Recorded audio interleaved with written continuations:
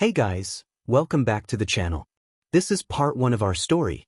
If you like this what if story and want to see part 2, let me know in the comments below. Before we start, don't forget to like, subscribe, and share this video with your friends. Also, check the description for more great content and my playlist. This story was posted by 𝗧𝗵𝗲 on Wattpad. Now let's start.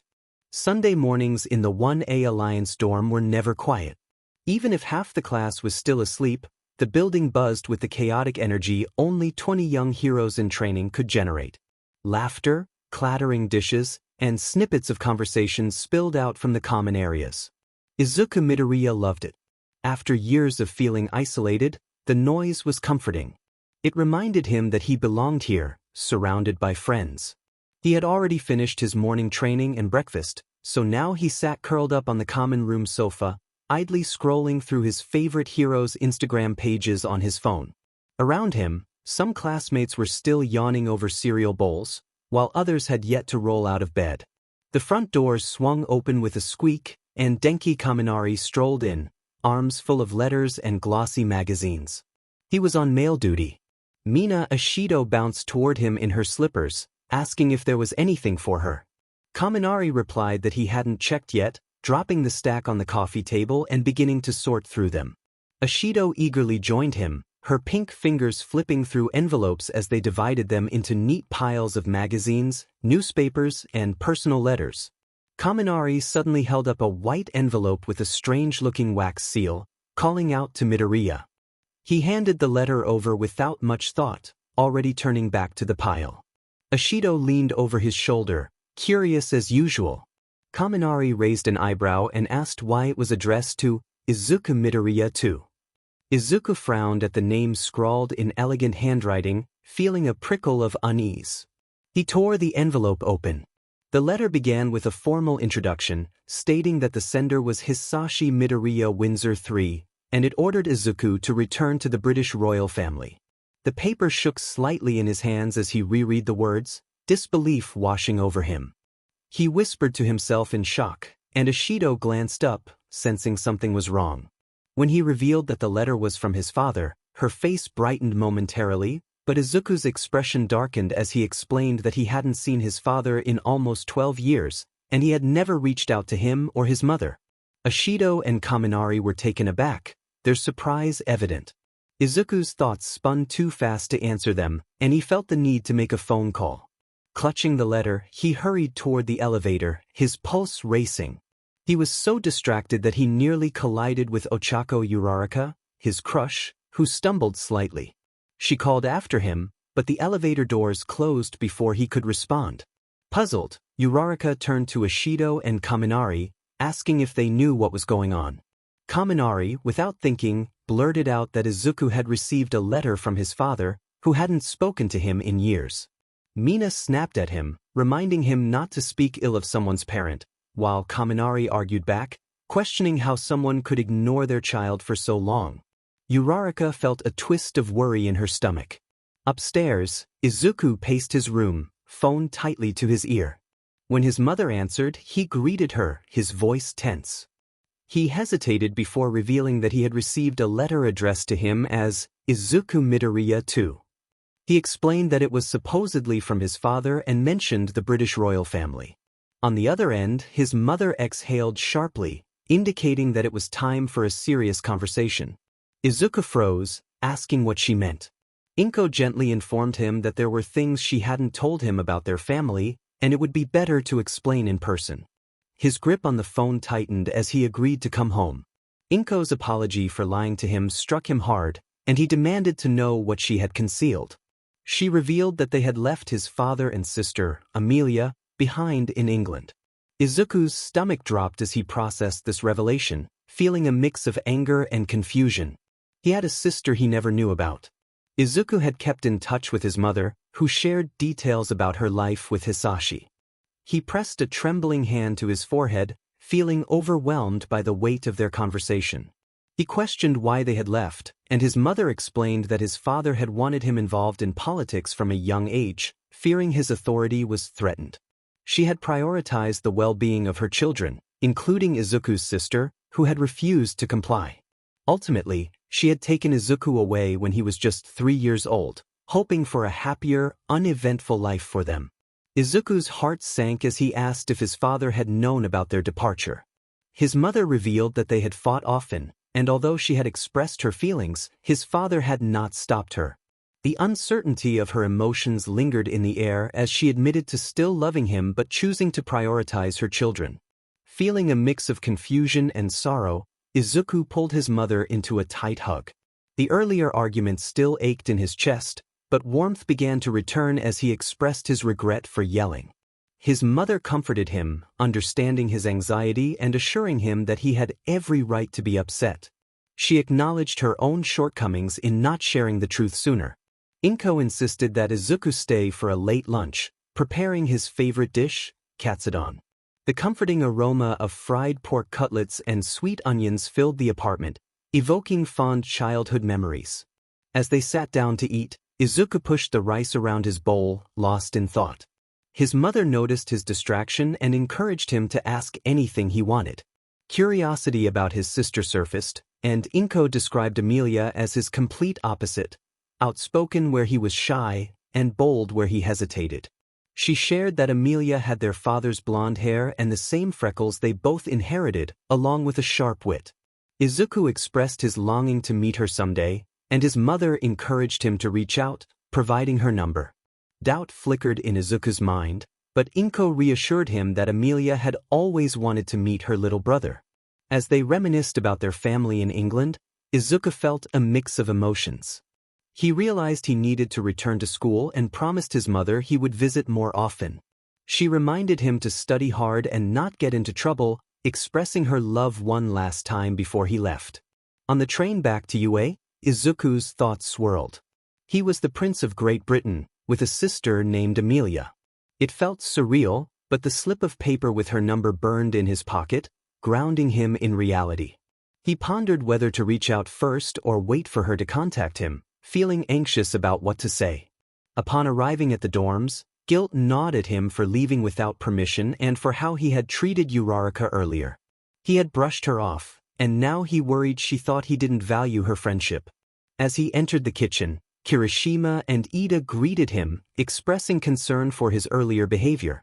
Izuku apologized for the scene, feeling grateful for their support. Kirishima suggested he apologize to Uraraka, and Izuku agreed to talk to her in the morning. After a quick drink of water, he headed to his room, phone in hand. He hesitated, wondering if he should message Emilia now or wait. He was nervous about the time difference and whether she spoke Japanese. However, thanks to his mother's lessons and his own studies, he was nearly fluent in English. Taking a deep breath, he opened his messages and typed a shaky introduction, pressing send before he could second-guess himself. As he paced his room, his heart raced with anticipation. Minutes passed without a response, and doubt crept in until his phone buzzed with a reply. Emilia's message appeared on the screen, asking if she could video call him. Izuku blinked in surprise, realizing this was the first thing she had said. No hesitation, just a request for a video call. His fingers flew over the screen. Izuku agreed, and not even 30 seconds later, his phone rang. He fumbled, panicking, but forced himself to swipe to accept the call. He stammered a greeting. The screen lit up with the image of a blonde girl around his age. Her hand flew to her mouth, and her eyes shimmered with excitement. She expressed disbelief, saying she couldn't believe she was seeing him again and that he had grown so much. Izuku smiled shyly, warmth filling his chest. She continued, laughing at herself, admitting that she wasn't usually emotional, but here she was, on the verge of tears. Izuku thought, dazed, that she was so pretty. He reassured her that they were indeed opposites, mentioning that he was a crybaby while she didn't seem like one at all. Emilia tilted her head, curious about his comment. She then declared that she had so many questions for him. Izuku encouraged her to ask away. She inquired about his grade, school, and friends, noting that the education system was different in Japan. Izuku proudly shared that he was a first year at UA High School. Emilia's jaw dropped in surprise upon hearing the name of the prestigious school, known for its hero program and All Might as a teacher. He explained that the entrance exam was tough, but he had made it into the hero course. Her eyes sparkled with pride as she asked if their mother was with him, expressing her longing to talk to her too. Izuku explained that UA had turned into a boarding school, so they lived in dorms now. Emilia then asked to see his dorm, wanting to know where her little brother lived. Izuku's cheeks reddened at the affectionate term, but he flipped his camera to show her his room, which was covered wall to wall in all might memorabilia. Emilia giggled behind her hand, teasing him about his hero obsession. He shyly admitted that he was a fan, but she reassured him that it was okay to be a fan, even if she didn't cover her walls with hero images. Their conversation took a playful turn when Emilia asked if he had a girlfriend. Izuku's face turned scarlet as he denied it, panicking at the thought. She giggled, suggesting that with his cute face, there must be someone he liked. After a moment of hesitation, he admitted that there was someone he had a crush on, but he felt his chances were low since he was considered a nerd. Emilia's eyes widened in surprise, realizing he was serious when she had only been joking. Monday arrived, ordinary as ever at UA. The lessons passed quickly, but Izuku's nerves kept buzzing. He wanted to apologize to Uraraka, yet the right moment never seemed to appear. After their final class, just as he gathered the courage to approach her, Aizawa called him to stay behind. Aizawa flatly informed him that he would let this one slide, but next time it would be straight detention. Izuku quickly promised it wouldn't happen again. Once released, he hurried toward the dorms, hoping to catch Uraraka, but she was nowhere to be seen. Resigned, he retreated to his room, changed into a t-shirt and shorts, and decided to apologize later. As he waited for the elevator, his mind drifted back to Emilia. She had shared more about herself, mentioning that she was also a hero in training, juggling it with her princess duties. Izuku marveled at having a 19-year-old sister who understood him so easily, who teased him but also worried for him. When he had told her about his constant brushes with danger, she had laughed nervously, calling him a trouble magnet, and making him promise to be more careful. He thought he should message her again soon as the elevator reached the first floor. He headed toward the kitchen, his stomach grumbling. To his surprise, Uraraka was there, sipping tea. He greeted her softly, and she looked up, returning the greeting. Gathering his courage, he apologized for his rudeness the previous day, hoping she could forgive him. He bowed quickly, feeling his cheeks heat up. Uraraka blinked in surprise before smiling warmly, assuring him that everyone has bad days. Relief washed over him as he thanked her. She then cheerfully invited him to join a movie night later, and after a moment's hesitation, he agreed. That evening, the common room buzzed with voices as nearly the whole class gathered around the TV. Arguments erupted over what movie to watch until they settled on Jumanji. Izuku sat on the sofa beside Kaminari, trying to relax. 10 minutes into the film, his phone buzzed in his pocket. He fished it out and his heart leaped at the sight of Emilia's name on the screen. He quickly opened her message, which mentioned that their father wanted to see him again.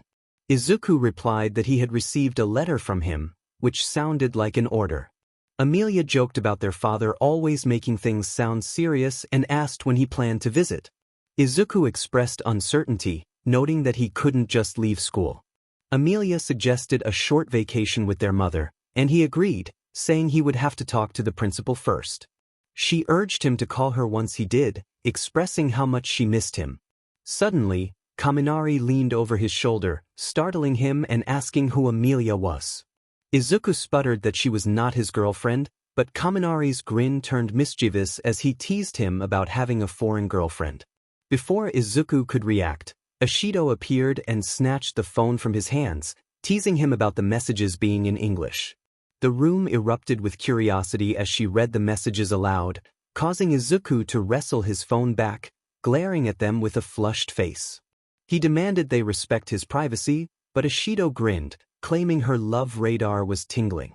As the teasing continued, Izuku's patience snapped, and he insisted once more that she was not his girlfriend. He felt overwhelmed as he stormed toward the elevator, his face flushed. As the doors closed behind him, Todoroki spoke calmly, suggesting that Ishido should apologize to Midoriya later. Ishido admitted she had taken things too far, while Kaminari expressed his surprise that Midoriya had a foreign girlfriend. Mineta, frustrated, slammed his tiny fists against the armrest, incredulous that Midoriya had a girl before him, especially one from abroad. Uraraka stood up to stretch and announced her intention to head to bed, bidding everyone good night as she disappeared into the elevator. Later, in Izuku's room, he collapsed onto his bed and opened Amelia's chat, fingers flying across the screen. He shared with her that his classmates now thought she was his foreign girlfriend. Amelia laughed and asked how that had happened, prompting Izuku to explain that one of his classmates had seen him messaging her, and the class's self-proclaimed love expert had jumped in. Amelia found his friends amusing and remarked on how fun it must be to live with them. Izuku agreed but noted that most of them didn't understand the concept of privacy.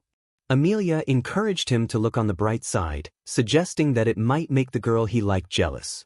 Izuku insisted she wasn't his girl and doubted she liked him back, but Amelia was confident that she did. The conversation wound down. Izuku mentioned it was getting late and he needed to sleep for training the next day. Amelia wished him good night and promised to video call him the next day, sending him love. Izuku set his phone down, feeling a warmth in his cheeks. Despite the teasing and chaos, he felt lighter than he had in days. 2 days later, he finally managed to visit his mother again, this time with proper permission. As he stepped into the familiar apartment, the weight of school, training, and secrets seemed to lift. He eagerly explained everything about Amelia and his upcoming trip, his hands moving animatedly to emphasize his words. Inko listened quietly, her fingers nervously twisting around the handle of her teacup.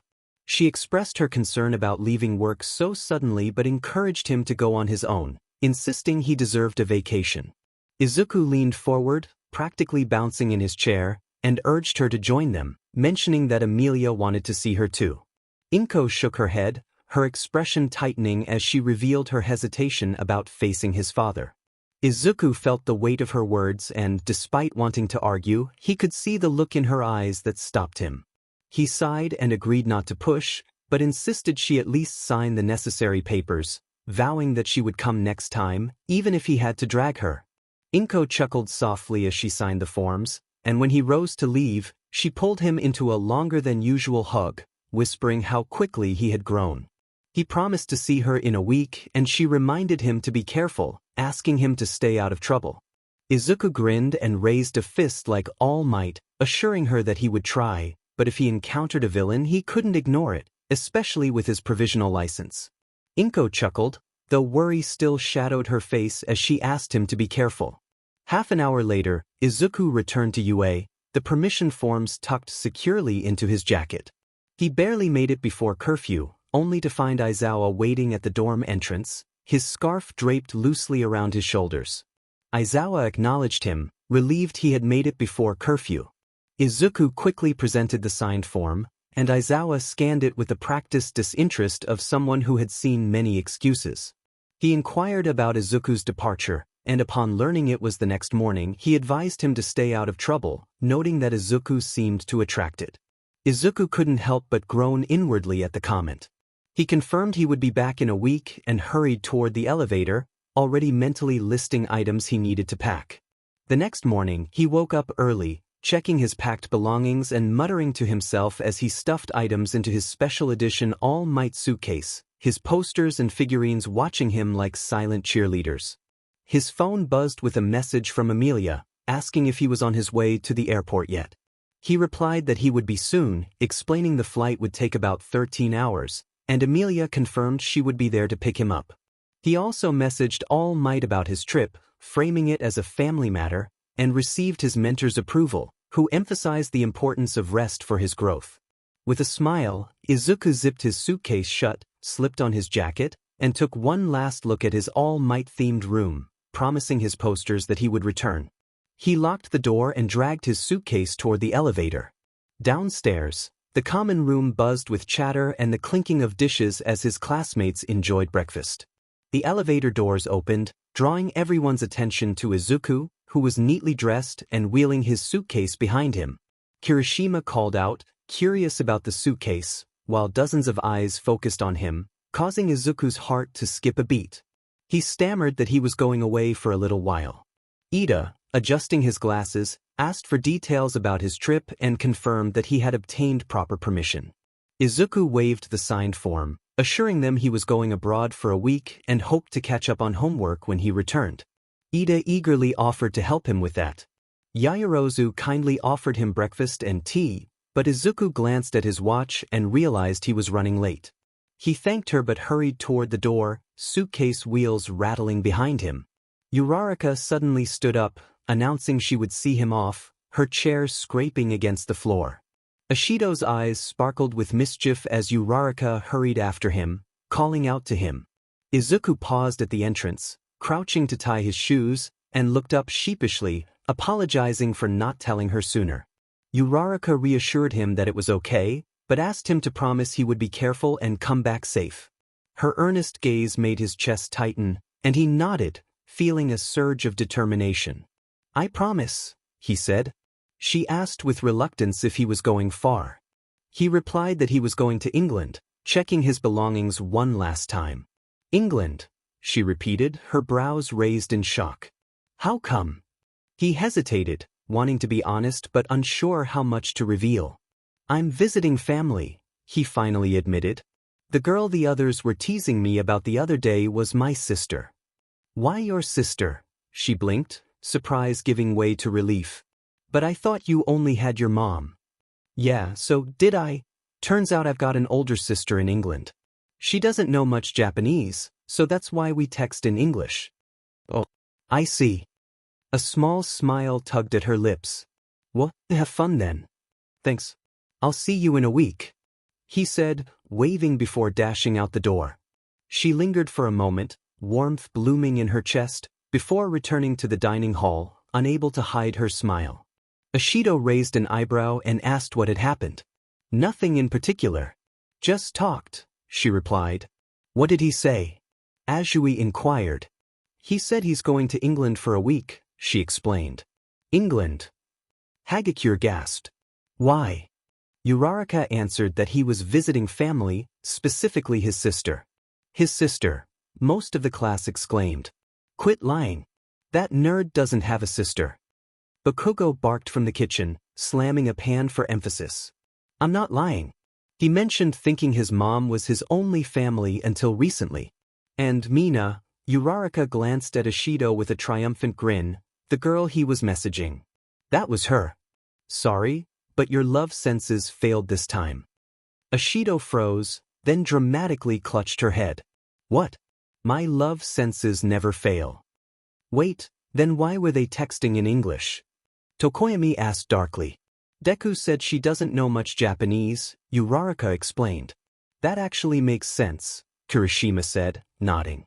"Besides, Midoribro's way too pure to score a foreign girlfriend. No offense to him." Several classmates laughed and nodded in agreement. Bakugou just growled louder, sparks snapping at his fingertips. 𝗔𝗂𝘁𝗵𝗵 nerd. By the time the plane began its descent, Izuku felt like he had been strapped into that cramped seat for an eternity. His legs ached, his back protested, and his stomach had long since grown tired of recycled cabin air and tiny packets of pretzels. He leaned toward the window, eyes flicking hungrily toward the distant green and gray patchwork of the English countryside below. Finally, he muttered, shoulders sagging with relief as the flight attendant's voice reminded everyone to fasten their seatbelts. The landing was mercifully smooth, but the moment the wheels hit the ground, Izuku felt a weight lift from his chest. He was on solid ground again.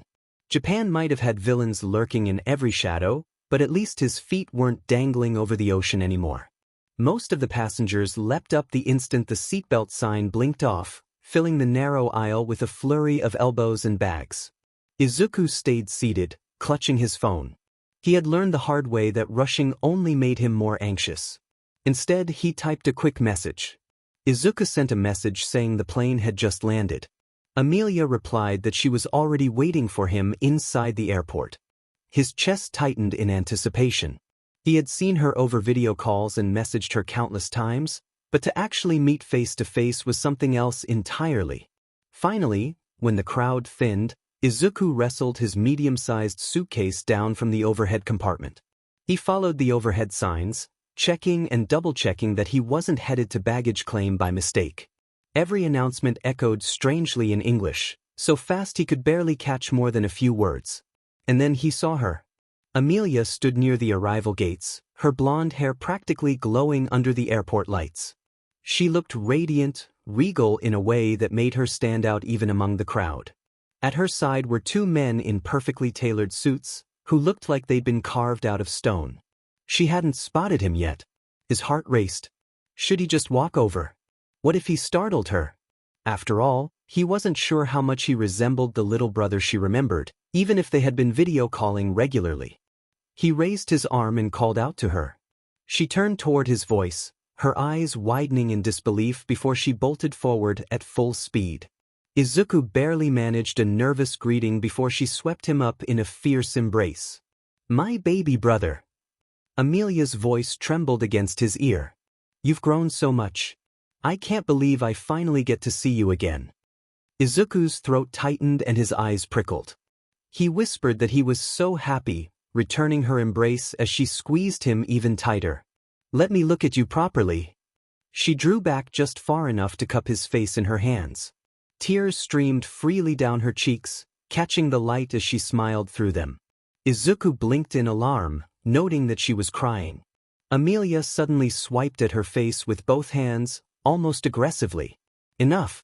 No more crying." She reprimanded herself. Izuku let out a startled chuckle, advising her not to be so rough with her eyes. "You sound just like Mother," Amelia teased, her laughter bubbling through her tears. Then, straightening, she grabbed his hand as if he were still 3 years old. "Come on. You must be exhausted. Let's get you home.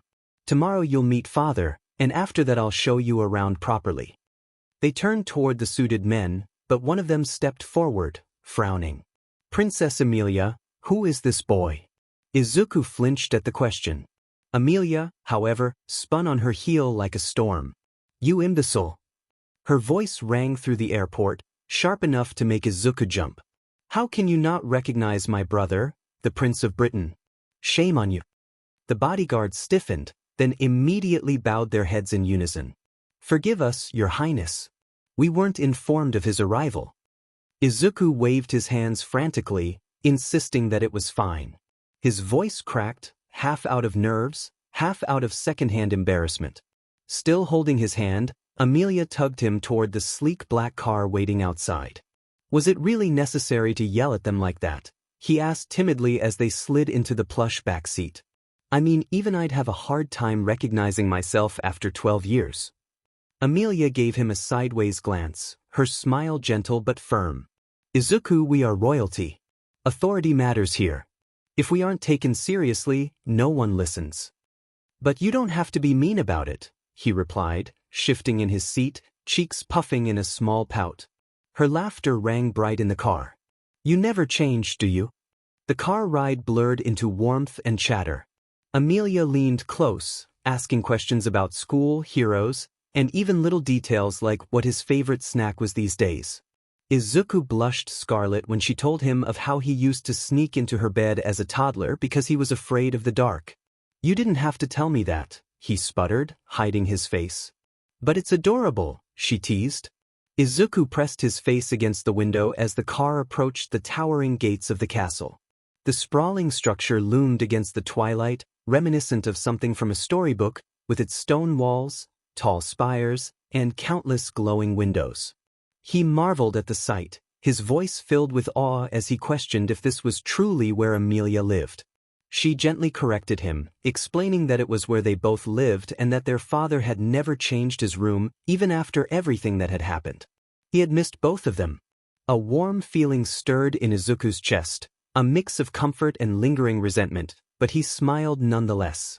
Inside, the entrance hall took his breath away, with its soaring ceiling and glittering chandeliers casting light onto the marble floors. A line of maids and butlers stood waiting, bowing deeply as Amelia led him forward. One maid and one butler stepped forward, introducing themselves as Marissa and Elliot, the heads of the maids and butlers, respectively.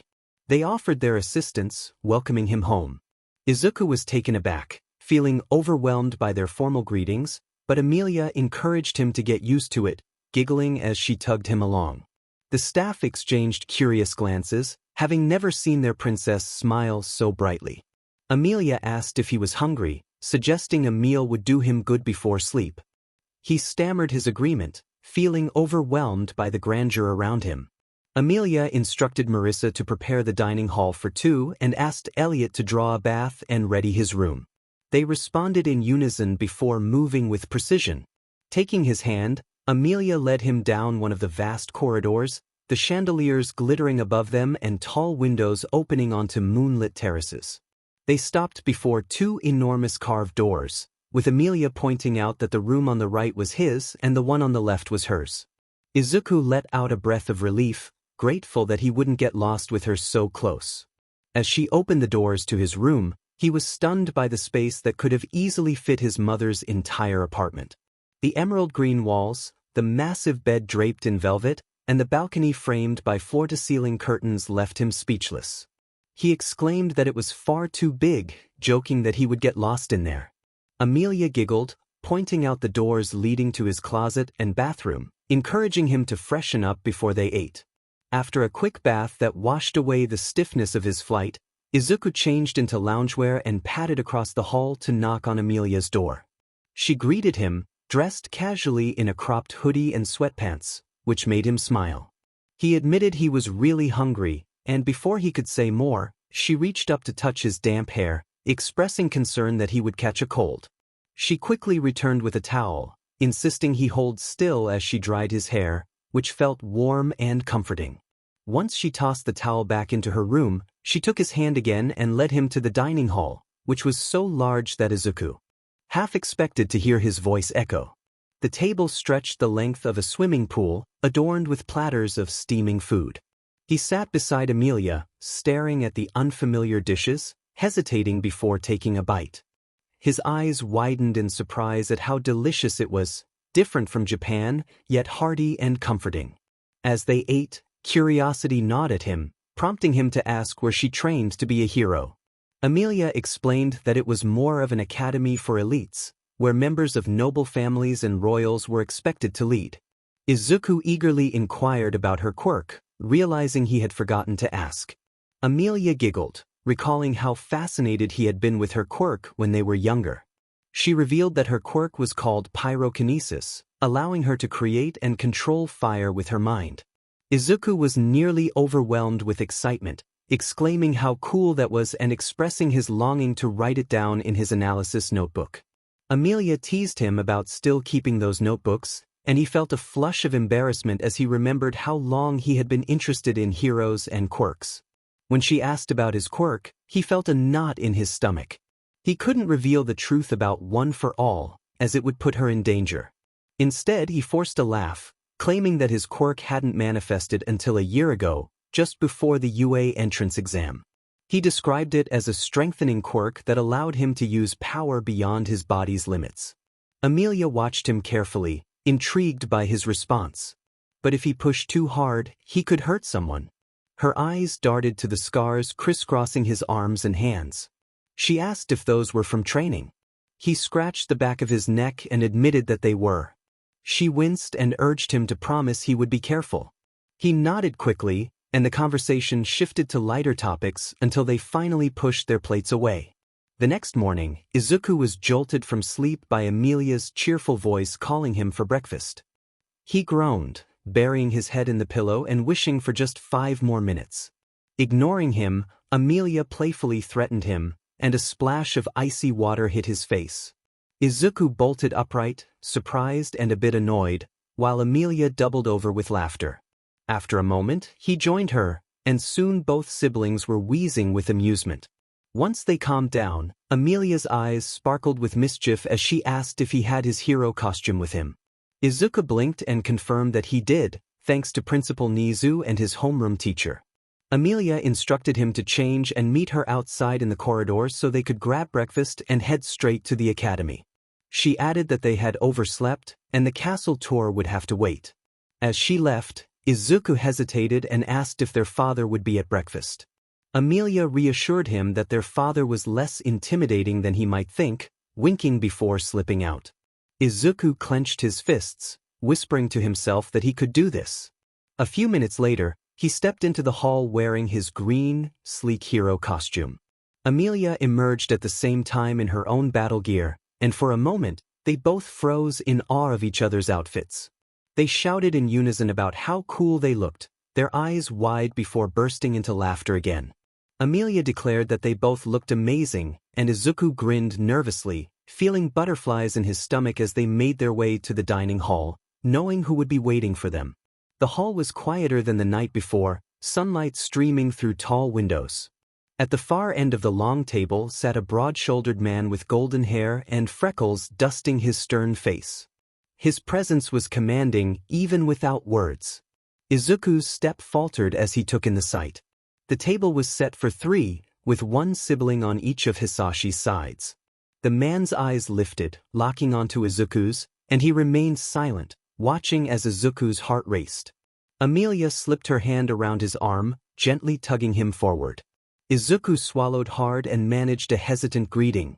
Hisashi remained silent, the weight of his gaze pressing down on Izuku until they finally took their seats. Breakfast was awkwardly quiet, broken only by the clink of silverware. Izuku kept sneaking glances, unsure if he should speak first. Finally, Hisashi's deep voice rumbled across the table, asking about Inko. Izuku stiffened but forced himself to answer that she was well. He mentioned trying to convince her to come but that she refused, saying she missed them both but wasn't ready. Hisashi simply acknowledged this, his expression unreadable. The silence stretched again until Emilia stood abruptly, saying they should head out or they would be late. Izuku pushed his chair back as well, but just as they turned, Hisashi called out to him. Izuku froze, feeling a mix of dread and anticipation. When he approached, Hisashi suddenly rose and enveloped him in a strong embrace. Izuku gasped in surprise, feeling stiff for just a moment before warmth flooded through him. His father's arms felt strong and steady, and slowly he hugged back.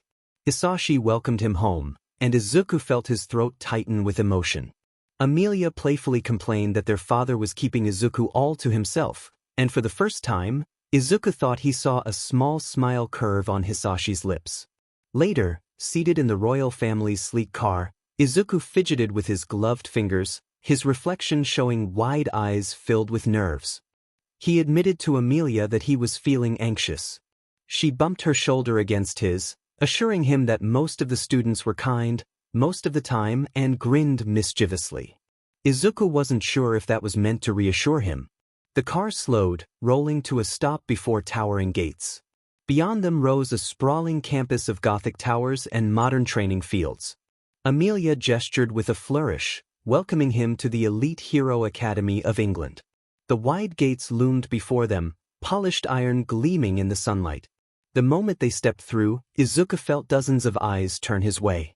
He whispered nervously that it felt like everyone was staring at him, and Emilia teased that they probably were, noting that it wasn't every day a foreign-looking boy strolled in, especially not with the princess. As they walked through the marble-floored hallways, the stares intensified. Some students whispered behind their hands, while others looked as though they had seen a ghost. Finally, they reached their destination, a classroom buzzing with students. The gray-haired professor at the front had not yet begun the lesson when Emilia called out politely to him. The man nearly dropped his chalk upon seeing her and asked who she was with. His voice trailed off as his eyes landed on Izuku. Emilia introduced him as Prince Izuku, her younger brother, and the professor's jaw dropped. Realizing his mistake, he bowed deeply, apologizing for his rudeness. Izuku rubbed the back of his neck, explaining that he was only there temporarily and would be returning to Japan soon, as he couldn't miss too much schoolwork. The professor praised him for being a diligent student and asked where he studied. Izuku mentioned attending the hero course at UA High School, which caused the room to still. The professor blinked in disbelief, asking if it was true that All Might himself taught there. Izuku straightened proudly at the mention of his idol and predecessor, confirming that All Might was indeed his teacher and that he had learned a lot from him already. Gasps erupted from around the room, and the professor looked like he might faint. Emilia cleared her throat pointedly, prompting the professor to regain his composure. He turned to the class, announcing that they had an important guest, Prince Izuku, who would be joining them temporarily. Whispers flared at once, with students expressing disbelief that he was the prince and discussing his connection to All Might. Izuku felt heat rising to his cheeks, overwhelmed by the attention. The professor then mercifully changed the subject, announcing that they would be doing a practical exercise, an obstacle course. The class erupted in cheers, and they were instructed to change into their training clothes and gather outside. While waiting, students clustered around Izuku, peppering him with questions about Japan, UA, and famous pro heroes he had met. The flood of voices was overwhelming, but he couldn't help but feel a sense of excitement building within him. Izuku's hands tightened around his hero suit, but before he could feel overwhelmed, Emilia appeared like a guardian angel. She stepped between him and the crowd, pulling him safely out of reach. She encouraged him to breathe, giving him a reassuring wink. Once they were outside, another professor joined them, clearly a pro hero, judging by the way his uniform fit his broad frame. Together, he and Emilia explained the rules of the obstacle course, which would be run in pairs with times recorded for evaluation. Emilia asked Izuku if he had ever done such an obstacle course before, to which he replied that he had plenty of experience at UA.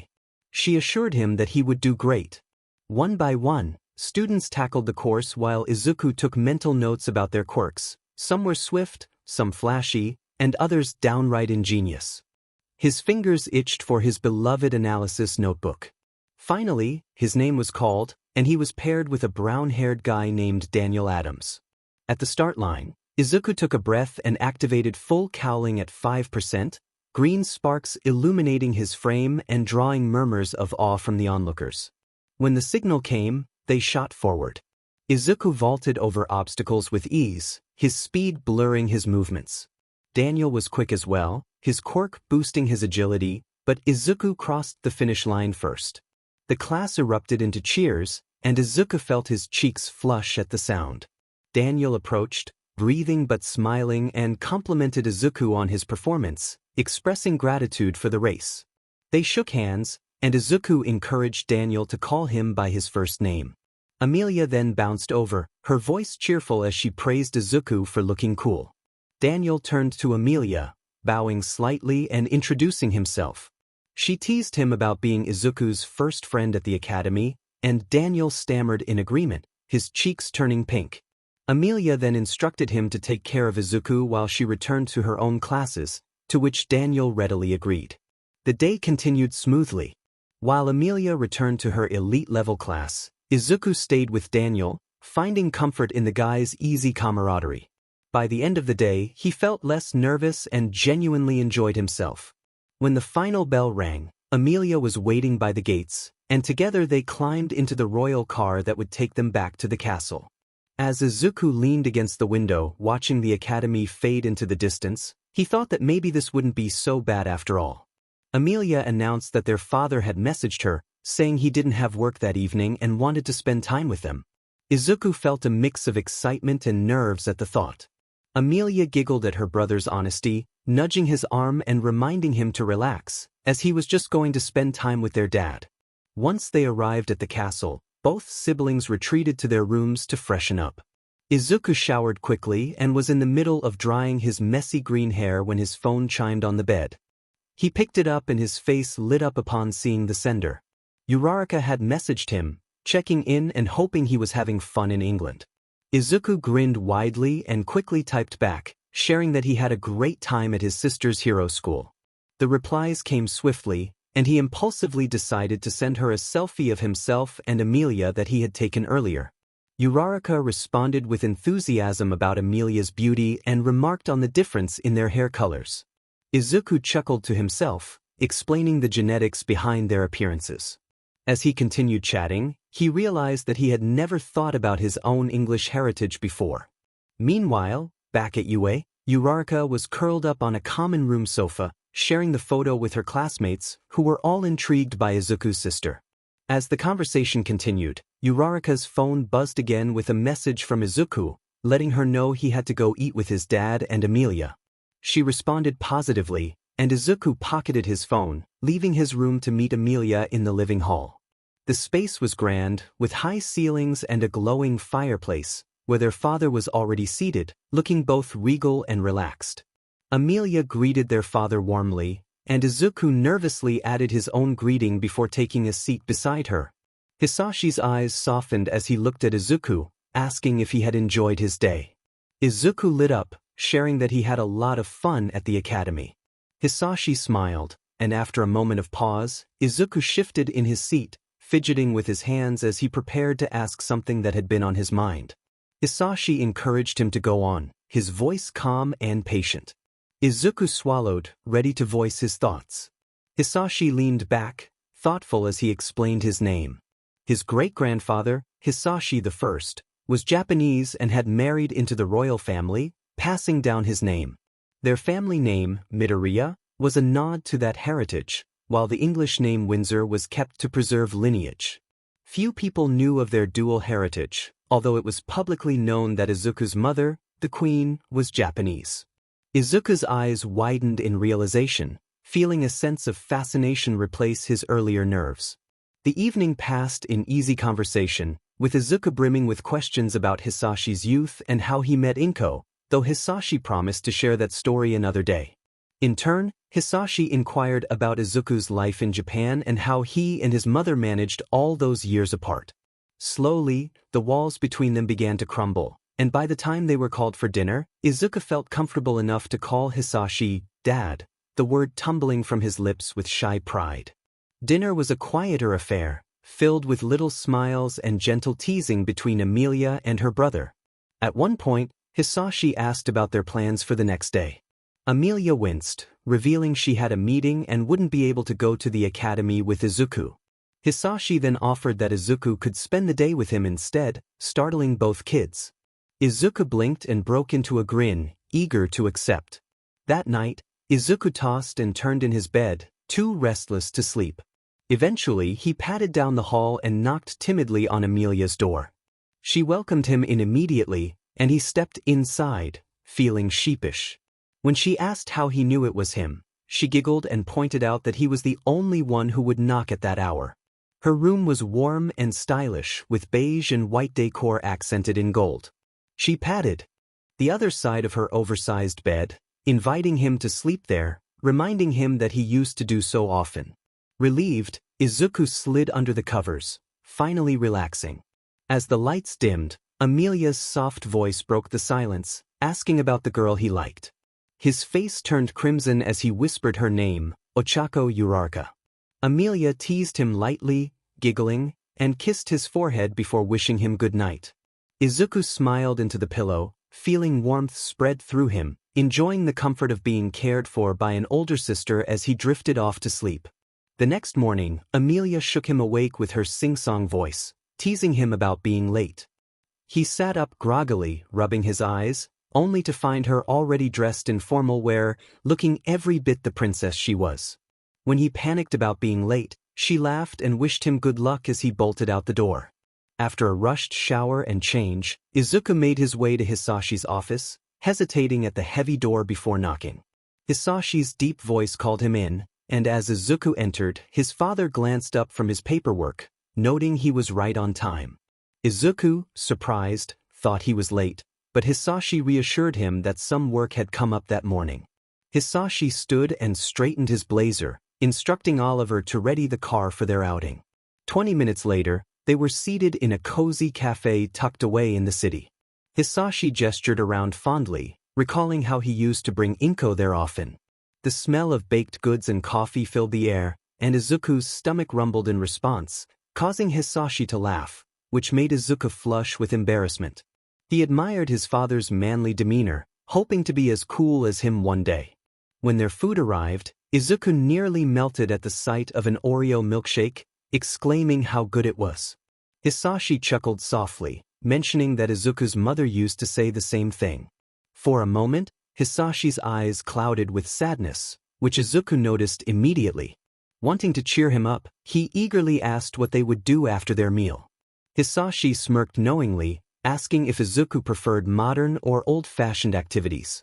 After Izuku chose modern, they finished their food and climbed back into the royal car.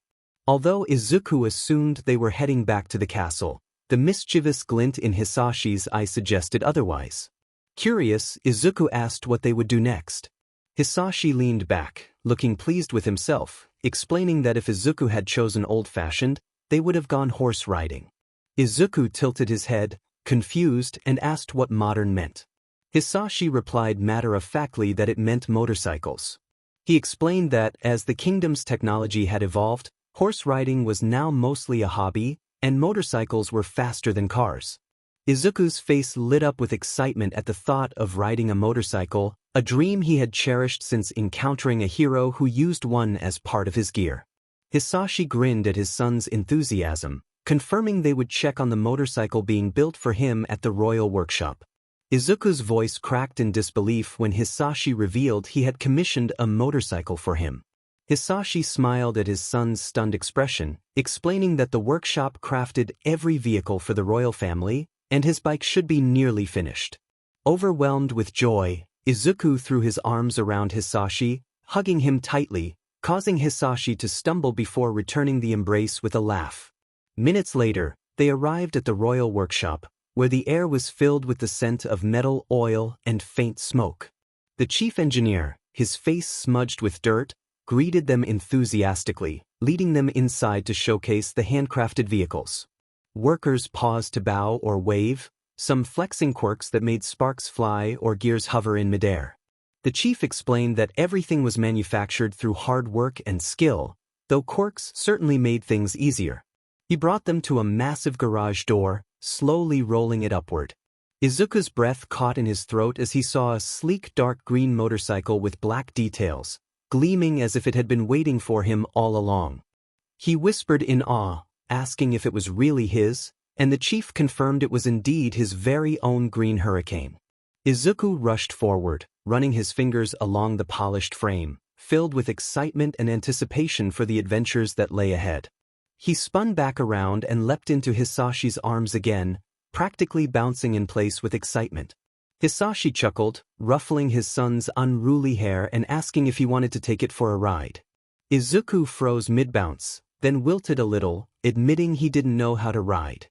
His father reassured him that he would teach him, and Izuku's eyes lit up with joy at the promise.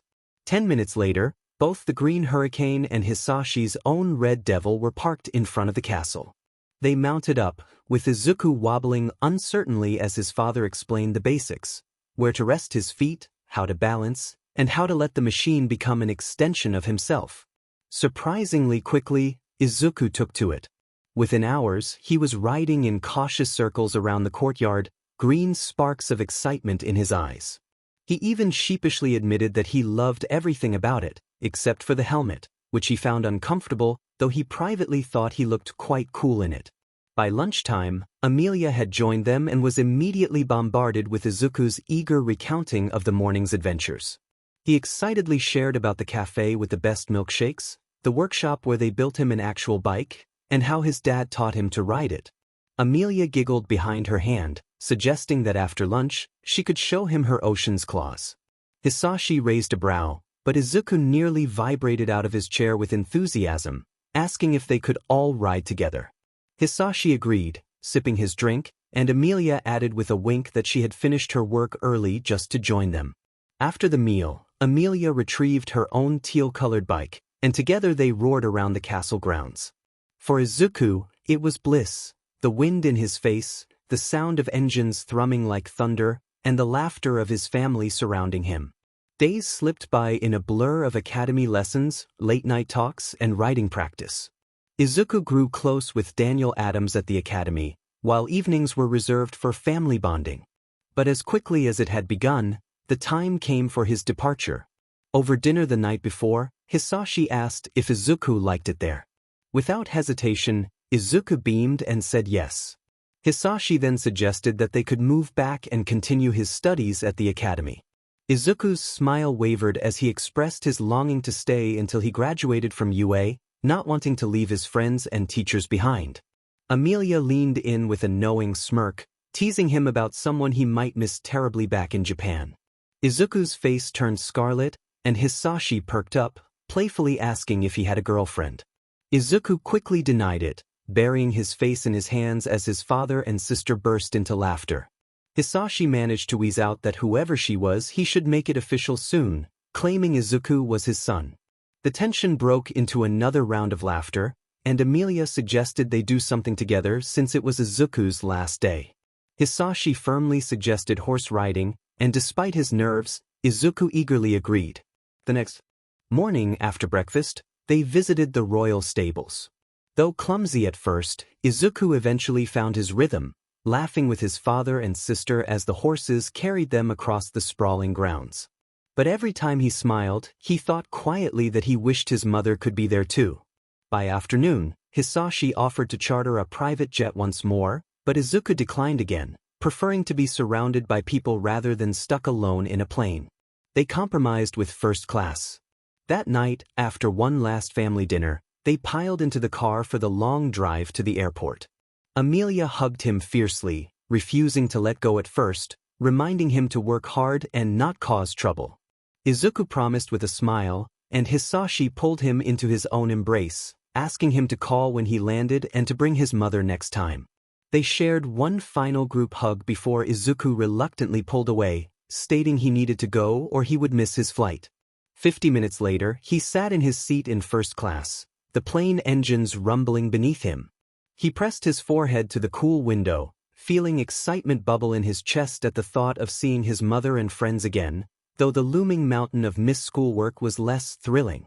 Still, he thought with a quiet grin that he had gained more than just memories, he had gained a family. As he shuffled toward the train station near the airport, dragging his medium-sized suitcase behind him, he groaned inwardly about the distance between Japan and Britain.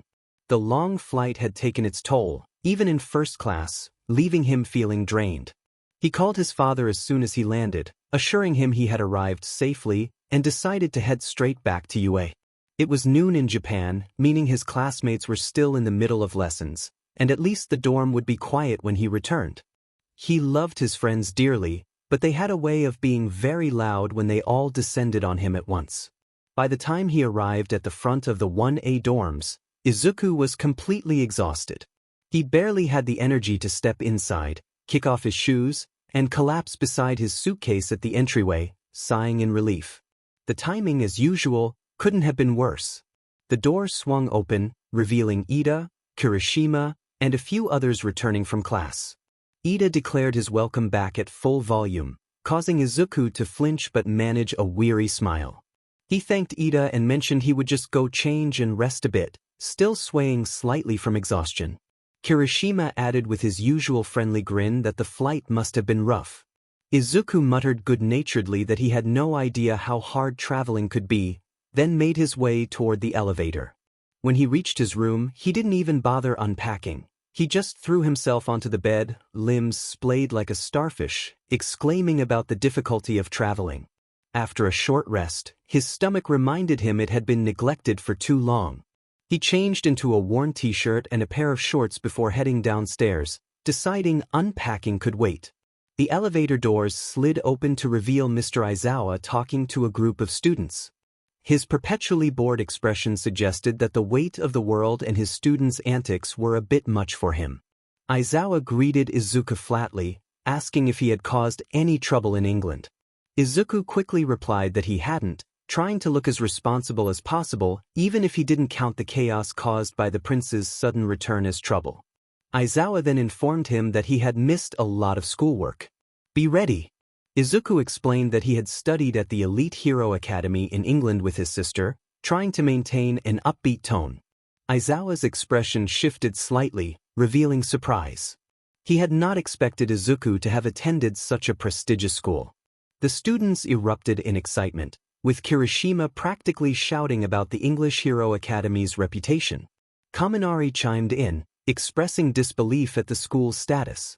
Izuku, feeling a bit shy, scratched the back of his neck and mentioned his sister's talent, wondering if he had shared too much. Ashido, lounging on a sofa, asked if it was true that Izuku was half English. He nodded sheepishly, revealing that he had only discovered this fact the previous week. Uraraka approached him with a warm smile, apologizing for sharing the news and welcoming him back. Izuku managed a shy smile in response, grateful for her kindness. Todoroki, sitting across the room, inquired about Izuku's heritage, and he confirmed that he was indeed half English, with his mother being Japanese. Aizawa interrupted, reminding Izuku that he had a significant amount of makeup work awaiting him. As the door closed behind Aizawa, Izuku sighed in resignation. Still hungry, he grabbed a cup of instant ramen from the kitchen and took a seat at the dining table. Uraraka joined him and asked about his time in England. Izuku's face lit up as he recounted his experiences, sharing how he had been nervous about meeting his father for the first time but found him to be kind and fun to be around. Uraraka giggled, enjoying his enthusiasm, and asked if he had taken any pictures. He eagerly showed her his phone, and soon Ishido, Uraraka, Kirishima, and Kaminari were gathered around, flipping through the photos. Ishido gasped at the sight of Izuku's sister's hero costume, while Kaminari noted the similarities in their features, pointing out the freckles and eyes. Izuku laughed nervously, acknowledging the resemblance. Ida arrived, announcing that Mr. Aizawa had called for Izuku, as Principal 𝗍𝗂 needed to see him immediately. Ishido pouted at the interruption, but Izuku promised to show her the pictures later. He quickly disposed of his ramen cup, put on his shoes, and waved goodbye to his friends. Upon entering the principal's office, Izuku was taken aback by the familiar scent of tea and paper. 𝗍𝗂 greeted him cheerfully, but Aizawa and All Might were also present. 𝗍𝗂 referred to him as Prince Izuku of Great Britain, which made Izuku's heart race with anxiety. Aizawa tossed a newspaper at him, and Izuku caught it instinctively. The front page featured a photo of him and Emilia hugging at the airport, with a headline proclaiming his return. Izuku was horrified, questioning when the photo had been taken. All Might asked if it was true, and Izuku nodded, feeling the weight of the revelation. 𝗍𝗂 inquired about his plans, and Izuku firmly stated that he intended to graduate from UA first. He expressed his longing to keep his identity hidden, not wanting special treatment or for his friends to see him differently. 𝗍𝗂 assured him that they would help maintain his secret, but warned that if students found out, it could lead to competition and hostility. Izuku's chest tightened at the thought, but All Might offered a reassuring smile, reminding him that Japanese media would likely overlook the English newspaper. 𝗍𝗂 dismissed him, and Izuku bowed in gratitude before stepping out into the quiet hallway of UA. He exhaled, feeling the pressure lift slightly. Young Midoriya caught his attention, and he turned to see All Might had followed him out. All Might, with a steady tone, mentioned that he thought Izuku might need someone to talk to. Izuku sank onto a nearby bench, staring at the newspaper. He expressed his mixed feelings about meeting his father and the sudden attention he was receiving. He didn't want anyone to treat him differently at UA, the place where he had worked hard to earn his place. All Might sat beside him, sharing his own experiences of hiding his weakened form for years. He emphasized that Izuku had the right to choose how the world saw him. If he wanted to be known as someone who earned his place through hard work, then that was his choice. Izuku felt a surge of emotion at All Might's words, fearing the potential fallout if his secret was revealed. All Might encouraged him to keep moving forward, reminding him that he was not defined by a title but by his actions and determination. Izuku felt a sense of relief wash over him. He carefully folded the newspaper and tucked it under his arm, thanking All Might for his support. All Might stood, flashing a brief grin and urging Izuku to return to his dorm, where his friends were likely concocting wild theories about his meeting with 𝗍𝗂. Izuku laughed weakly, feeling lighter as he promised he wouldn't let All Might down. On his way back to the dorms, Izuku pulled out his phone and called his mother, sharing how much he missed her. Inko paused for a moment before gently sighing. She expressed how much she missed them too. Izuku eagerly suggested that she join him during spring break, insisting there were no excuses this time. After a thoughtful pause, she mentioned that it might be time to face his father again. Izuku chuckled, remarking that she should have done that a long time ago. Quickly changing the subject, Inko asked him about the rest of his trip. Izuku's face brightened, even though she couldn't see it. He excitedly shared how amazing his trip had been, mentioning that Emilia had shown him her hero school and that he had made a new friend. He also revealed that his father had gifted him a motorcycle called the Green Hurricane and had taught him how to ride it. Additionally, he mentioned that he had learned horse riding just before leaving. Inko laughed warmly, expressing her happiness that he had a good time. The next morning, classes resumed as usual. For most of Class 1A, the day passed without incident, but for Izuku, it felt like he was trying to sprint through knee-deep mud. Every subject felt foreign after just a week away. Notes blurred together, formulas slipped from his mind, and he found himself sneaking glances at his notebook filled with hero analysis instead of algebra. Fortunately, Ida quickly noticed Izuku's distress. During breaks, he took it upon himself to tutor Izuku, marching him through equations and re-explaining the past week's hero exercises with robotic precision, ensuring Izuku understood what he had missed. Izuku expressed his gratitude as they walked back to the dorms that evening, his mind still swirling with formulas and drills. Ida responded with enthusiasm, emphasizing his duty as a class representative and friend. As they approached the 1A dorm building, they noticed a crowd gathered on the lawn, buzzing with excitement. Something large loomed in the center, capturing everyone's attention. Izuku asked Ida what was happening, and they quickened their pace to join the circle of students. Izuku's heart raced when Kaminari turned to him, wide-eyed, and exclaimed that a massive box was for him. Izuku stammered in disbelief, and Ashido bounded forward, waving a white envelope. She announced that a letter had come with it. Eagerly, Izuku snatched the letter and tore it open, reading aloud that Emilia missed him and that their father had sent something special. For a moment, there was silence, and then Izuku's face lit up with excitement as he rushed toward the box.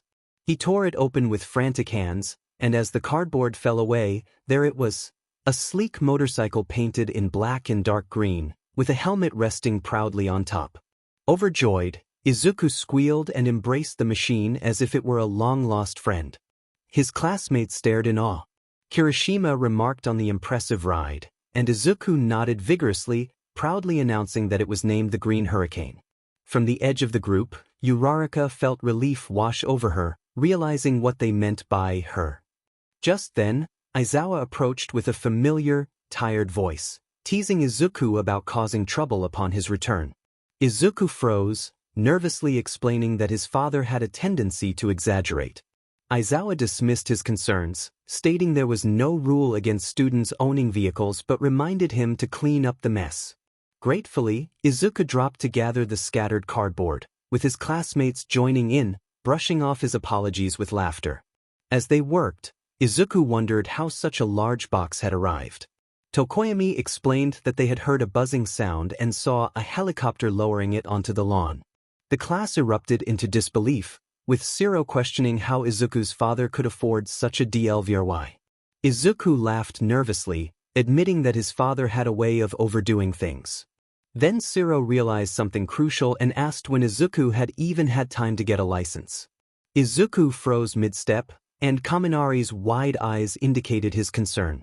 Izuku sheepishly explained that he had only been learning with his father in England and hadn't taken the exam. The group fell silent, realizing he was essentially riding illegally. Izuku flailed his arms, insisting he hadn't ridden it yet and that he would figure it out. Some classmates laughed while others looked exasperated. Later, after carefully moving the Green Hurricane into UA's parking lot, Izuku slumped into the common room. He left his phone on the coffee table and wandered into the kitchen for some juice. Just as he took a sip, Kaminari shouted that his sister was calling him on FaceTime. Izuku nearly choked, rushing back to grab the phone. His sister's face lit up the screen, and she asked if he liked his surprise. Izuku's eyes softened as he glanced toward the window, where his bike gleamed. He expressed his gratitude, and Emilia asked where he was, noticing it didn't look like his room. Izuku explained he was in the common room with his classmates and offered to let her say hi. Before he could finish, Ashido leaned in with a cheerful greeting. Izuku hesitated but then smiled and angled the phone toward his classmates. Emilia's bright voice rang out, calling them adorable, causing the class to collectively blush. Ashido complimented Emilia, and she thanked them for being good friends to Izuku, expressing how much it meant to her. Ida straightened up, assuring her that they would always support Izuku. If anything, Midoriya was the one supporting and protecting everyone. Nods rippled through the group, and Izuku wished he could disappear into the floor. Eventually, he turned the phone back to himself. Amelia's voice lowered slightly as she shared her news. Daniel had advanced into her class that day. It was his first day. Her grin stretched wide, perhaps too wide. Izuku felt a surge of excitement and responded warmly, expressing his intention to text Daniel later to congratulate him. Amelia hesitated before adding that there was something else she wanted to tell him, but it would have to wait until he was somewhere more private. Izuku frowned slightly but nodded in agreement. Amelia reassured him about his driving license, suggesting she would speak to her father to arrange a private exam for him. Since he was living in Japan, it made sense to prioritize getting his Japanese license first. Once that was done, they could look into an English one later. Relief flooded Izuku's face as he thanked her, and they shared a warm smile before ending the call. The afternoon continued, the dorm buzzing with its usual life. Determined to catch up, Izuku sought out Ida. He asked if it was a good time to go over some homework, but Ida looked genuinely regretful as he explained that urgent matters had come up and he would have to leave for a while. Izuku waved his hands quickly, reassuring Ida that it was okay, but he couldn't help but ask if everything was alright. Ida smiled back, confirming he was fine, and they exchanged goodbyes. Uraraka then chimed in, offering to help Izuku instead, her smile warm and inviting. Izuku blinked in surprise but smiled back, grateful for her offer. She agreed, her cheeks faintly pink, and he asked if he could come to her room after grabbing his books. She repeated her agreement, her voice softer this time. As Uraraka paced across her room, she wrung her hands, feeling the nerves running wild in her chest. Inviting Izuku to study together had seemed casual at first, but now, with her heart fully aware of her feelings for him, it felt like the most reckless thing she had ever done. She tried to steady her breathing, reminding herself to act natural and not overthink. The problem was, she knew Izuku was likely feeling the same way outside her door.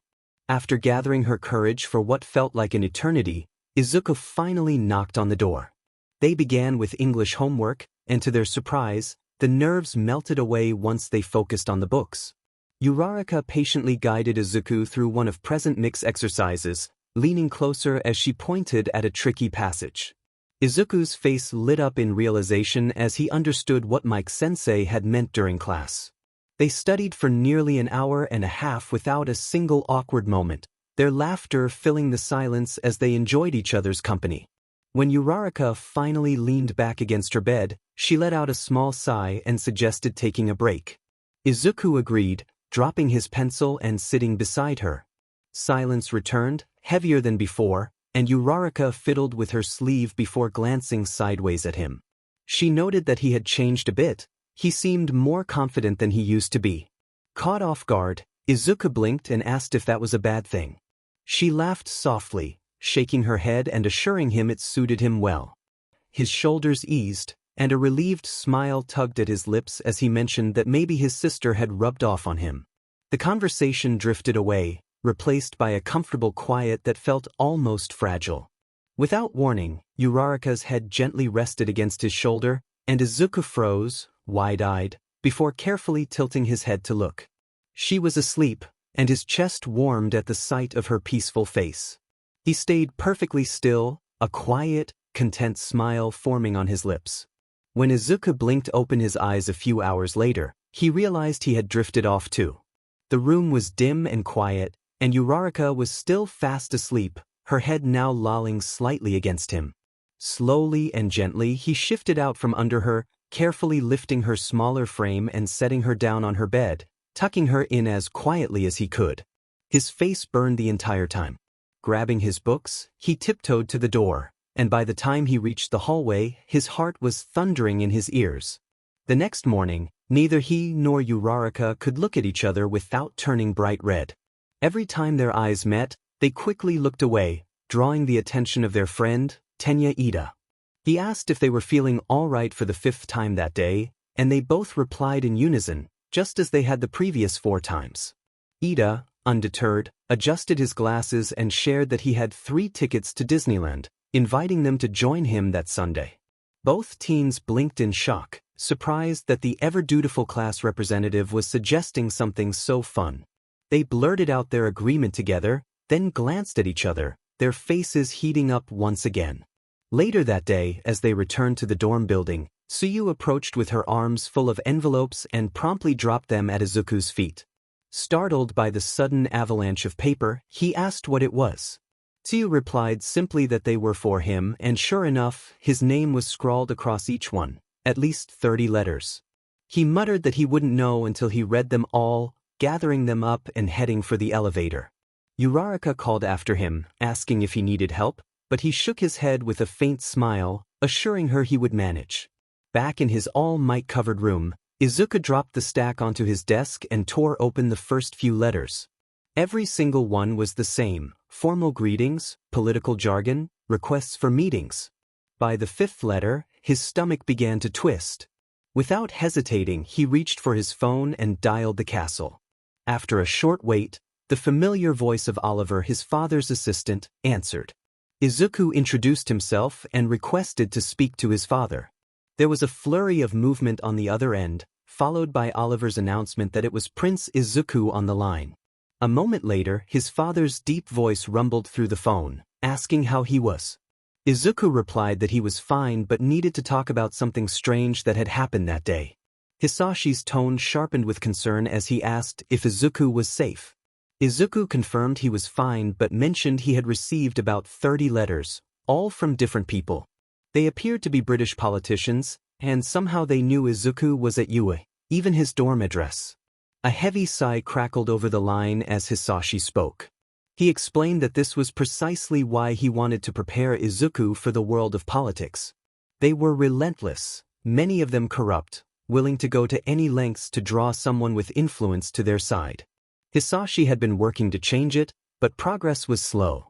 Izuku frowned, gripping the phone tighter, unsure of what to do. Hisashi replied firmly that he should do nothing. Ignoring them would eventually tire them out. He didn't want Izuku dragged into politics before he was ready, especially while still a student. Izuku quietly accepted this advice. There was a pause before Hisashi's voice softened. He mentioned something unrelated about Izuku's motorcycle license, revealing that he had arranged a private exam for the next day. The paperwork and license were ready, Izuku just needed to pass the test. Stunned, Izuku learned that this was the fastest way to get a Japanese license since he was living there, allowing him to ride legally without delay.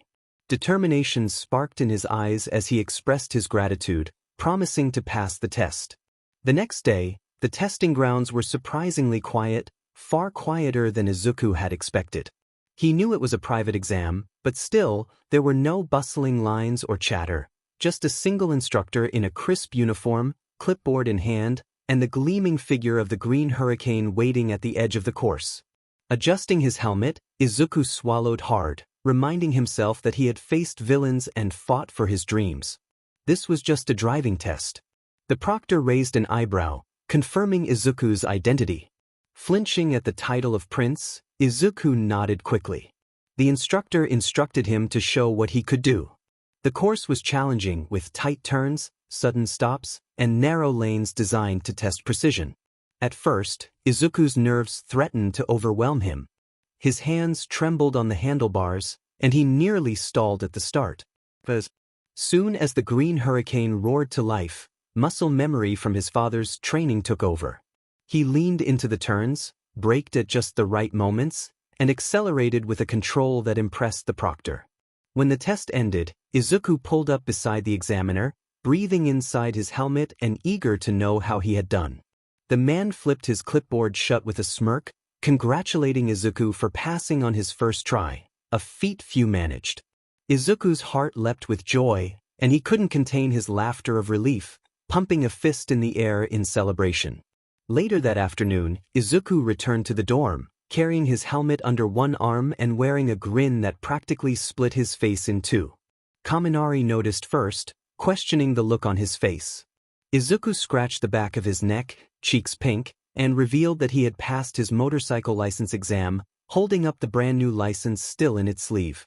The common room erupted in excitement, with Kaminari gasping in disbelief and Kirishima clapping him HRD on the back, nearly knocking the license from his hand.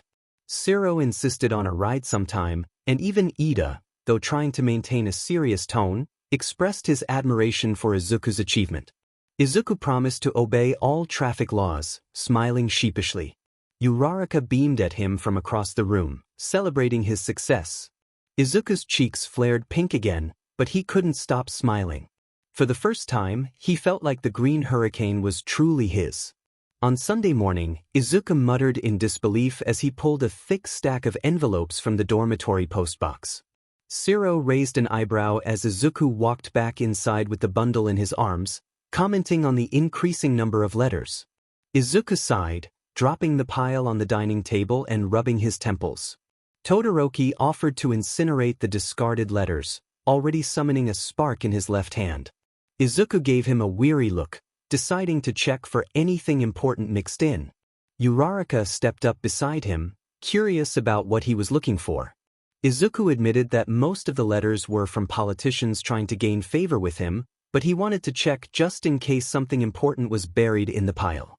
Uraraka leaned over the table to help him sort through the envelopes, and after a few minutes, Izuku shook his head, finding nothing of significance. Uraraka smiled, reminding him that it was still good to check. Meanwhile, Todoroki calmly incinerated the discarded letters, the ash floating out the open window. Izuku frowned, acknowledging that the number of letters kept increasing. He felt uncertain about what to do if they continued to pile up. Ida entered just in time to hear this, adjusting his glasses and nodding solemnly, sharing that people often tried to use him as a bridge to his family. Hearing that made Izuku feel a little less isolated. The conversation grew heavy until Uraraka clapped her hands together, breaking the tension. She reminded everyone that they were supposed to head out soon. Ida cleared his throat, guilt creeping into his voice as he explained that something urgent had come up, and he would have to miss the outing. Uraraka was startled, expressing her surprise since Ida had given them the tickets. He encouraged them to go without him, assuring them that they had reserved their Sunday for this. Izuku felt disappointed that his friend couldn't make it but agreed to go with Uraraka. She looked at him, her expression warming as she reassured him that it would still be fun, not quite realizing what that would entail. As Izuku headed toward the door, he turned back to see Ida giving him an exaggerated thumbs up, nearly causing him to trip. Outside the dorm, Izuku scratched the back of his neck, suggesting they take the train or, if she was comfortable, his motorcycle. Uraraka hesitated, admitting she had never been on a motorcycle before. Izuku tried to sound confident, assuring her that there was a first time for everything and that it would get them to Disneyland much faster. In the parking lot, Uraraka fidgeted as Izuku handed her the spare helmet. She expressed her apprehension, finding the motorcycle a bit scary. Izuku chuckled softly, sliding their bags into the storage hatch and reassuring her that everything would be fine. It wasn't nearly as bad as some of the rides at Disneyland. She let out a laugh, acknowledging the point. He offered to help, noticing her struggle with the helmet straps. Her cheeks flushed as she accepted his assistance. As Izuku leaned in to adjust the helmet, they both felt a rush of warmth. She quietly expressed her gratitude, and he quickly averted his gaze. He encouraged her to hop on, his voice a bit higher than usual. As they sped off toward Tokyo, his heart raced faster than the engine, with his crush holding him tightly from behind. Once they arrived at the Disneyland parking lot, Uraraka climbed off the bike, her eyes wide with excitement. She exclaimed that it wasn't nearly as scary as she had anticipated and that it was actually fun. Izuku grinned sheepishly as he locked the bike, feeling a sense of relief. Inside the park, they were enveloped by music, sparkling lights, and the joyful chaos of families and friends. Izuku felt his nerves dissipate as he asked what she wanted to do first.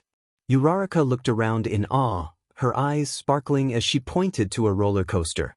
They spent the next few hours racing from ride to ride, screaming with delight on roller coasters and laughing until their sides hurt. Izuku was so immersed in the fun that he didn't even have time to analyze each attraction as he usually did. After stumbling out of their fifth ride, Uraraka slipped her hand into his. He froze, staring down at her small fingers wrapped around his own.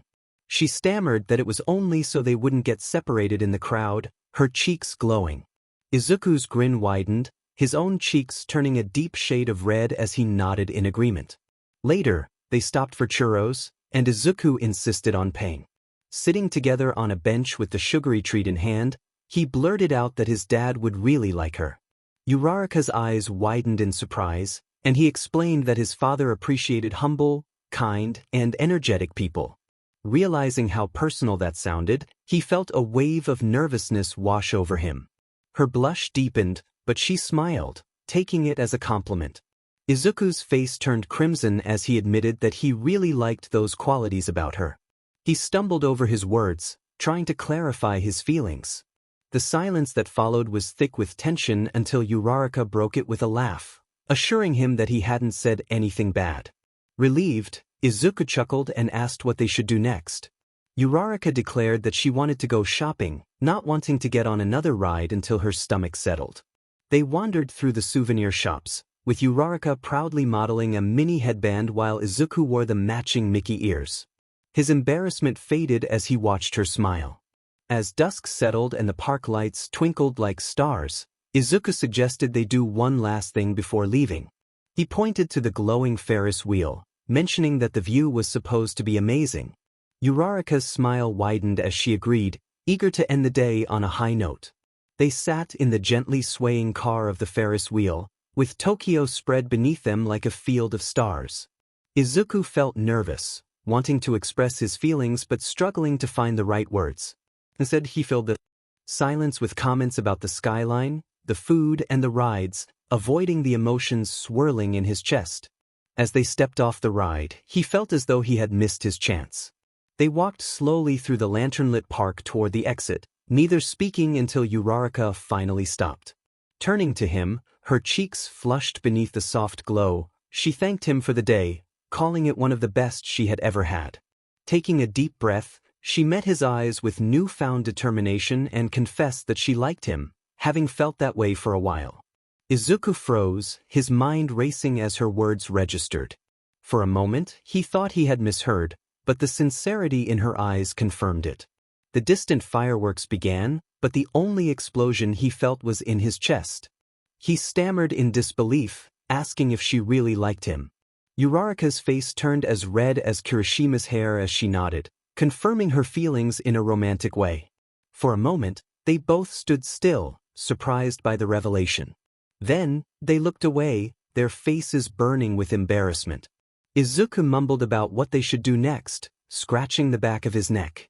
Uraraka admitted she didn't know either, letting out a small laugh as she confessed her lack of experience in such matters. Stealing a glance at her, he noticed her soft, nervous smile. Hesitantly, he reached out and took her hand. His palm was clammy, but she curled her fingers around his, and the warmth made them both blush even more. When they finally reached his bike outside the park gates, the cool night air was alive with distant fireworks. Uraraka gently tugged at his sleeve, wanting to clarify something. Panic rose in him as he wondered if he had misunderstood her feelings. She quickly shook her head, smiling despite her nerves, and reassured him that she definitely liked him in a romantic way. Relief washed over him, and he nearly swayed on his feet as he responded that it was wonderful to hear. After a brief pause, he blurted out if it was okay to hug her. Uraraka's heart raced at the question, and her smile grew warm and a little teary as she agreed. He wrapped his arms around her, and she sank into his chest, both holding on tightly as if afraid the other might disappear. After a long moment, Uraraka's voice was muffled against his shoulder as she asked if they could be boyfriend and girlfriend. Izuku pulled back just enough to look at her, his face aflame as he eagerly agreed. Her giggle bubbled out, and before he could react, she hugged him again, burying her face in his shoulder. The ride back to UA was quiet but filled with unspoken emotions. With her arms wrapped tightly around his waist, Uraraka felt every shift of Izuku's muscles as he expertly handled the bike. The night air rushed past them, but all she noticed was his warmth. Even though her helmet concealed her blush, she could feel her face burning. Izuku, for his part, thought his heart might burst at any moment. She likes me. She's holding on to me. He gripped the handlebars tighter, determined not to make any mistakes. Halfway back, 𝗬𝗏𝗧𝗔𝗂𝘁𝗵𝐴 voice came softly through the wind. She mentioned that now that they were dating, it felt strange to keep calling him by his hero name. Hesitating, she asked if she could call him Izuku instead. His chest tightened in the best possible way as he eagerly agreed. He expressed his excitement, his voice cracking slightly, but the joy was unmistakable. 𝗬𝗏𝗧𝗔𝗂𝘁𝗵𝐴 giggled against his back, feeling a rush of happiness. She felt giddy as she said his name, Izuku. He swallowed hard, trying to suppress a goofy grin while driving. He decided to call her 𝗬𝗏𝗁𝗀, and the way her name rolled off his tongue made her heart flutter. She hugged him tighter, whispering that she liked it. By the time they reached the dorms, an electric atmosphere surrounded them, something tender and fragile yet very real. Both of them removed their helmets, their hair slightly tousled from the ride. At the door, 𝗬𝗏𝗁𝗀 hesitated, her hand brushing against his sleeve and lingering there. She looked down, shuffling her feet as she asked if they could keep their connection just between them for now. Her cheeks flushed as she explained that while she wasn't ashamed, she feared the girls would bombard her with questions if they found out. Izuku blinked and smiled gently, assuring her that he understood and they could take things at her pace. Her shoulders relaxed, and she let out a light laugh, thanking him. He responded warmly, saying he would respect her comfort level. 𝗬𝗏𝗁𝗀 nodded, then quickly added that he could still call her 𝗬𝗏𝗁𝗀, otherwise, it would feel like their bond wasn't real. Izuku chuckled softly, rubbing the back of his neck, and they made a promise to each other. As they stepped inside, Ashido's playful voice rang out, teasing them about being lovebirds. Both froze, their faces turning bright red. 𝗬𝗏𝗁𝗀 blurted out that they had just gone to Disneyland, a bit too quickly. Izuku scrambled to add that Ito was supposed to join them but couldn't make it. Ashido squinted suspiciously but smirked, expressing her longing to be the first to know when they officially started dating. As she skipped away, Izuku and 𝗬𝗏𝗁𝗀 exchanged a glance, both struggling to hold back laughter, thinking about how oblivious she was. The next morning, reality set in with homeroom. Aizawa slouched at the front of the class, already wrapped in his sleeping bag. He announced that finals were approaching and that the annual sports festival had been moved to the start of the next year, urging them to prepare over spring break before dismissing them. Izuku tapped his pencil against his notebook, his thoughts swirling around finals, the sports festival, and 𝗬𝗏𝗁𝗀.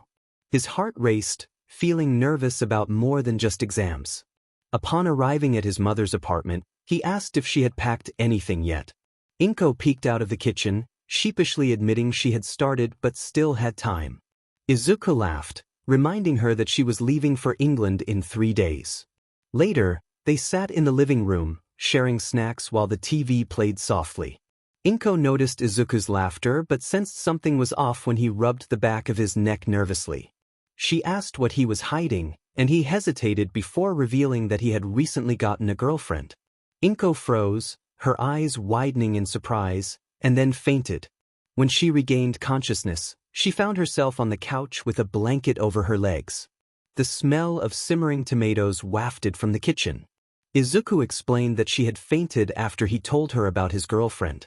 Inko blinked in disbelief, and Izuku worriedly asked if she was against him having a girlfriend. She quickly reassured him that she was just surprised and still saw him as her little boy, but of course, he could have a girlfriend. Relief washed over him as he dished pasta into bowls, and Inko expressed her trust in him to choose someone good.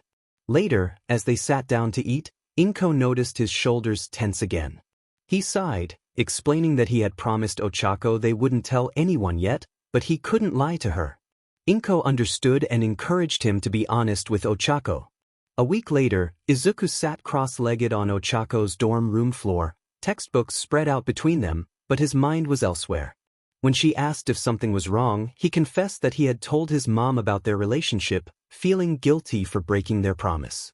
𝗬𝗏𝗁𝗀 squeezed his hand, reassuring him that it was okay and expressing happiness that their relationship was significant enough to share. Encouraged, Izuku asked if she would like to visit England with him during spring break. Her eyes widened with excitement, but she expressed concern about the cost of a ticket. He waved her worries away, explaining that his dad would cover it and might even insist on using his private jet. 𝗬𝗏𝗁𝗀 was stunned, asking who his dad was. Izuku hesitated but decided to show her, pulling out his phone to reveal the information. Ochako leaned closer, nearly dropping her phone as she read the message. The royal family of Great Britain included His Royal Highness King Hisashi Windsor, Her Royal Highness Queen Inko Windsor, Her Royal Highness Princess Amelia Windsor, and His Royal Highness Prince Izuku Windsor. Her jaw dropped in disbelief. Izuku, feeling nervous, admitted that he had been hiding his royal status. Silence stretched between them until she finally asked if anyone else knew. He revealed that only the principal, Mr. Aizawa, All Might, and now she knew. Ochako exhaled slowly, then surprised him with a smile, playfully addressing him as His Royal Highness Prince Izuku Windsor. Flustered, he rubbed the back of his neck. She grinned and teased that it meant he was really rich. He laughed and nodded sheepishly, but then her expression changed as she realized what she had said. Her face turned scarlet as she quickly added that she loved him for who he was, not for his title. Izuku's blush deepened, but his smile remained warm. He reassured her that his family was not a perfect fairy tale, they were just people. To him, she was the most appealing and kind-hearted person he knew, and he felt lucky to be with her. He pressed a gentle kiss to her forehead, and she melted into his embrace, whispering that she was the lucky one. They stayed cuddled together, forgetting about the books around them. Finally, Izuku pulled back slightly to grin and asked if she would come with him to England. Ochako hesitated, prompting him to add that they would be living in the palace with all the royal treatment. She laughed, poking his chest and teasing that he would need to convince her dad first.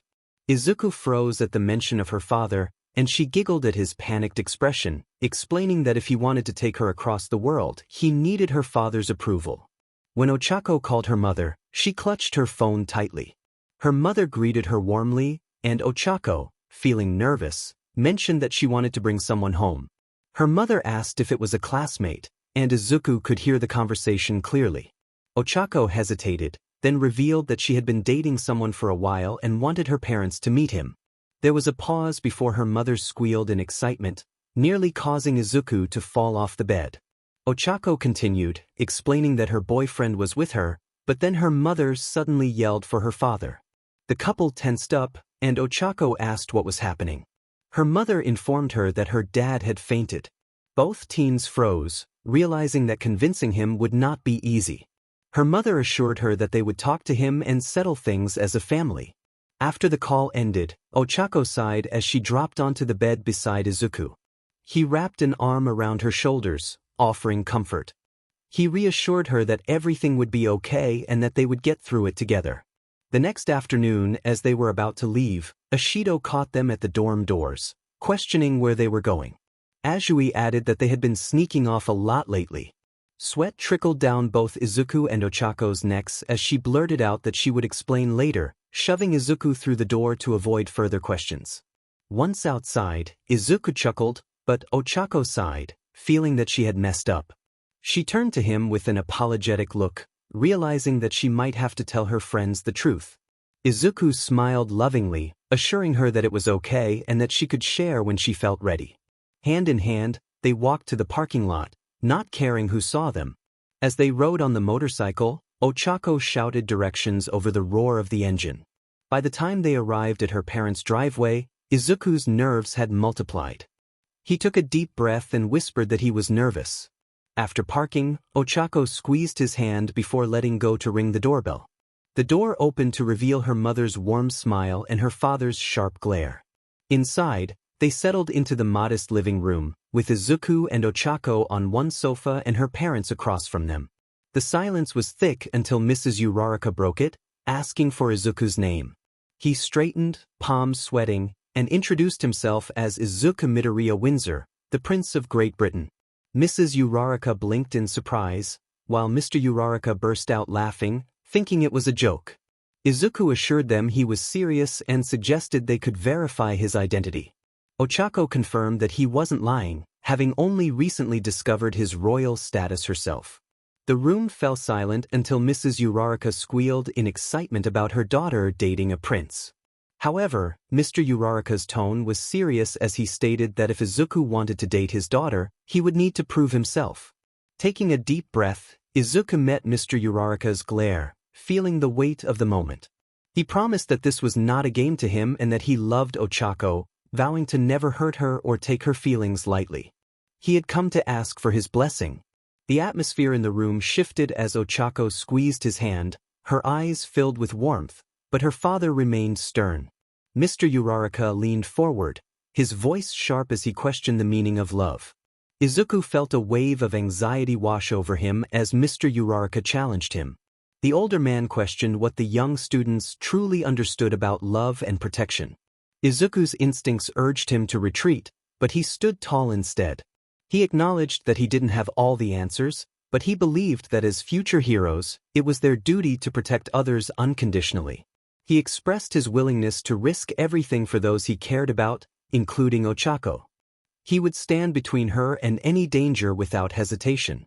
Mr. Uraraka appeared taken aback by Izuku's conviction, but he quickly regained his composure and deepened his frown. He reminded Izuku that relationships required patience and respect, not just the bravery of a hero. Izuku affirmed that he was ready to learn and grow alongside 𝗬𝗧𝗁, wanting to be someone she could rely on, not just as a hero but as a partner. His honesty flowed as he spoke of 𝗬𝗧𝗁's kindness and strength, emphasizing that he would always strive to be worthy of her. 𝗬𝗧𝗁 felt her cheeks warm as her mother watched, clearly moved by Izuku's sincerity. Mr. Uraraka scrutinized Izuku for a long moment, making him feel the weight of the older man's gaze. Finally, Mr. Uraraka acknowledged Izuku's courage but warned him that actions spoke louder than words. He made it clear that if Izuku ever hurt 𝗬𝗧𝗁 or prioritized his ambitions over her happiness, he would have to answer to him. Izuku nodded in understanding, feeling the gravity of the promise he had to uphold. After a tense moment, Mr. Uraraka relented, allowing their relationship but emphasizing that Izuku would need to prove himself daily. Relief washed over Izuku, and he expressed his gratitude, determined to do his best. 𝗬𝗧𝗁's smile brightened the atmosphere, easing the earlier tension. Lunch was a welcome distraction, featuring simple grilled fish, miso soup, and rice. To Izuku, it tasted better than anything he had enjoyed in weeks, perhaps because his nerves were finally settling. Mrs. Uraraka engaged him in conversation, asking about school and his training, and Izuku responded earnestly, occasionally stumbling over his words. 𝗬𝗧𝗁 couldn't help but giggle at his earnestness. Mr. Uraraka sat across from them, observing Izuku closely, his gaze shifting from hostility to a more cautious suspicion. 𝗬𝗧𝗁 nudged Izuku, encouraging him to seize the moment. Gathering his courage, Izuku cleared his throat and asked for permission to take 𝗬𝗧𝗁 to England over spring break. The silence that followed felt heavy, and Izuku's heart raced as he pressed on, assuring her parents of 𝗬𝗧𝗁's safety during the trip. He promised that they would travel on his father's private jet, avoiding crowded airports, and that they would have security with them at all times. He even offered to arrange personal bodyguards for her. Izuku's determination shone through as he vowed to protect her with everything he had. Mrs. Uraraka exchanged glances with her husband, who finally broke the silence, allowing the trip but with one condition: they would not share a room. Izuku's face turned crimson at the thought, and he quickly affirmed his understanding, feeling the weight of the moment. 𝗬𝗧𝗁 stifled a laugh, burying her face in her hands, and Mrs. Uraraka chuckled at the scene. Once outside, the cool spring air contrasted with Izuku's flushed cheeks. Just as he began to relax, 𝗬𝗧𝗁 wrapped her arms around him, expressing her admiration. Her warmth melted away the tension he had been holding. Before he could respond, she kissed his cheek, sending a jolt through him. Looking into his eyes, 𝗬𝗧𝗁 declared her love for him, emphasizing that it wasn't because of his status as a hero but for who he truly was. Izuku leaned against her shoulder, overwhelmed with emotion as he reciprocated her feelings. Gathering his courage, he nervously asked if he could kiss her on the lips. 𝗬𝗧𝗁's surprise was evident, but she nodded, her cheeks matching his. They leaned closer, and with a trembling hand, Izuku brushed a strand of hair behind her ear. Summoning all his bravery, he pressed a quick kiss to her lips. Time seemed to stand still as they pulled back, both of them flushed and grinning, caught in the joy of the moment. Where had 𝗬𝗧𝗁 and Midori been sneaking off to these past few weeks? Ishido leaned forward, her eyes glinting with curiosity. After dinner, The girls of Class 1A had gathered in the common room, surrounding 𝗧𝗧𝗁 like a pack of hungry wolves. Izuku had slipped upstairs to call his sister, leaving 𝗧𝗁 alone in this situation. Ishido urged 𝗧𝗁 to share her secrets, while Yaoyorozu frowned at the mention of spilling tea. Tsuyu calmly clarified that Ishido meant to reveal any secrets. Ishido, practically bouncing with impatience, pressed for answers, and all the girls looked at 𝗧𝗁 with wide eyes filled with anticipation. 𝗧𝗁 twisted her fingers together nervously. She stammered that they had just been studying in their dorms, mentioning the upcoming finals. Ishido narrowed her eyes, claiming to know what studying alone with a boy really meant. 𝗧𝗁 blinked in surprise, her face turning red as she flailed her hands to dismiss their assumptions. Jiraiya leaned back on a stool and smirked, stating that she believed 𝗧𝗁, as Midoriya didn't have the courage to make a move on a girl anyway. However, 𝗧𝗁's relief vanished when Ishido leaned in again, asking about their activities that day. The room fell silent, and 𝗧𝗁's heart raced. She hated lying to her best friends and took a shaky breath before revealing that they had gone to her parents' house. The collective gasp from the girls was so loud that even the boys across the room turned their heads in curiosity. Hagakure demanded to know what had happened. 𝗧𝗁 stammered, heat rushing to her face, trying to find the words. Then, she blurted out that he had asked for her dad's permission to date her. For a moment, silence enveloped the room before it erupted in excitement. The girls shrieked and swarmed her, hugging her from all sides, celebrating her news. Across the room, the boys finally pieced it together, with Kaminari exclaiming in disbelief about Midoriya and Uraraka dating. The commotion continued until the elevator doors opened, and Izuku stepped out, blinking in confusion at the scene. Kirishima and Kaminari congratulated him, clapping him on the back. Izuku managed to ask what was happening, and they explained that 𝗧𝗁 had shared the news about her dad's permission. Kirishima grinned, calling it very manly of him. 𝗧𝗁 hurried over, cheeks still pink, apologizing to Izuku for not being able to lie. Izuku exhaled and gave her a gentle smile, asking if they could talk privately. They slipped to a quiet corner, though Ishido couldn't resist shouting a warning to Izuku about hurting 𝗧𝗁. He quickly reassured her that he wouldn't. 𝗧𝗁 muffled a laugh behind her hand, curious about what Izuku wanted to discuss. Izuku softly revealed that he had spoken with Emilia and asked her to arrange a jet for a surprise trip, mentioning that he could tell them right away if she preferred. 𝗧𝗁 froze at the thought of meeting his royal family, feeling nervous about how to greet a king and queen. She nodded slowly, thanking him, though her stomach twisted with anxiety. Izuku smiled gently, his eyes filled with affection, encouraging her to let him know if she needed anything and assuring her that his family was kind. As they returned from their conversation, all eyes in the room turned toward them. Ishido smirked, asking what the two had discussed. 𝗧𝗁 opened her mouth but found no words. Izuku, blushing, rubbed the back of his neck and mentioned they had been talking about plans for spring break. Kaminari teased that it sounded like a romantic getaway, while Yaoyorozu gently scolded him, hiding a smile behind her teacup. Izuku glanced at 𝗧𝗁, silently seeking her support, but she was just as pink as he was. She let out a nervous laugh and discreetly reached for his hand. The small squeeze made Izuku's face light up, catching the attention of their classmates. Ishido gasped dramatically, pointing out the hand-holding as if it were a scandal. Jiraiya deadpanned about the situation, though a grin tugged at her lips. Kirishima defended them, stating it was manly that Midoriya had asked her parents first. Siro agreed, expressing disbelief that 𝗧𝗁's dad hadn't intimidated Izuku. Izuku shook his head, admitting that if he had been alone with her dad, he might have been terrified. His classmates erupted in laughter, making him smile slightly despite the memories of the intense glares he had faced. 𝗧𝗁 laughed along, even as she felt embarrassed. The teasing continued until Izuku finally blurted out a plea for them to stop making it such a big deal. The room quieted momentarily before Ishido grinned, declaring that it was indeed a big deal, as they were the most wholesome couple ever. 𝗧𝗁 ducked her head, smiling into her lap, while Izuku looked like he might combust, yet he held onto her hand tighter. Aizawa's voice drifted in from the hallway, requesting them to keep it down, as some would prefer to pretend the dorm wasn't a soap opera. The room erupted in laughter, and 𝗧𝗏𝗄 leaned her shoulder against Izuku's for the first time in front of everyone.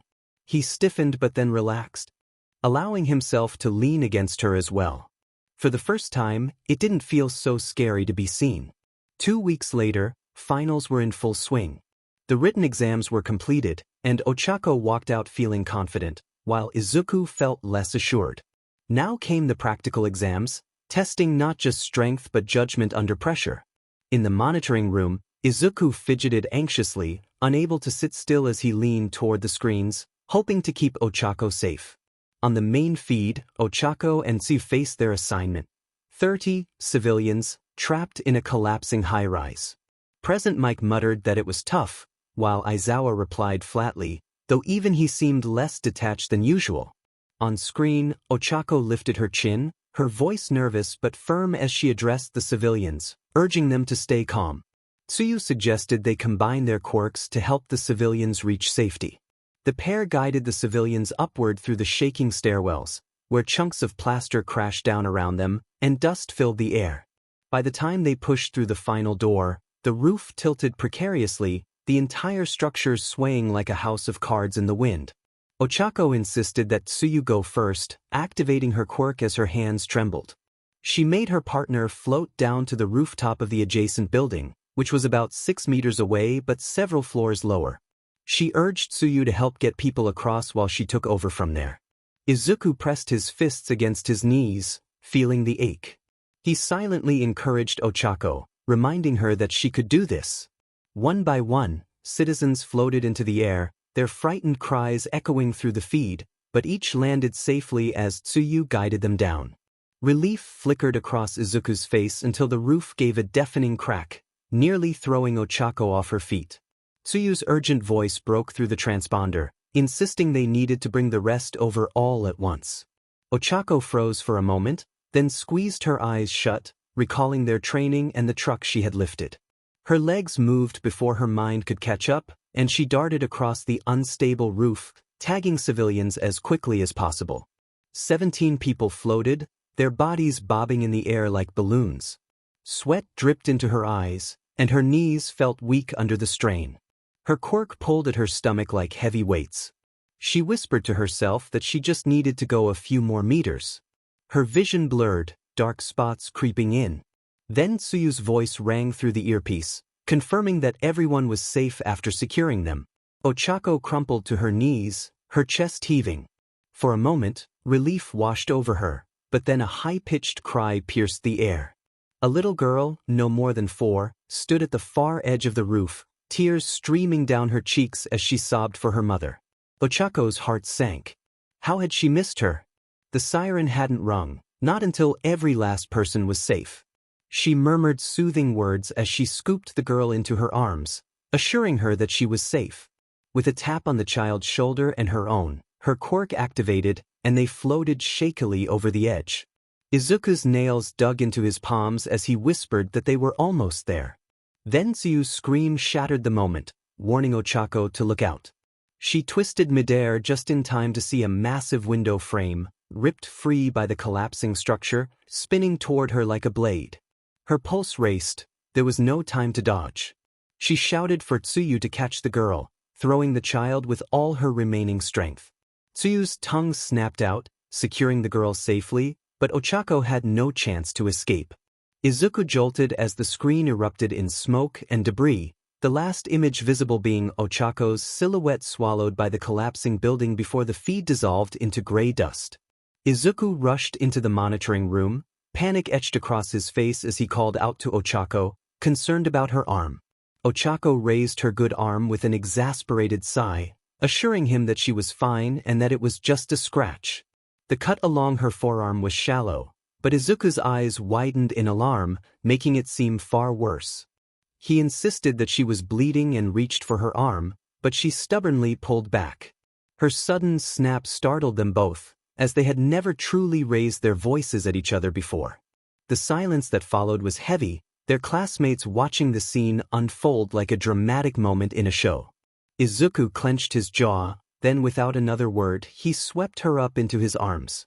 𝗧𝗏𝗄 protested, demanding he put her down, but he was determined to take her to Recovery Girl. Behind them, Ishido called out teasingly, and laughter erupted in the monitoring room. Bakugou muttered under his breath, but since Izuku and Ochako had started dating, he seemed less explosive toward Izuku, a change everyone noticed but no one dared to mention. A few minutes later, in Recovery Girl's office, Ochako lay under a blanket on the infirmary bed. She insisted it was nothing, still pouting at Izuku's overreaction. Recovery Girl adjusted her glasses and smiled, explaining that Ochako had simply overused her quirk and that the cut was already healed. She just needed to rest. Izuku exhaled in relief, though he remained protectively at her bedside. Ochako gently reassured him that a nap would make her fine. He insisted she rest, tucking the blanket up to her chin as if she were fragile. He leaned down, placing a light kiss on her forehead, promising to return as soon as he finished his exam. Ochako smiled sleepily, her pout fading as she drifted off. Later, when she opened her eyes, she found Izuku beside her, brushing a stray strand of hair from her forehead. His green eyes softened when they met hers, and he apologized for waking her. She assured him it was fine and asked how his exam went. His face lit up as he shared how well it had gone, explaining how he and Tokoyami had worked together to save everyone faster than expected. As he excitedly recounted the details, Ochako couldn't help but smile at his enthusiasm. When he finally paused, she leaned forward and kissed his cheek, whispering that she was proud of him. Izuku's face turned red, but his grin was unstoppable. A few days later, as finals week came to an end, the class was exhausted. They sprawled in the common room, and Ochako sat beside Izuku, chewing on her pencil while trying to make a packing checklist. She dramatically complained about not knowing what to pack, leaning against his shoulder for support. Without looking up from his phone, he reassured her not to stress, suggesting that 16 outfits should be enough, including formal wear and comfortable shoes. Ochako interrupted him, exclaiming that she had no idea where to get that many clothes. A snicker came from across the room as Ishido teased them, leaning forward with a grin. Both Izuku and Ochako froze, caught in the moment. The room's attention shifted toward them like a spotlight. Ochako admitted, feeling a bit shy, that they were going to England. Jdru raised an eyebrow, a faint smile on her face, and remarked on how they had barely been dating for a month before traveling together. Izuku stammered, rubbing the back of his neck, explaining that it hadn't been easy, but Ochako's dad had given them permission. Ishido leaned closer to Ochako, eager to know how she felt about meeting Izuku's family. Ochako lowered her voice, her cheeks warming, and confessed that she had never been this nervous in her. Izuku smiled reassuringly at her, promising she had nothing to worry about. He then got distracted by his phone, sharing that he had already spoken to Amelia and his dad, and that the staff had been informed to prepare her room, taking care of daily necessities. He mentioned that his mom was already there, though he wasn't sure how things were between her and his dad. He urged her not to stress about it, assuring her everything would be fine. He also mentioned that his dad had sent photos of a few jets, suggesting they should pick one soon since it needed to arrive 2 days before their departure. Ochako interrupted him, tugging at his sleeve, as he was rambling again. The room fell silent, all eyes on them. Izuku blinked, realizing what he had just revealed, and laughed nervously, rubbing the back of his neck. Jdru muttered from across the couches that she had thought Yamamoto was the rich one. Kaminari laughed, commenting on how Izuku talked about private jets like they were taxis, jokingly questioning if he was royalty. Izuku froze, every muscle tensing, while Ochako forced a shaky laugh, insisting that his dad was just really rich. Some classmates chuckled and nodded, letting the moment pass, but Ishido leaned forward with a playful grin, teasing them about their quick trip to England. Izuku ducked his head, his cheeks turning red as he explained that they just wanted to make the most of spring break. Ishido teased further, suggesting it was serious, while Ochako groaned and covered her face with her notepad, asking her to stop. Eventually, the attention shifted elsewhere, and the common room noise returned to normal. Discreetly, Ochako reached for Izuku's hand, squeezing it tightly. He glanced at her in surprise, and she met his gaze with a small, reassuring smile, silently promising to protect his secret. Izuku squeezed her hand back, feeling a sense of relief for the first time since Kaminari's careless joke. A couple of days later, Yue's end-of-year ceremony arrived, bringing the whole school together to celebrate. For Izuku, it also meant saying goodbye to the graduating third years. He knew this day was coming, but when he saw Tohigata-senpai standing proudly on stage, he couldn't hold back his tears. He felt deeply for his senior after all they had been through together. By the time he approached Tohigata to congratulate him, he was crying harder than the seniors themselves. Ochako murmured comforting words, patting his back as she had done many times before, even holding a tissue up to his nose. Tohigata laughed warmly at the sight, commenting that they looked less like a couple and more like mother and son. Ochako giggled, shrugging that when your boyfriend was a crybaby, someone had to play the mom role. Izuku didn't deny it, though he secretly wished he could be more manly. After the goodbyes, Ochako leaned close, telling him she was going shopping with Mina for a few things before their trip. She gave him a quick kiss on the cheek and disappeared out the door with Ishido. Not long after, Izuku's phone buzzed, and he quickly answered, greeting his dad. He mentioned he was about to ask how they would travel with his bike. His dad informed him that he was sending an RV to the school, which had a garage in the back with plenty of space for the bike. Izuku was impressed, realizing his dad had thought of everything. He laughed, acknowledging that he took after him more than he had realized, and thanked him. When the call ended, Izuku returned to packing. His last trip to England had been to meet family, but this time, his father had mentioned public appearances. Izuku was uncertain about what kind, perhaps charity or press events, and he found himself stress-packing half his wardrobe just in case. About 2 hours later, Ochako returned, her arms laden with shopping bags. Izuku quickly offered to help her carry them, and she gratefully handed him a few bags. She teased Ishido about the benefits of having a boyfriend, who shot her a half-serious glare. Izuku chuckled quietly, following her into the elevator and asking if she had much left to pack. She replied that she only needed to pack the items she had bought that day. He informed her that his dad's RV should arrive in about an hour, easing some of her worries about transporting his bike and their luggage. They dropped her bags in her room before Izuku excused himself to finish packing. He took his suitcases down first, and with some time to spare, he decided to make milkshakes. Although they wouldn't be as good as the cafe in London, he wanted to surprise Ochako with something sweet.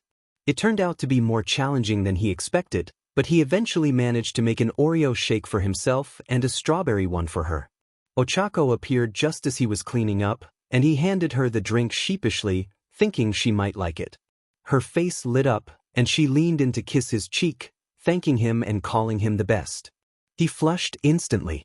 Moments later, with their luggage in tow, they made their way toward Yue's front gate, where their classmates called out goodbyes. Ida reminded them to have fun but not to engage in any indecent acts until they were older. Both Izuku and Ochako turned scarlet, stumbling over their steps as they hurried out. When they reached the gate, the RV had not yet arrived. Izuku left the suitcases with Ochako, instructing her to wait while he went to retrieve his bike from the lot. She nodded, a bit nervous, as he jogged off. 5 minutes later, the RV pulled up, large and sleek, far too intimidating for Ochako's taste. 2 men in black tuxedos and sunglasses stepped out, one of them asking if she was His Highness' companion. She nodded, her throat tight, and they inquired which of her bags were hers. She pointed silently at her pink suitcases. They informed her that they needed to inspect her belongings for the prince's safety, which made her eyes widen in surprise. She panicked as one of them reached for her purse, clutching it tightly. Ochako felt a surge of anxiety as the man insisted on searching her belongings. She shook her head vigorously, not wanting them to go through her personal items, especially not her underwear or hygiene products. Just as she was about to voice her concerns again, a commanding voice interrupted the tension. Izuku rushed in, pulling his bike along, and Ochako stepped closer to him for support. He narrowed his eyes at the guards, clearly displeased. He instructed Ochako to go inside the RV, assuring her that he would take care of the situation. Once she was safely inside, he confronted the guards, questioning their judgment. They paled under his scrutiny as he demanded to know why they treated her like a threat, emphasizing that he would never bring someone untrustworthy with him. His voice trembled with restrained anger as he declared that they had overstepped their bounds and were fired, though they would remain in their positions until they reached the palace. When Izuku climbed back into the RV, 𝗳𝗧𝗂 looked at him with admiration, having overheard everything. She thought he was incredibly cool, her heart racing. Izuku's expression softened as he saw her, and he apologized for leaving her alone, gently kissing her cheek, which made her feel at ease. The evening passed quickly with airport security procedures, carts leading them to the runway, and finally, the sight of the gleaming jet. 𝗳𝗧𝗂 was in awe, exclaiming how much bigger it was than in the pictures. Izuku smiled at her excitement, feeling proud as he guided her inside. The pilot greeted them with respect, and Izuku thanked him, leading 𝗳𝗧𝗂 to their seats. She texted her mom before takeoff, sharing their adventure. As the engines roared to life, they soared into the sky, heading toward England and all that awaited them. Izuku gently woke 𝗳𝗧𝗂 as they prepared to land, and she rubbed her eyes, surprised at how quickly they had arrived. He reassured her that they just needed to buckle their seatbelts. Once secured, they watched the cabin crew move through the jet, collecting items. 𝗳𝗧𝗂 had researched how to stay fresh during the flight, and they had followed her plan, resulting in frequent bathroom breaks but feeling less sluggish than expected. Izuku pointed out the shard as they approached London, and 𝗳𝗧𝗂 marveled at its beauty, feeling a mix of excitement and nervousness about meeting his family.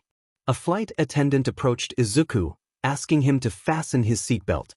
He politely informed her that it was already secure, but she leaned in too closely, brushing against him in a way that made 𝗳𝗧𝗂 tense.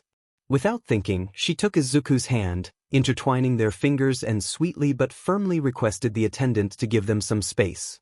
The attendant blushed and quickly retreated, leaving Izuku confused about 𝗳𝗧𝗂's reaction. She explained her feelings, admitting that she was jealous of the attention he received. Izuku realized how much she cared and reassured her that being a prince meant nothing to him compared to being her boyfriend. Her cheeks flushed at his words, and he playfully kissed her cheek before resting his head on her shoulder, making her laugh. As the jet landed smoothly, 𝗳𝗧𝗂 felt her nerves spike. She rushed to the restroom, checking her reflection repeatedly. Izuku waited patiently outside, and when she finally emerged, he complimented her appearance, urging her to join him as they were expected. Together, they walked across the polished floor, and 𝗳𝗧𝗂's heart raced as they approached the tall glass doors. There stood Izuku's family, surrounded by bodyguards, exuding an air of elegance. Izuku's face lit up with joy as he called out to them, and they rushed forward to embrace him warmly. 𝗳𝗧𝗂 lingered a few steps back, feeling a mix of excitement and apprehension as she prepared to meet them. She felt out of place, like a child staring through the glass of a world she wasn't sure she belonged in. Izuku noticed instantly. Without hesitation, he reached back and guided her forward, his hand firm around hers. He introduced her to his family with quiet pride, saying that this was his girlfriend, 𝗳𝗧𝗂. Amelia's grin widened until it nearly split her face, and she playfully jabbed a finger at Hisashi, claiming he owed her 10,000 pounds. The king sighed in defeat, while 𝗳𝗧𝗂 blinked in confusion until the princess explained their little bet. Father insisted that 𝗳𝗧𝗂 would just be a friend from school, but Amelia had argued that her little brother would never bring someone all the way to England unless she was his girlfriend. Clearly, she had been right. Hisashi sighed, pinching the bridge of his nose as Amelia cackled, admitting she shouldn't have underestimated her brother. 𝗳𝗧𝗂 bowed slightly, her voice trembling as she expressed her honor in meeting them. Inko stepped forward, her expression warm and motherly, assuring 𝗳𝗧𝗂 that there was no need for formality and encouraging her to call them by their names. That single sentence melted a layer of tension from 𝗳𝗧𝗂's shoulders. One by one, they introduced themselves more casually, each word easing her nerves until she finally managed to smile. She admitted that Izuku had told her a lot about them, and Amelia teased that she was curious about 𝗳𝗧𝗂, claiming that she deserved a medal for getting Izuku to confess, as he had always been hopeless with girls. Izuku sputtered in embarrassment, his face turning red. 𝗳𝗧𝗂 giggled, glancing at her boyfriend, explaining that it hadn't been easy, but when it happened, it just felt right. Amelia groaned playfully, calling them disgustingly cute, while Hisashi pointed out that he was not the one who needed to approve. Inko shot him a glare, urging him to cut them some slack. 𝗬𝗧𝗂 stiffened, unsure of what to say, but Izuku leaned against her shoulder with a tiny smile, whispering encouragement. Though her nerves hadn't vanished completely, she found herself laughing along with Amelia's playful jabs, the tension loosening bit by bit. This was only the beginning and 𝗬𝗧𝗂 knew it. But maybe, just maybe, it wouldn't be as terrifying as she thought. Later, 𝗬𝗧𝗂 rifled through her open suitcase, muttering under her breath about where she had put her favorite items. Clothes were folded neatly, but nothing looked familiar until her hand brushed against a small cosmetic bag. She pulled it free with a triumphant grin, revealing her favorite vanilla-scented shampoo and lotion, which always made her feel at home. After the long flight and the overwhelming first impressions of the palace, she needed something familiar. Having arrived at the palace a bit over an hour ago, 𝗬𝗧𝗂 had received a quick tour of the enormous place. Fortunately, her room was close to Izuku's and Amelia's, so she knew exactly where to go after her shower. Her shower was quick, but the warm water washed away the stiffness in her body, and by the time she stepped out, towel drying her hair, she felt a little more like herself. It soothed her nerves over the impending dinner with her boyfriend's royal family. Getting ready didn't take long either. 𝗬𝗧𝗂 had never been the type to spend hours in front of a mirror, but she did want to look good for dinner. Within half an hour, she was dressed simply but neatly, her cheeks faintly flushed with nerves. With dinner still 30 minutes away, the thought of waiting in her room with nothing but her racing thoughts was unbearable. She whispered to herself that maybe she could see what Amelia was doing as she slipped out into the hall. The corridor stretched wide and grand, lined with golden sconces and polished floors that reflected the light. Izuku and Amelia's rooms were supposed to be nearby, but as 𝗬𝗧𝗂 wandered, she found herself at the end of the hallway. A single enormous door stood there, untouched during her earlier tour. Curiosity sparked within her. Before she could think better of it, she glanced around and pushed the heavy door open. The hinges groaned softly, and she winced, feeling as though she had just trespassed. Inside, the air smelled faintly of old parchment and polish. It wasn't a bedroom at all but a vast library, with rows upon rows of shelves stretching farther than she could see. Titles lined every spine, arranged meticulously by year. Her gaze skimmed over them until something caught her eye. One spine wasn't black, brown, or gold like the others, it was red. Murmuring the year printed on it, she ran her finger along the cover. The weight of the book seemed heavier than the others, and when she cracked it open, her stomach tightened at the first words, "The assassination of the royal family." Suddenly, a voice startled her, making her nearly drop the book. She turned to find King Hisashi standing at the doorway. His expression was calm, but the sheer weight of his presence made her knees feel weak. She stammered an explanation, scrambling for words, but all she could do was bow her head as he walked past her, gently closing the book and sliding it back into place. She managed to apologize, explaining that she had gotten lost and curious, promising it wouldn't happen again. Hisashi studied her for a long moment before surprising her by resting his large hand gently on her head, ruffling her hair as if she were a child. He reassured her that she hadn't done anything wrong and encouraged her to ask him if there was something she wanted to know next time. Her head snapped up in surprise, and she hesitated before blurting out a question about the book. The king smiled faintly, his gaze flickering back to the shelf, shadowed with old memory. He explained that in 1975, the entire royal family was murdered, and he was the sole survivor, which was how he became crown prince and eventually king. 𝗬𝗧𝗂's throat tightened at the weight of his words. How did you survive? He had been playing hide and seek with his cousin, the crown prince at the time. His voice softened, almost distant as he recalled the memory. He had stayed hidden for hours, long after the game should have ended. When he finally emerged, the castle was silent and everyone was gone. The police found him later, and the culprits were caught quickly, but that night never leaves you. 𝗬𝗧𝗂 felt a pang in her chest. She didn't know what to say, but her silence seemed to convey enough. Hisashi noticed her frown and chuckled quietly, reassuring her that she didn't need to worry so much. The castle was far safer now than it had been back then, and something like that wouldn't happen again. 𝗬𝗧𝗂 admitted softly that she wasn't worried about herself, she was worried about Izuku. He always threw himself into danger, and now that people knew he was a prince, it made her anxious. His identity was still a secret in Japan, but still. As his father, Hisashi thought about that every day. However, he trusted Izuku and his judgment. If living in Japan and chasing his dream of being a hero was what he wanted, then he would support that. And now, knowing that Ochako was by his side, he felt more at peace.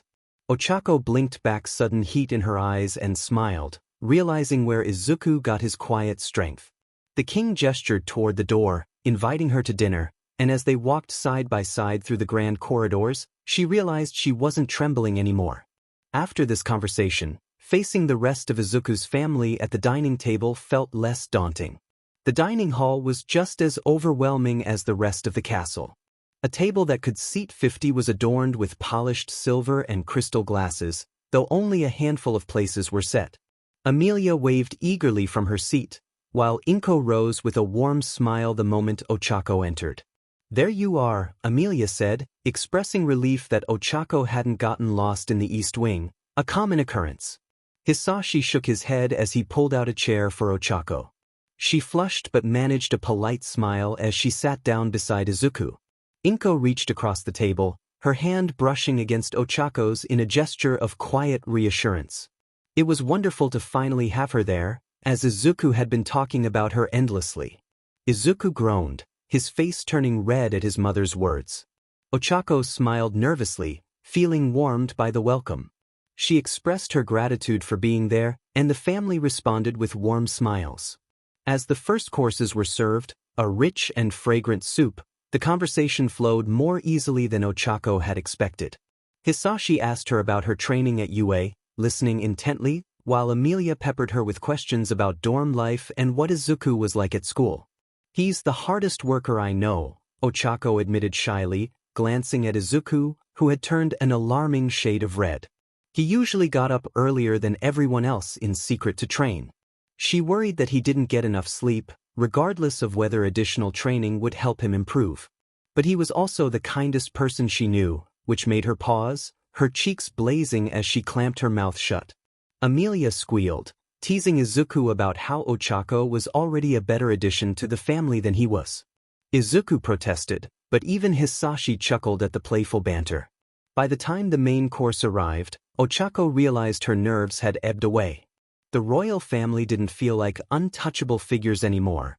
They felt like a family, eccentric and intimidating, yet warm.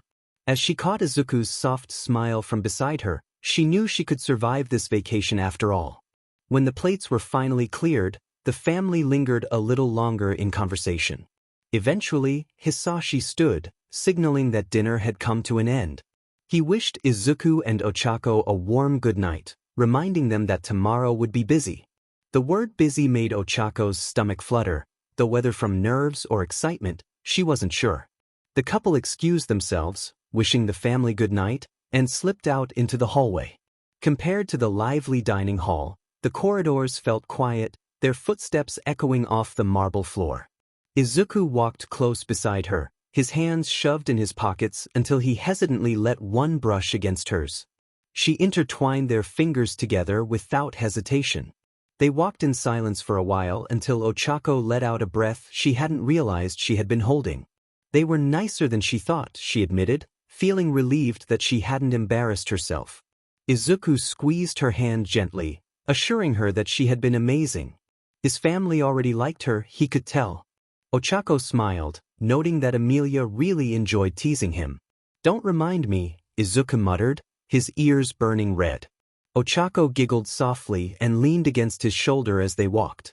She thanked him for staying close to her that night, admitting that she didn't think she could have gotten through it without him. He replied quietly but with certainty that being with her made everything easier, even all of this, gesturing vaguely to the vast palace around them. He still hadn't gotten used to the whole prince thing. Ochako stopped just outside her door and turned to face him. Her heart raced, but for the first time since arriving, it wasn't from nerves, it was from the warmth of his green eyes. She wished him good night. He bent down, pressing a light kiss to her forehead, wishing her good night in return. For a moment, neither of them moved, reluctant to break the spell.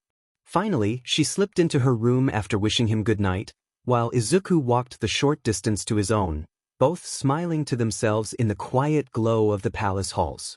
Izuku groaned, slouching in his chair as his mother and sister stood over him like generals planning a campaign.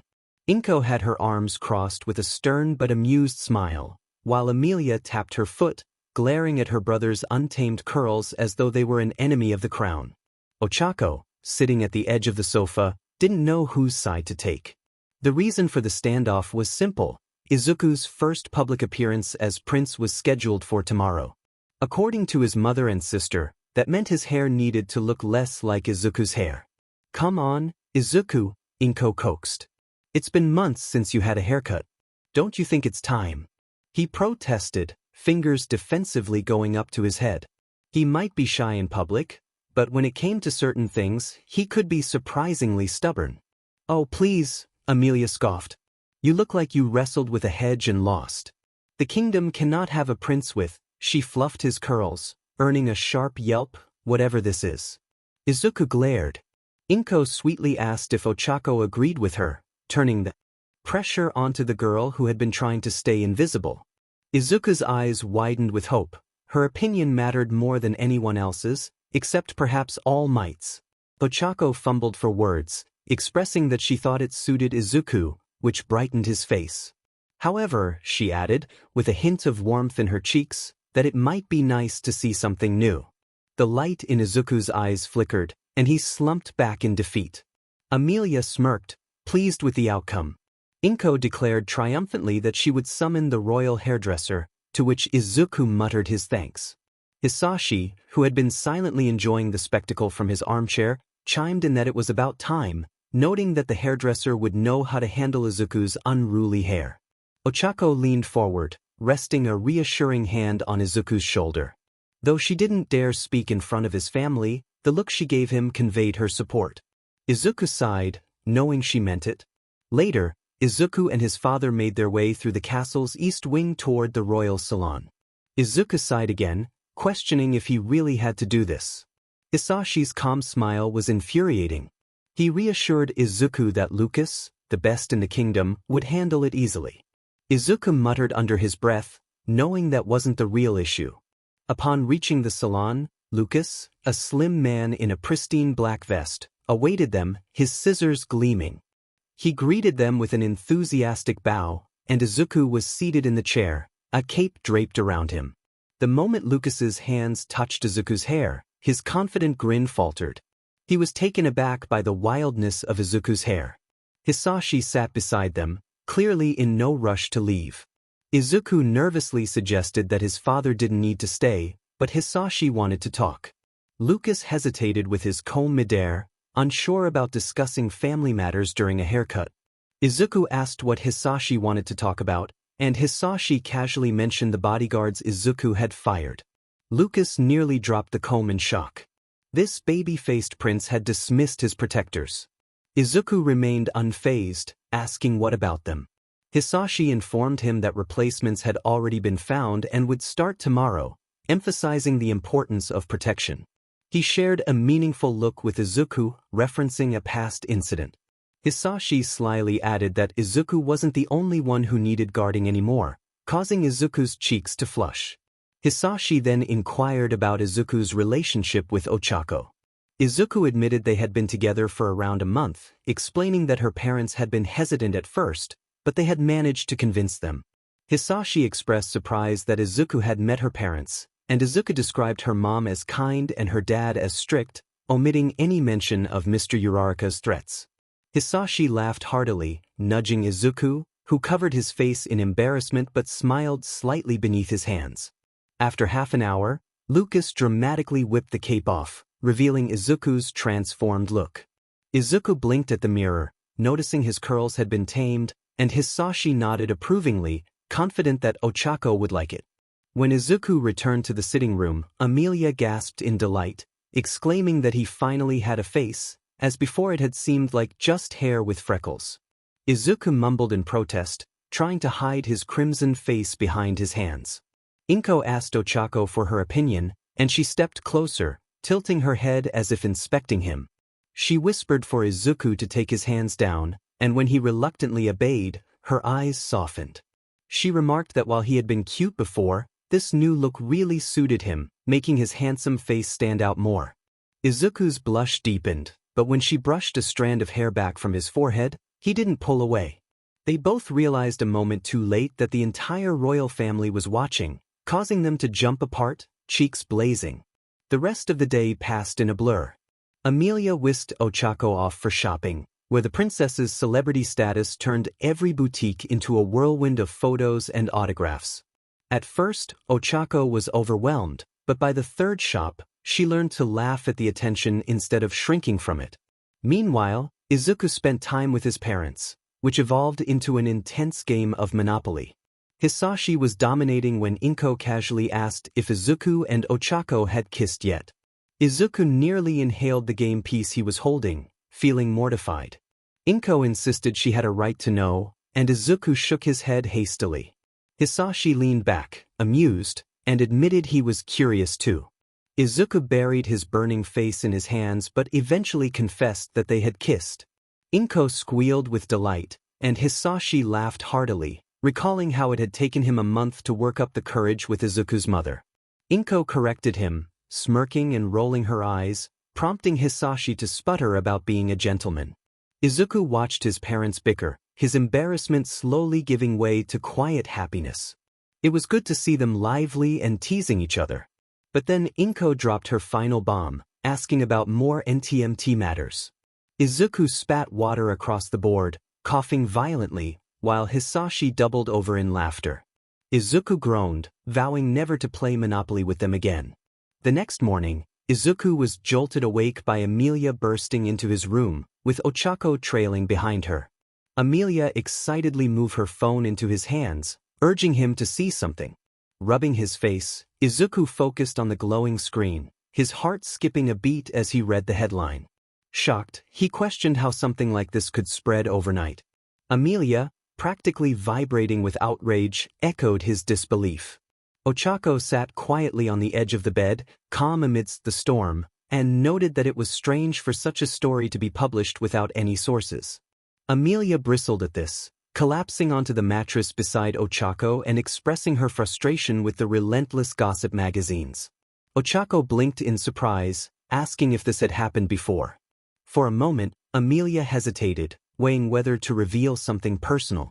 Finally, she sighed and admitted that a similar rumor had spread about her not long ago. Izuku and Ochako exchanged wide-eyed looks, realizing that even someone as flawless as Emilia faced challenges in the public eye.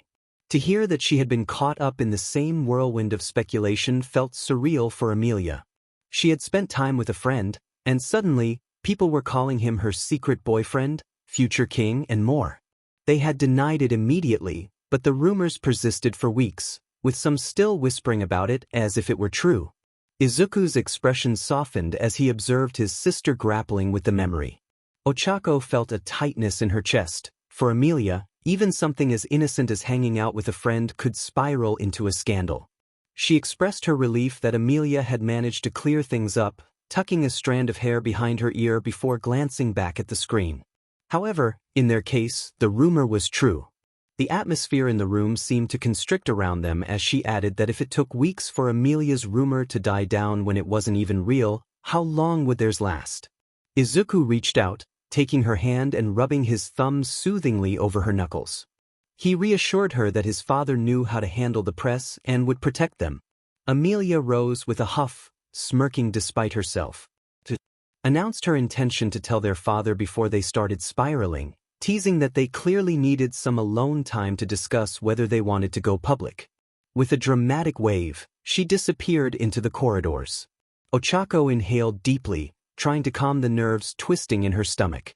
Izuku, watching her with a soft, determined gaze, smiled faintly. He brushed her bangs behind her ear with tenderness and assured her that he didn't want her to feel pressured. If she wanted to wait years before telling the world, he would wait, emphasizing that her comfort was all that mattered to him. She turned toward him, her heart fluttering, and expressed that she didn't care about timing either. It wasn't as if they were dating just for fun. Izuku blushed but held her gaze, sharing his longing for a future with her, even envisioning marriage someday. 𝗬𝗧𝗏's breath caught in her throat, and her heart skipped a beat as she admitted she would like that. Izuku's grin was radiant as he declared his love for her, causing her cheeks to burn. She stammered, surprised by his declaration, though her laughter revealed her flustered happiness. Izuku leaned in, giving her a quick kiss, which made her recoil in playful disgust, exclaiming about his morning breath. For a moment, he looked horrified, but then laughter erupted between them, filling the quiet room. By breakfast, the whole family was aware of the situation. Inko folded her hands on the table, disbelief evident on her face as she sought clarification about a gossip magazine publishing an article about Izuku's relationship without any evidence. Hisashi, sipping his tea, turned his sharp gaze on 𝗬𝗧𝗏, offering to end the rumors if they made her uncomfortable. Izuku nearly choked on his toast, and 𝗬𝗧𝗏's eyes widened as she frantically shook her head, insisting that it wasn't necessary. Inko's lips twitched at her husband's bluntness before she turned her gaze to the couple, asking if they had discussed the matter. Izuku squeezed 𝗬𝗧𝗏's hand and nodded, meeting his mother's eyes as he proudly declared that it didn't matter if the world knew today or years from now. They were serious about each other, and someday, they would marry. 𝗬𝗧𝗏 blushed furiously but didn't pull her hand away. The table fell quiet for a moment before softening into warm smiles. Surrounded by his family and the girl he loved, Izuku felt that life was impossibly perfect. Later that evening, Izuku stood outside 𝗬𝗧𝗏's room, nervously adjusting his tie. He knocked, and a muffled voice responded that she was coming. Moments later, a maid in black opened the door and bowed. Izuku asked if he could come in, and she stepped aside, allowing him to find 𝗬𝗧𝗏 in front of the mirror. She rose when she noticed him, and for a moment he forgot how to breathe. She wore a simple black dress, strapless and floor-length, with her hair in a neat bun.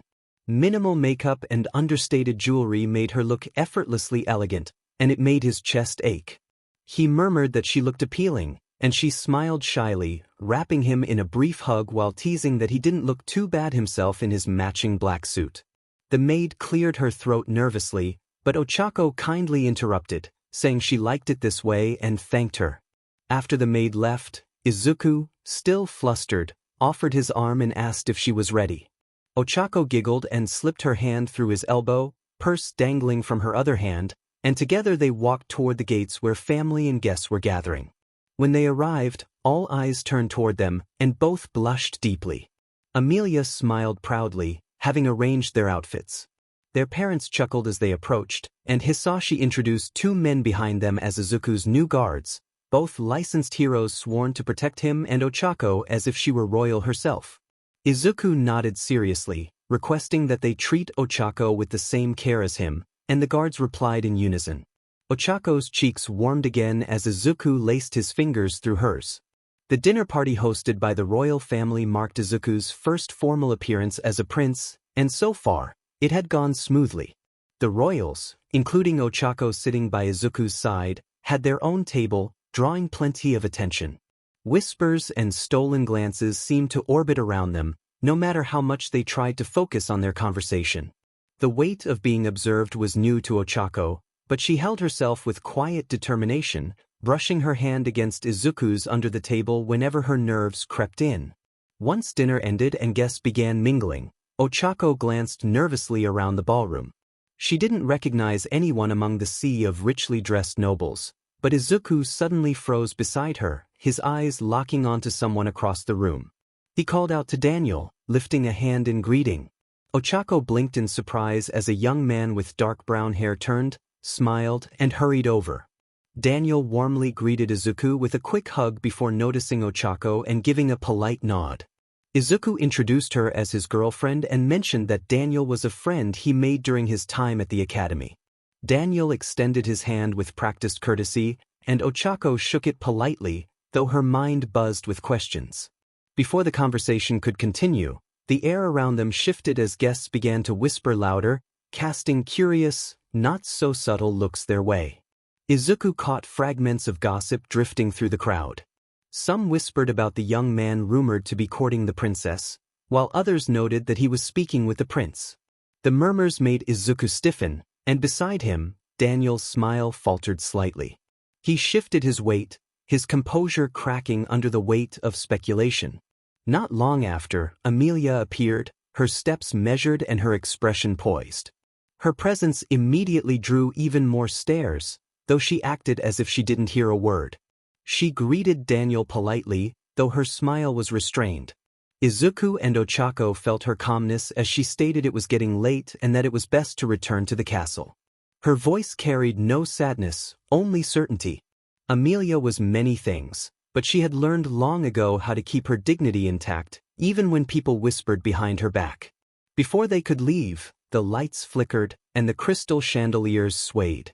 Suddenly, there was a crash as the ballroom windows shattered inward, glass spraying across the polished floor. Guests screamed as smoke filled the room. From the haze, dark figures emerged, clad in mismatched armor and masks. One of them snarled, declaring that the Windsor family was all gathered in one place and that their line would end that night. Jacob barked out a warning, shoving Inko, Hisashi, and Amelia behind a barricade of guards. Izuku and Ochako were too far away. Without hesitation, Izuku activated full cowling, green lightning crackling around him as he removed his suit jacket. He urged Ochako to follow him. Without hesitation, she ripped her dress at the knees, her fingers grazing the marble floor as her quirk activated, lifting the marble tiles and shaking the ground. She raised the tiles along with the villains, making them sway in the air. Izuku leaped into action, slamming a powerful strike into the nearest enemy, sending him crashing into two others mid-air. The shockwave rattled the chandeliers, but Ochako released her quirk just in time, dropping the floating enemies into the debris below. As she sprinted to evacuate, terrified nobles, another villain lunged for her, blade glinting. Izuku darted between them, grabbing the attacker and slamming him to the ground, declaring that no one would touch her. Another villain hissed and fired a blast of dark energy toward him, but Ochako intercepted the blast midair with a floating marble tile, dispersing it harmlessly. The villains realized they were working together too well and began to retreat. A large fire burst forth, revealing a furious Amelia. She commanded the villains not to run away, her hands engulfed in fire as she launched a wave of flames toward them. Among the villains, one with a barrier quirk shielded himself and his comrades as they attempted to escape through the windows. Amelia's eyes burned with intensity as she called for the guards to pursue the fleeing villains. The ballroom was left in chaos, with broken glass glittering on the marble floor and smoke hanging thick in the air. Slowly, the terrified murmurs of the nobles gave way to applause. At first hesitant, the clapping grew louder until the entire ballroom erupted with shouts of praise. Guests marveled at how the prince and his companion had fought with perfect coordination, and they were in awe of the princess's firepower. Izuku straightened, placing a hand on Ochako's back, his chest heaving and green sparks still crackling faintly along his arms. Beside him, Ochako brushed dust from her torn dress, her cheeks flushed but her eyes sharp as she scanned the room to ensure the nobles were safe. Amelia stood near the shattered windows, her hands still glowing faintly with embers, her expression fierce and unyielding. Then Hisashi and Inko stepped forward, and the crowd parted instantly, bowing their heads as the king and queen approached their children. Hisashi's voice carried effortlessly through the hall, deep and commanding. He began by stating that the night could have ended in tragedy, but thanks to the swift actions of his children and Ochako, it did not. He paused to let his words sink in before softening his tone, praising them for fighting not as royals, but as protectors, with courage, instinct, and unity.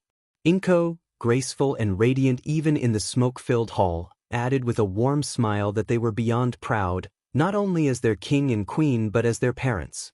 They had protected lives that night and upheld everything their family and kingdom stood for. The nobles murmured in agreement, their gazes lingering especially on Izuku and Ochako, whose teamwork had been undeniable.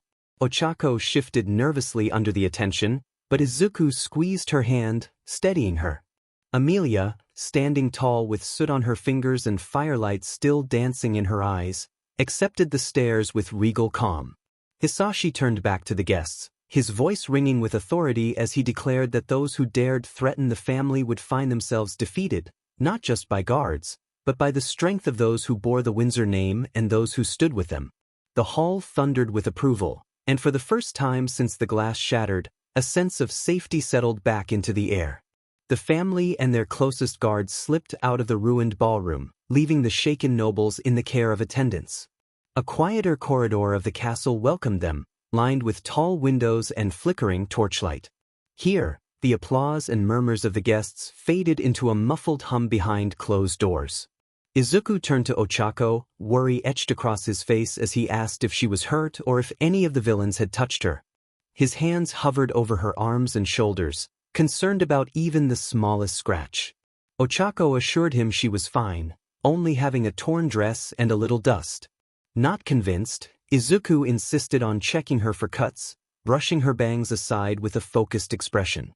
𝗬𝗧𝗄 laughed softly, finding his concern endearing. She teased him, but her heart warmed at the sincerity in his eyes, assuring him that nothing had happened and that they had each other's backs. His shoulders eased, though he still looked as if he might wrap her in protective layers if he could.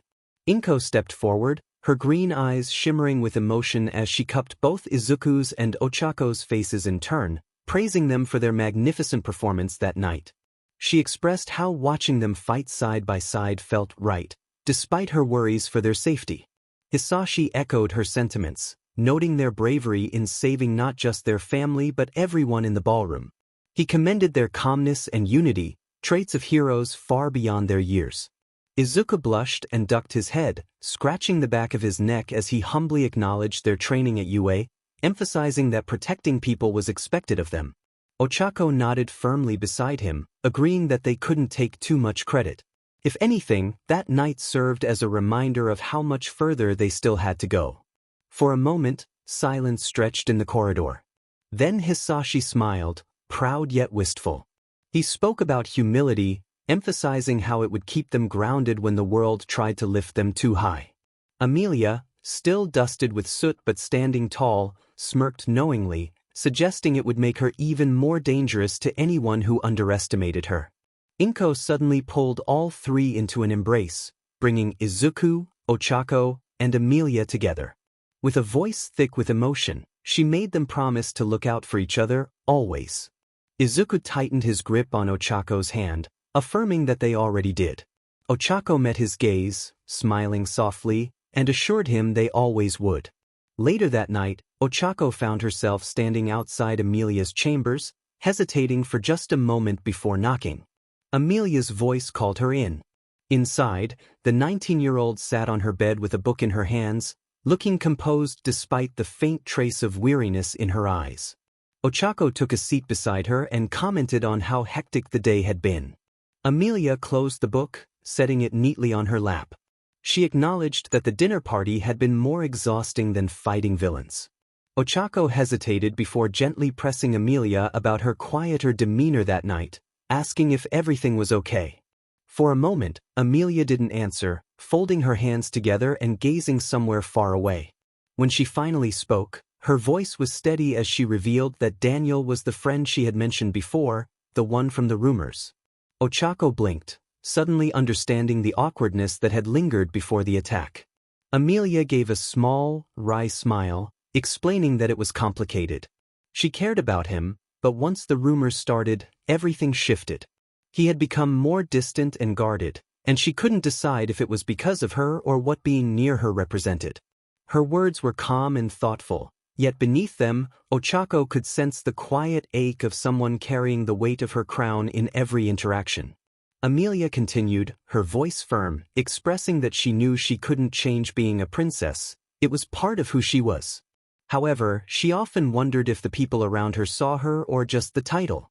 𝗬𝗧𝗄 frowned, feeling empathy tighten her chest.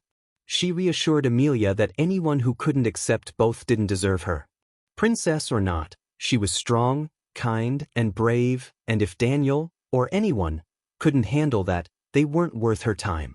For the first time that night, Emilia laughed softly, acknowledging 𝗬𝗧𝗄's boldness. She squeezed the younger girl's hand, her composure returning. Emilia agreed that they couldn't shrink themselves to fit someone else's comfort. 𝗬𝗧𝗄 grinned, relieved to see Emilia's usual spark returning, and suggested a girls' night. Just the two of them, without rumors, titles, or politics, just fun. Emilia considered it for a moment before smiling, agreeing that it sounded perfect. As they returned to UA after their whirlwind trip to England, 𝗬𝗧𝗏 grew impatient, asking Izuku if he had left anything in the van. He groaned, reiterating that he hadn't. They had just come back from a vacation filled with horseback riding, family dinners, and more excitement than either of them had expected. Their new bodyguards, Jacob and Noah, had scooted them back but would now return to England, as UA protocols didn't allow foreign royal guards to linger. Izuku felt a warm satisfaction knowing how much his family had welcomed 𝗬𝗧𝗏. Even Emilia, who had teased him relentlessly, promised to visit him in Japan soon. The thought made him sweat nervously, worrying about the risk of blowing his cover. However, when he saw how sincerely his sister had tried to comfort him, he kept his worries to himself and just smiled. He experienced mixed feelings. He was happy that his parents had reconciled and that his mom was no longer alone, but that also meant he didn't have a home to return to in Japan. Sensing his sadness, Emilia attempted to comfort him as best she could. Izuku waved goodbye to his guards and told 𝗬𝗧𝗏 it was time to go. He wheeled his bike toward the gates, suggesting she head to the dorms first while he parked. 𝗬𝗧𝗏 agreed and they split ways. She barely made it through the dorm doors before flopping onto the entryway floor with a dramatic sigh, feeling exhausted. Ishido's pink head popped into view as she leaned over 𝗬𝗧𝗏's upside-down face, welcoming her back with enthusiasm and pulling her into a tight hug. 𝗬𝗧𝗏 laughed, dragging her suitcase out of the way and noting that she should move it before Izuku tripped over it. Ishido asked where Izuku was, and 𝗬𝗧𝗏 informed her he was parking his bike but would be there soon. Almost on cue, the front doors opened, and Izuku sheepishly asked if 𝗬𝗧𝗏 had seen his power bank. He greeted Ishido, who complimented his new haircut. 𝗬𝗧𝗏 teased Izuku about being forgetful, fishing the missing power bank from her purse. He scratched his cheek, embarrassed by the attention. Ishido playfully groaned, commenting that they already acted like a married couple, which made her feel incredibly single before dramatically waving goodbye and leaving the couple laughing. They dragged their luggage upstairs and were soon swept into a lively reunion in the common room. Their classmates, also back from break, greeted them with cheers, chatter, and compliments about Izuku's haircut, which only made him revert to his shy and mumbling self. Izuku's smile turned nervous when their classmates inevitably turned their attention to him and 𝗬𝗧𝗏. Ishido leaned forward with a mischievous grin, asking if they had secretly gotten married in England. 𝗬𝗧𝗏 nearly fell off her seat, flailing her arms in protest. She insisted it wasn't like that at all. Jiraiya pressed for details, wanting to know what their trip had been like. Izuku rubbed the back of his neck, cheeks pink, and explained that they had spent a lot of time with his family and done some sightseeing. Kaminari chimed in, smirking, asking if they had stayed in a royal suite. The class chuckled, leaning closer, eager for a hidden secret. Izuku laughed nervously, clarifying that they had stayed somewhere bigger with stables, where they had gone horseback riding a lot. 𝗬𝗧𝗏 quickly jumped in, smiling sheepishly as she explained that it was more countryside than city, and his family wanted to show her a quieter side of England. This explanation seemed to satisfy most of the class, though Ishido remained unconvinced, crossing her arms with a pout and expressing her disbelief. Both Izuku and 𝗬𝗧𝗏 felt their faces heat up as laughter filled the room, breaking the tension. The atmosphere was still lively when 𝗬𝗪𝗏's voice suddenly broke through. She asked if they had shared a room during their trip, and the laughter faded instantly, all eyes turning to the two, who turned beet red. 𝗬𝗧𝗏 flailed her arms, insisting they had separate rooms, while Izuku stammered in agreement, his face buried in his hands. The room erupted in laughter once more, with Ishido nearly rolling on the floor and even Todoroki showing a hint of amusement. 𝗬𝗪𝗏 laughed, claiming she was only joking, but the teasing continued as Izuku and 𝗬𝗧𝗏 blushed deeper, the playful chorus of lovebirds following them into the night.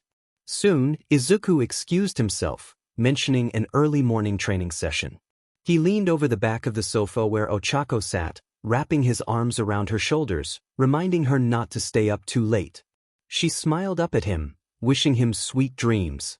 Mineta groaned about their obvious affection, prompting more laughter as Izuku waved goodnight and retreated upstairs.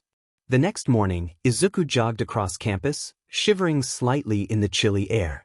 Spotting All Might bundled in a beige coat, he called out to his mentor. All Might greeted him warmly, commenting on his new haircut and saying it looked mature. Izuku's eyes sparkled with joy at the compliment, promising to keep the haircut forever. All Might then mentioned hearing from Kaminari about Izuku dating Uraraka, and Izuku froze, worried about All Might's reaction. To his relief, All Might expressed gladness, encouraging him to embrace happiness and not deny himself love. A week later, Class 2A settled into their second-year routines, the coursework tougher but the energy still vibrant.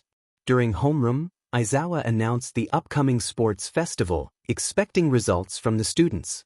The class buzzed with excitement and nervousness, especially when Aizawa mentioned special guests would be attending. Bakugou declared his intention to win, while Kirishima tried to calm him down, and Izuku chuckled at his friend's typical enthusiasm. Ochako leaned against his desk, curious about the special guests, but Izuku shrugged, feeling a sense of anticipation about the festival. During training, Ida advised Izuku to tighten his abdominal muscles for better control, and Izuku focused intently on his technique. He appreciated the support from his classmates, especially Ida's precise feedback. Across the training grounds, All Might and Aizawa observed, with Aizawa repeatedly urging Bakugou to calm down after each explosive display. Izuku glanced at Ochako, who was training hard with Tsuyu, her determination evident. He smiled to himself, feeling warmth in his chest before returning to his drills. When Aizawa finally called for a break, Izuku quickly crossed the floor and hugged Ochako from behind, resting his chin on her shoulder. She jumped slightly, embarrassed about being sweaty.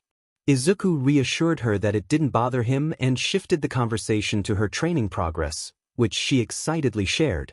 However, their moment was interrupted by Aizawa reminding them they were still in class, causing both to spring apart, their faces flushed.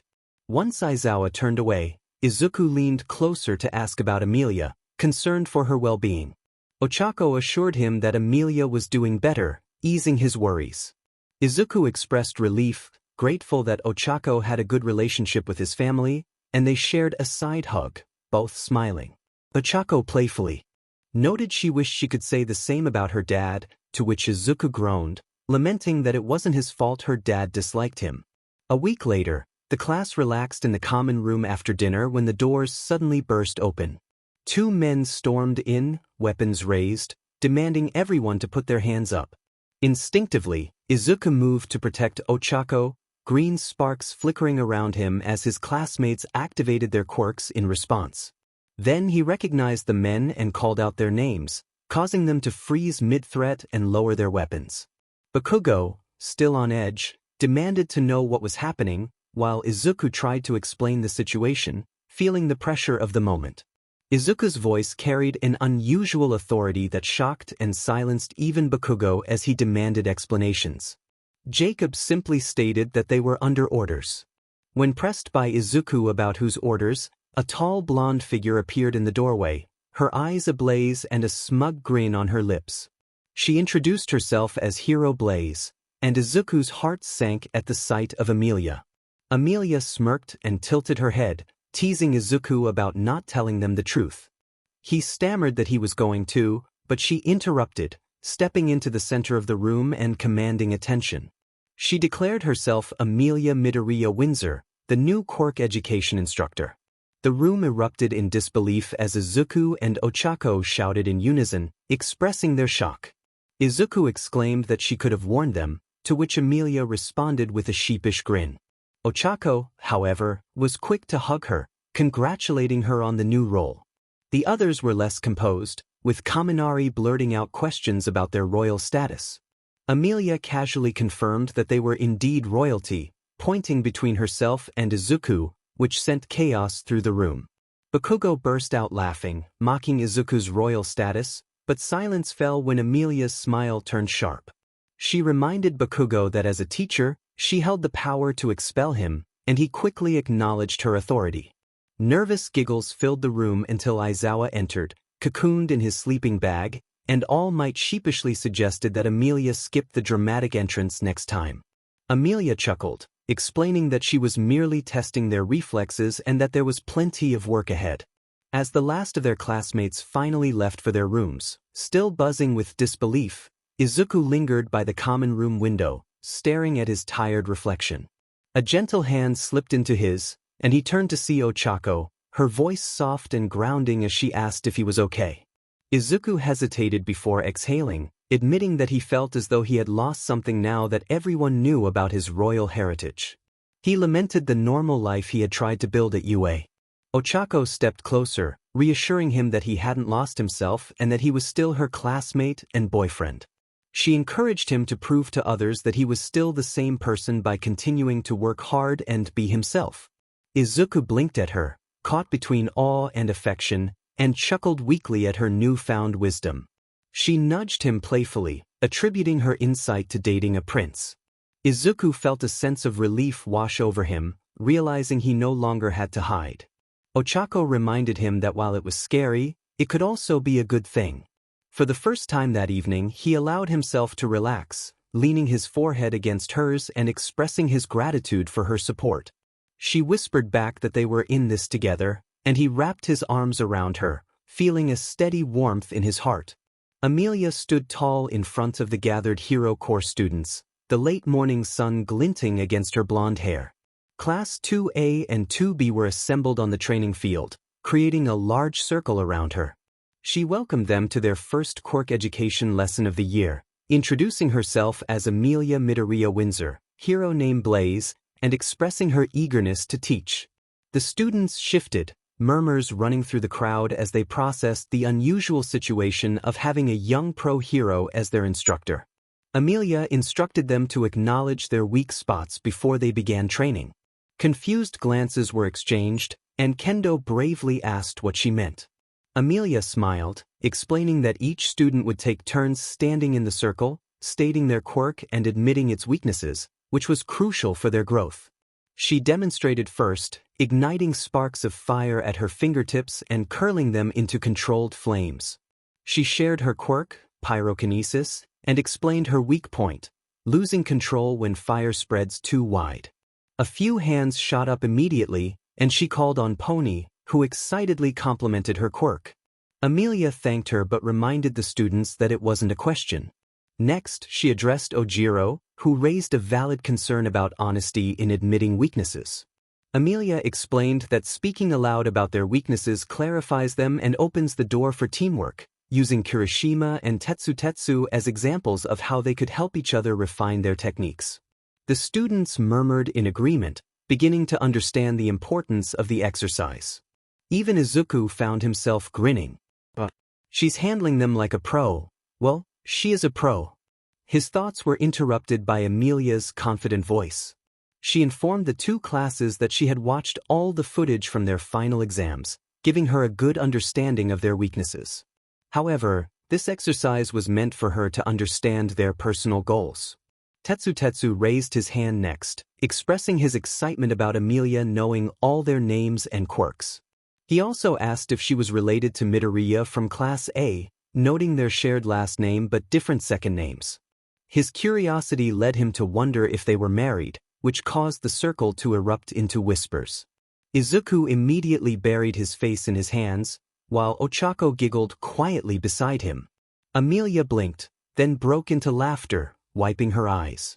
She clarified that Izuku was her younger brother and added playfully that she didn't date younger men, even if they were as cute as Izuku, leaning down to pinch his cheek. Izuku whined in response, his cheeks turning red as the class chuckled. Meanwhile, Mineta dramatically collapsed to his knees, lamenting the situation, which only earned groans of disgust from the girls. Emilia chose to ignore him and redirected the focus back to the exercise. She asked Yaoyorozu to start them off. Momo stepped into the circle with a dignified nod, introducing herself as Momo Yaoyorozu, hero name Creati. She explained her quirk, creation, which allowed her to form non-living objects from her exposed skin, and shared her main weakness of stamina, expressing her longing to train her endurance. Emilia responded warmly, thanking her before moving on to the next student. Each student stepped forward with honesty, sharing their quirks and goals. When it was Izuku's turn, He shifted nervously before introducing himself as Izuku Midoriya, hero named Deku. He explained that his quirk didn't have a name, but it was a strength-enhancing quirk that could cause him to break bones if used at full power. His goal was to learn to handle 100% without injuring himself. Minoma snickered loudly, mocking Izuku for not knowing his quirk's name, claiming it was pathetic and declaring Class B's superiority. However, he was quickly silenced by Kendo. Izuku rubbed the back of his neck, explaining that his quirk had manifested late, which was why he was still catching up. The murmurs softened into understanding nods. Ochako stepped forward next, her cheeks pink but eyes bright. She introduced herself as 𝗬𝗏𝗎𝗓𝗏, hero named 𝗬𝗏𝗎𝗍. She explained her quirk, Zero Gravity, which allowed her to make things she touched weightless temporarily. She shared her goal of pushing her limits further without feeling sick. Amelia smiled proudly at her before continuing the exercise. By the time everyone had spoken, the mood had shifted from awkwardness to lively discussion, with students trading tips and encouragement across class lines. Amelia received many questions, both about herself and for advice regarding their weak spots. As the lesson wound down, Amelia raised her voice again, commending everyone for their efforts.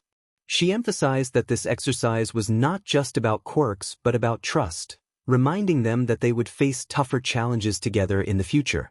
Building ties now would make them stronger later. She glanced toward the training hall and called out to Izawa and Vlad, who emerged from behind the building. Izawa remained expressionless while Vlad smiled sheepishly. Amelia confirmed that she had known they were watching, noting that they hadn't been discreet. Izawa's gaze was steady as he commended Amelia, stating that they had been instructed to observe and assess her performance, considering it her unofficial final exam as a teacher. Amelia tilted her head, arms crossed, and asked for their verdict. Vlad nervously scratched his cheek, admitting that she had passed with flying colors. The students erupted into cheers, and Amelia smiled, feeling warmth in her palms, not from her quirk, but from pride. The class buzzed as they headed back toward the dorms, chatting about each other's quirks and laughing over Minoma's earlier meltdown. Amelia lingered behind with Izawa and Vlad, discussing notes and training plans. Izuku hung back as well, waiting just outside the field until Ochako joined him. His freckled face glowed with excitement as he exclaimed how incredible Amelia had been, handling the class like she had been teaching for years. Ochako agreed, noting Amelia's passion and ability to make people trust her. She playfully nudged Izuku, suggesting that the talent ran in the family.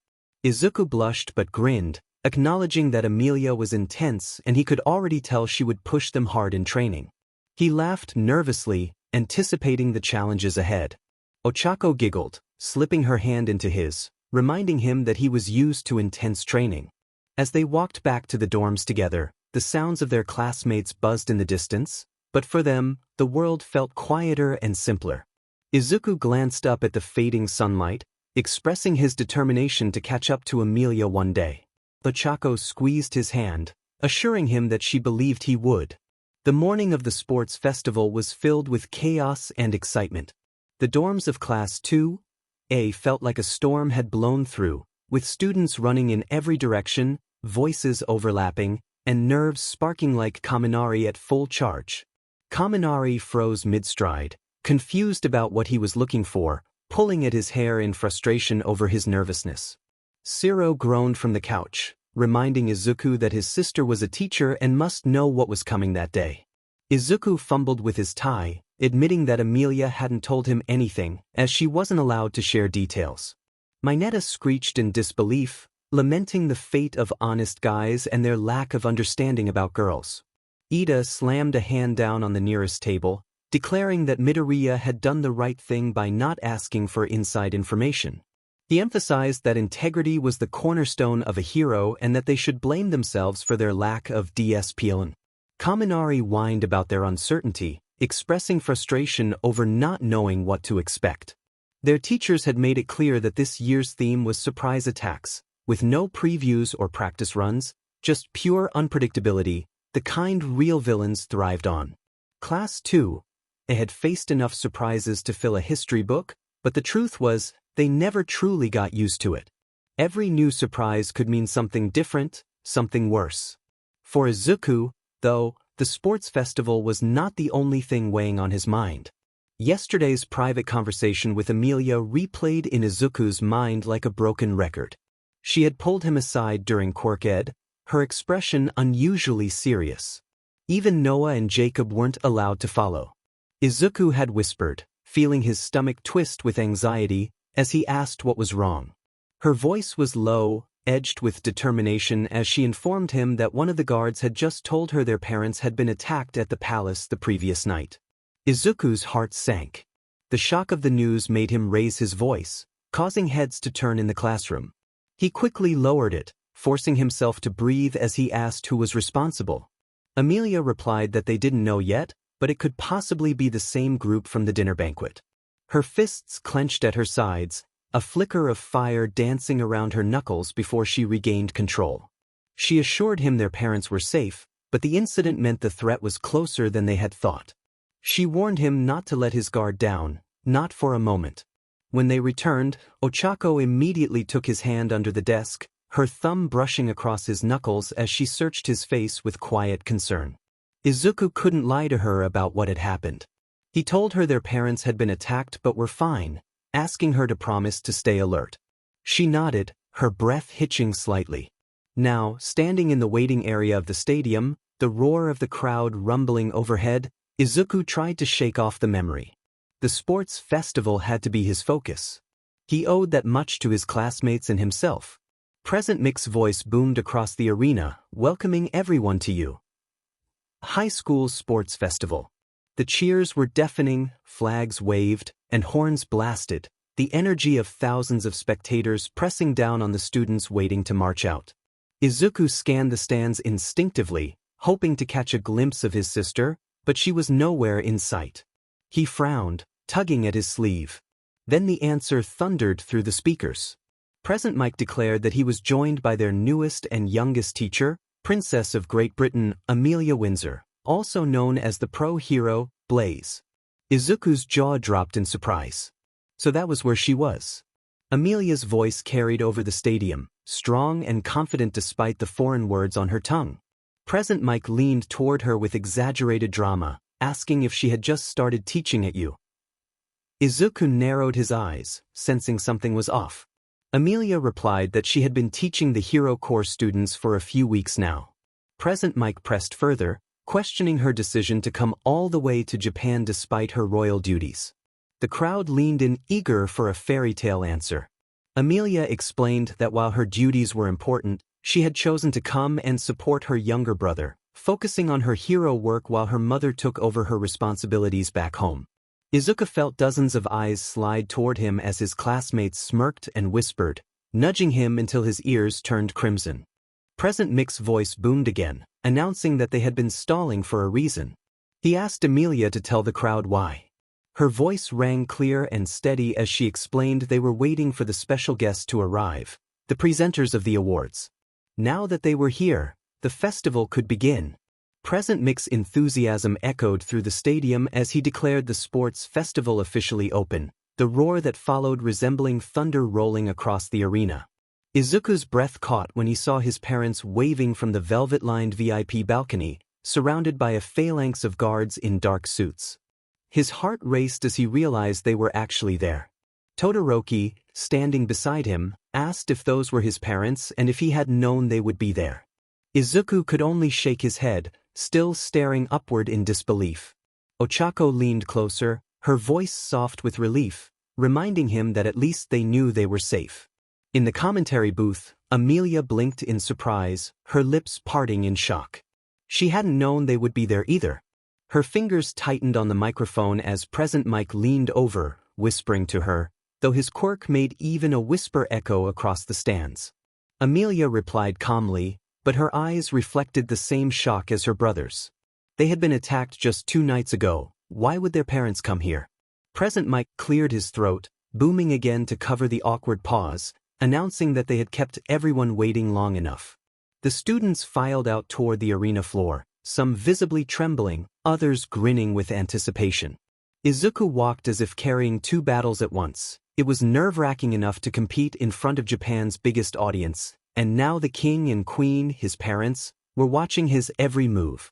Beside him, Todoroki offered quiet encouragement, reminding him that his father had watched him last year too. Izuku managed a thin smile in response. Present Mick's voice rang out again, asking Amelia to do the honors of announcing the first event. Her confident voice filled the arena as she declared the first challenge of the sports festival to be an obstacle course. A wave of groans rolled through the students at the mention of the same event as last year, but Present Mike laughed, assuring them that the course had been upgraded, warning them not to let their guard down. Meanwhile, in the VIP balcony, the king and queen leaned forward, eyes locked on their son. Inko murmured to Hisashi, expressing her excitement about seeing Izuku at the festival for the first time. Hisashi's expression softened with guilt as he reflected on not being there in previous years. Inko reassured him that they were present now, and that was what mattered. Their moment was interrupted by a guard announcing that distinguished guests were requesting an audience. Inko brightened at the sight of All Might, who bowed deeply, followed by Aizawa, whose usual drowsy demeanor shifted to something more formal. Introductions passed quickly, leading to the questions both royals longed and feared to ask. Inko pressed Aizawa for an honest assessment of Izuku's progress. Aizawa nodded, assuring her that as his homeroom teacher, he could confirm that Izuku trained harder than almost anyone in his year, with unmatched analysis skills and being one of their strongest combatants. All Might added with pride that Izuku pushed himself beyond limits. Even if his quirk was difficult to control, he had already made it his own. Inko's eyes glistened, relief softening her features. Hisashi nodded, a quiet pride burning in his gaze. Aizawa respectfully excused himself after a while, leaving only All Might with the royal couple. He leaned forward, lowering his voice to share important information about their son. Inko listened intently, her eyes full of concern. All Might explained how One for All had been passed down through generations, a torch carried through darkness. He revealed that Izuku had once been quirkless but had leapt forward without hesitation when his friend was in danger. On that very day, All Might had chosen him, their son, to inherit the power that came with both unimaginable strength and a heavy burden. By the time he finished, Inko's hand trembled against her lips. She whispered, stunned by the revelation that her son had truly been quirkless. Memories flooded her mind, Izuku's tears as a child, asking why he wasn't like the other kids. All those years of trying to console him when she had no answers. He had never told her, he just smiled and said he would figure things out. Beside her, Hisashi sat utterly still, his jaw tight.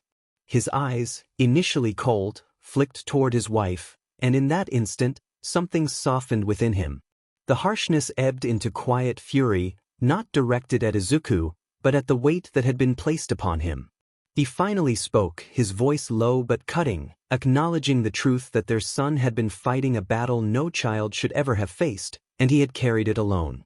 All Might met his gaze unflinchingly. He affirmed that Izuku had never faltered, embracing the weight of his choice.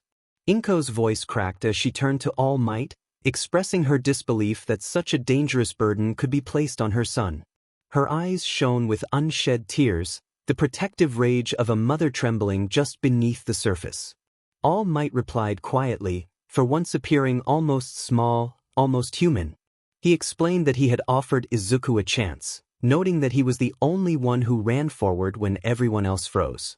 Even as a quirkless boy, he chose to fight, and All Might had simply given him the tool to match his heart. A long, heavy silence enveloped the balcony, broken only by the roar of the crowd below. Hisashi exhaled slowly, leaning back in his chair, the weight of his words undeniable. He acknowledged that Izuku had accepted the power knowing the risks, which meant he also accepted the destiny tied to it. If Izuku believed he could shoulder it, then Hisashi would believe in him as well. He was his son. Inko's shoulders shook, torn between fear and pride. She pressed her face into Hisashi's arm, clinging to the one anchor she had, fiercely declaring that he was still her little boy. Hisashi responded gently, wrapping an arm around her, but his gaze returned to All Might, sharp, steady, and commanding. He insisted that if All Might had given Izuku this burden, he better do his part. Teach him and protect him until he could stand taller than even All Might.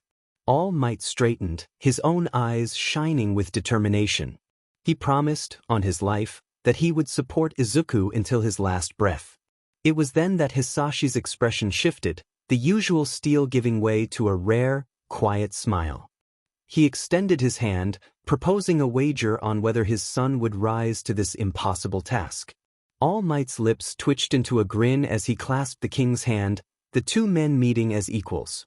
He confidently declared that Izuku Midoriya would surpass them all. In the present Mix's voice jolted the students back to reality, announcing the countdown. As the numbers dwindled, Izuku burst forward, green lightning sparking across his body, his vow echoing in his head, "Don't disappoint them."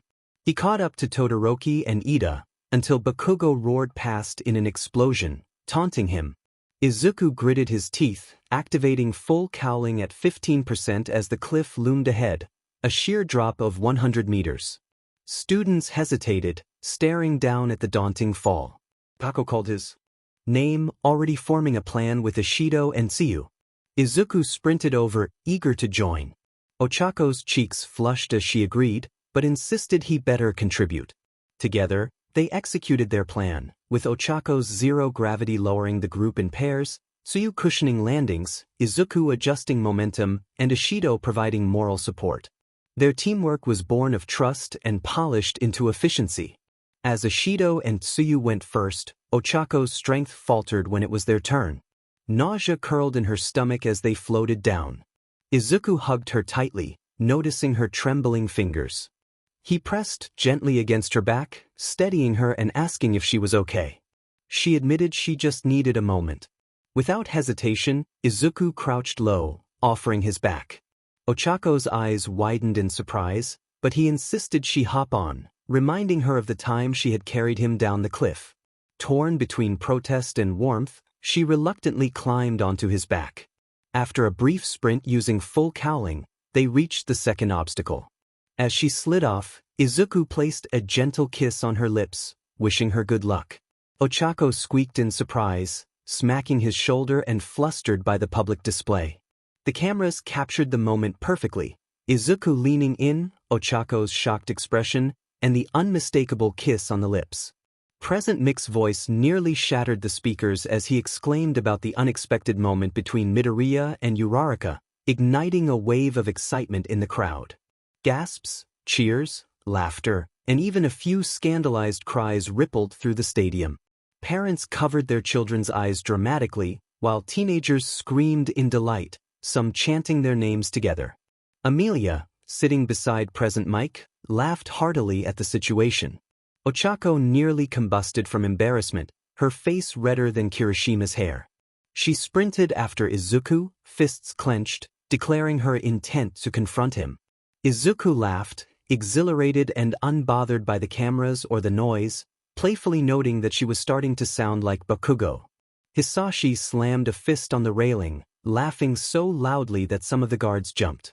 All Might joined in the laughter, clutching his sides, tears streaming down his face as he exclaimed about young love in the middle of an obstacle course.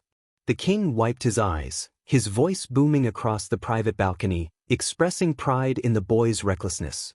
Inko sat between them, hands folded neatly in her lap. She sighed softly, her eyes sparkling with amusement as she commented on the unexpected display of affection in front of thousands of people, unable to hide the small smile tugging at her lips. In the humble living room of the Uraraka household, Ochako's parents sat on the edge of the couch, hands pressed together in anticipation. Mrs. Uraraka remarked on how strong their daughter looked, while Mr. Uraraka crossed his arms tightly, expressing his concern about the boy's intentions. Then, the kiss happened, and the silence in the room was deafening. Mrs. Uraraka's eyes widened, and her hands flew to her mouth in shock.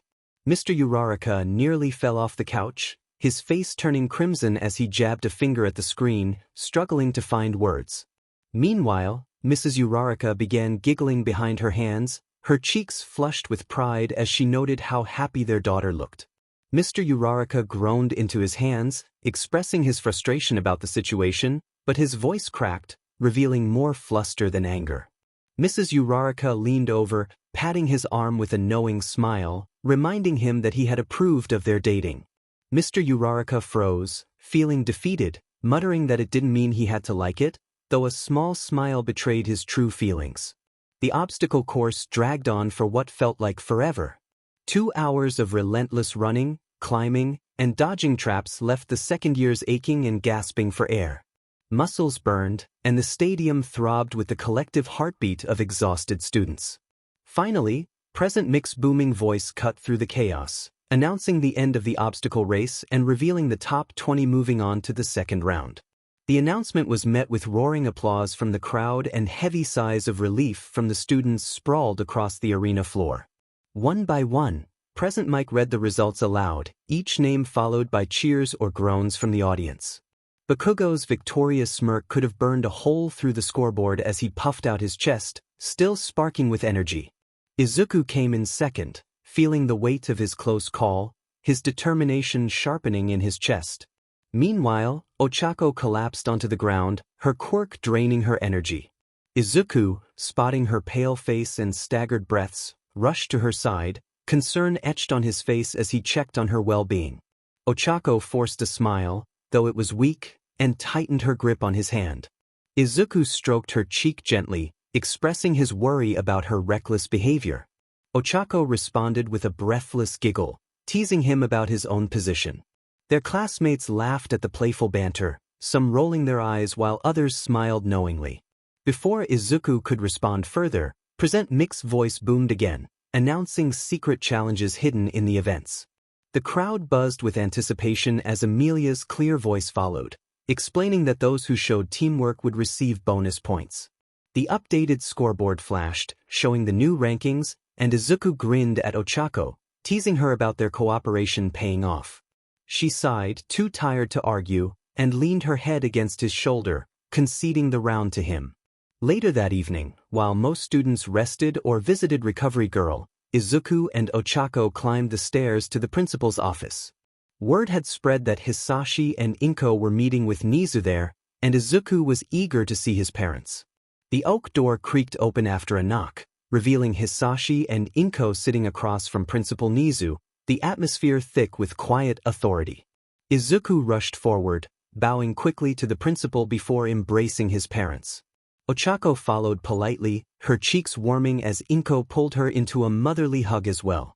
Once seated, Izuku wasted no time expressing his confusion about his father's recent attack and the danger of leaving the castle. Hisashi explained that if villains could breach the castle, it might not be the safest place for them anymore.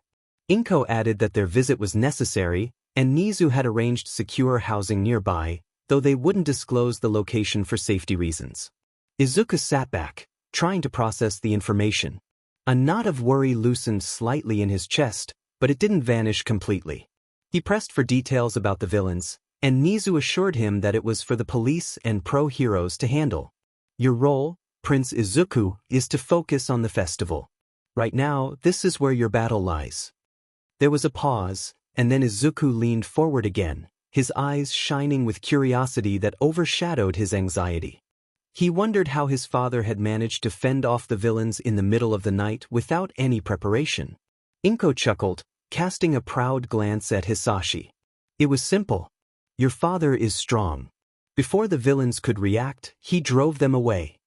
Hisashi wore a small, satisfied smirk, knowing that impressing his son meant everything to him. Ochako interrupted the moment with a question that carried more weight. If Inko had spoken to Amelia yet, expressing concern for her friend who must be worried not being there. Inko nodded, mentioning that Amelia had called earlier and would come as soon as her duties were finished. Her voice faltered slightly as she admitted that teaching was harder than she had imagined, hoping Amelia wasn't overworking herself. Nizu steepled his paws, his dark eyes glinting as he reassured them that every teacher was ensured proper rest, acknowledging that Amelia had taken on a lot, especially with the festival. Yet he believed she was strong and capable. Izuku exchanged a glance with Ochako, and for a brief moment, their hands brushed.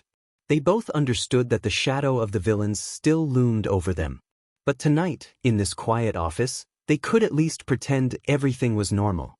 Ladies and gentlemen, Welcome to UA Sports Festival Day 2. Present Mick's voice boomed across the stadium, echoing off the concrete and steel. Beside him, Amelia adjusted her headset with a wry smile, covering one ear. Even a princess needed noise control at this distance.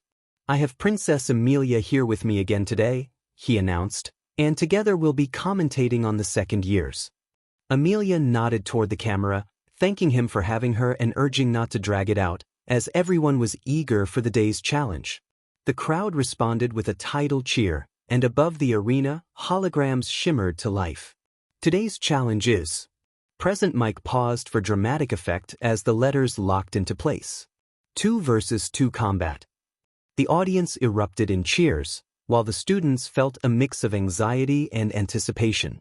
Those with high scores winced at the thought of splitting advantages, while those with lower scores glanced around, calculating and hoping to be paired with someone strong. And, Mike added cheerfully, the pairs will be chosen at random. A wave of groans rolled through the student section. Amelia's voice cut through the noise, calm and clear.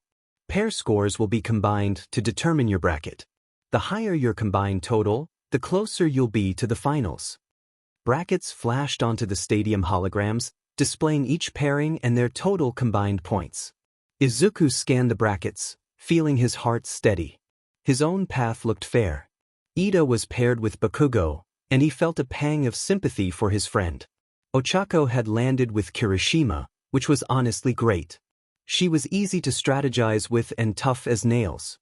What caught Izuku's attention was how odd the matchups were, with quirks that didn't seem to mesh unless the students found creative ways to work together. His fingers twitched. He wanted his hero analysis notebook. Present Mike hooped, announcing that the brackets were set. Higher points, cushier path, at least on paper. Remember, 0 outside help. First match, Amelia announced, Ishido and Monoma versus Uraraka and Kirishima. They had 20 minutes for planning before the arena would be theirs. Izuku didn't get to speak to Ochako before the whistle, but he knew it was for the best. She needed to focus. I won't go easy just because you're my best friend. Ishido yelled from across the square, bouncing on the ball of her feet.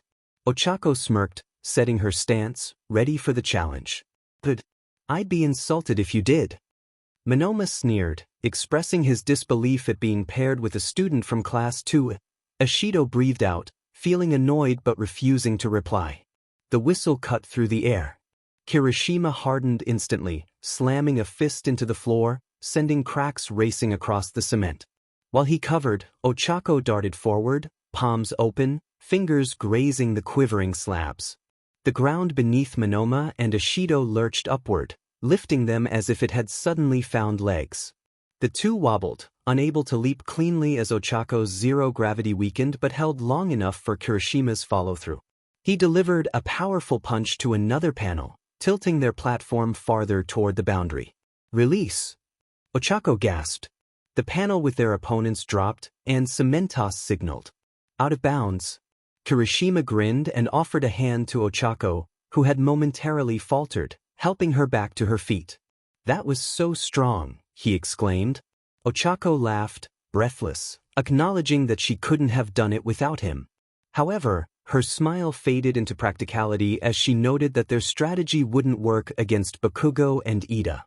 They would need a new plan. We'll come up with one, Kirishima agreed. In the VIP box, Inko clasped her hands together, excitement shining in her eyes. Hisashi, did you see that? Our daughter-in-law is incredible. Hisashi chuckled, pride softening his expression. She's impressive. I'm glad Izuku found someone like her. For a moment, even with danger lurking at the edges of their lives, everything felt possible. You were amazing, Izuku said when Ochako slid back into her seat, her cheeks still flushed from exertion. He tucked a loose strand of hair behind her ear without thinking. Thank you, she murmured, taking a few slow breaths to steady herself. He turned to Kirishima, grinning. You too, Kirishima. Thanks, bro, Kirishima gave a thumbs up. Next plan. We need to handle Ida's speed and Bakugou's explosions, Ochako said, already strategizing. I've got an idea. She leaned toward Kirishima, whispering a quick sketch of rolls and counters. while Izuku scanned the bracket board and found 𝗎𝗎𝗎𝗀𝗎. "What are your thoughts on our likely opponents?" he asked as 𝗔𝗂 and 𝗂𝗔 stepped in against 𝗕𝗁𝗵𝗃 and Kaminari. 𝗎𝗎𝗎𝗀𝗎 observed the opening moves. 𝗔𝗂 and 𝗂𝗔 have range and coverage, but Kaminari's light interferes with dark shadow. If 𝗕𝗁𝗵𝗃 can offset that, they might have practiced a workaround, Izuku noted, eyes narrowing as he watched them coordinate. If they did, they have the edge. They did. After a long, challenging bout, Kaminari and 𝗕𝗁𝗵𝗃 secured the win, solidifying Izuku's path. Ladies and gentlemen, Match 3, Midoriya and 𝗎𝗎𝗎𝗎𝗀 versus 𝗕𝗁𝗵𝗃 and Kaminari. Present mic practically vibrated with excitement. Princess, any predictions? Amelia's tone remained neutral. Both pairs have strong offense. We'll see who adapts faster. 𝗵𝗵𝗃 signaled, and Kaminari opened with a sweeping lightning strike. In the same instant, 𝗎𝗎𝗎𝗎𝗀 manifested rubberized cloaks, hurling one to Izuku and snapping her own around her shoulders. The crowd roared at the clean and quick counter. Izuku blurred forward, executing a mid-air kick that sent a pressure gust rolling. Dark shadow caught Kaminari and 𝗕𝗁𝗵𝗃 before the wind could blow them away. Defense. Just as planned. Light source, Izuku called back, covering for 𝗎𝗎𝗎𝗎𝗀 while she created something substantial. She crouched, feeling the strain of producing at speed. Izuku pivoted and the world shook. A WHP of black energy tore from within him, lashing across the square. 𝗕𝗁𝗵𝗃 and Kaminari stared, stunned, as black tendrils arced like living cables, wrapping around them and flinging them toward the boundary. They hit the wall, and 𝗵𝗵𝗃 signaled them out. The match was theirs. Izuku didn't pump a fist or grin. He remained focused on the next challenge ahead. His control slipped all at once. The WHPs snapped and writhed, almost as if they were hungry. 𝗎𝗎𝗎𝗎𝗀 reacted instinctively, manifesting a capture cloth similar to Aizawa's and wrapping it around Izuku's chest and forearms, bracing her heels as the black energy tried to break free. The stadium fell eerily quiet. Aizawa vaulted the railing, his scarf already unfurling. His gaze locked onto Izuku, and his erasure quirk washed over him. The WHPs withered, retreating back into Izuku. 𝗎𝗎𝗎𝗎𝗀 held steady, unflinching. Aizawa's eyes softened slightly. He acknowledged her quick thinking with a nod before securing Izuku with his scarf and guiding him from the arena. For a moment, the crowd remained hushed. Then Present Mic's practiced voice broke the silence, announcing that everything was under control and that they would be heading into their scheduled break a few minutes early. In the VIP box, Inko was already on her feet, followed closely by Hisashi. All Might fell into step behind them, his expression unreadable. Hisashi asked if they knew what had just happened, and All Might's jaw tightened as he expressed his suspicion but said he needed to confirm it. Inko insisted they see Izuku first, her voice calm yet resolute, stating that everything else could wait. Recovery Girl's office smelled of antiseptic and peppermint. 𝗕𝗁𝗵𝗃 and Kaminari were nearby, getting patched up. Ochako stood close to Izuku's bed, worry etched in the tight lines around her eyes. Amelia and Aizawa were already present. Inko wasted no time with pleasantries and enveloped Izuku in a fierce hug, asking if he was hurt. He shook his head, steady but shaken. He admitted that he had lost control, even if just for a moment, and that he had never experienced anything like it before. Aizawa assured him they would run a full check and that no decisions would be made until they had results. He glanced at Amelia, instructing her to join him. Amelia squeezed Izuku's shoulder, telling him to call her if anything changed before leaving with Aizawa. Ochako sat beside him, letting her shoulder bump against his. She expressed her concern, saying he kept finding new ways to terrify her. Izuku apologized sincerely, explaining that it hadn't felt like him. Ochako reassured him, saying she forgave him but urged him to be careful. She stood reluctantly, saying she had to return to plan with Kirishima but promised to come back. As the door clicked shut, All Might moved closer, gently addressing Izuku. He mentioned that this situation might relate to something his MSTR had once told him, but he needed to consult Gran Torino for confirmation. Izuku's eyes widened as he glanced at his parents, realizing they were present. All Might informed him that he had already shared everything with them. Izuku swallowed hard, asking if it was truly everything. Hisashi's expression remained unreadable as he assured Izuku they would talk after the festival, emphasizing their trust in him.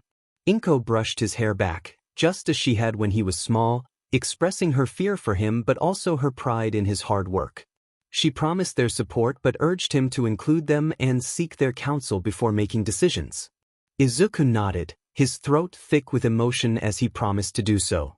The afternoon progressed, and even without Izuku and Yaoyorozu in their final scheduled match, the brackets remained locked in place.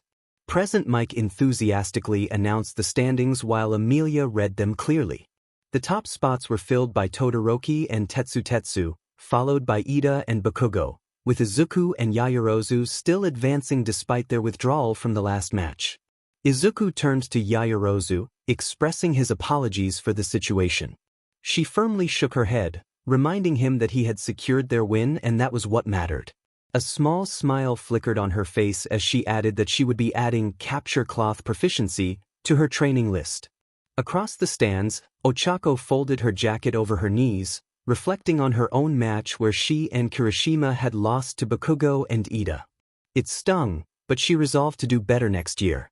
Izuku waved at her from a few meters ahead, his bag slung over his shoulder. She jogged to him and instinctively took his hand, both of them blushing but not letting go. He asked if she was ready to head back, and she nodded, promising to cheer loudly for him the next day, which made him laugh in agreement. They walked toward the exit together, the roar of the stadium fading behind them and the nervous anticipation of tomorrow building in their chests.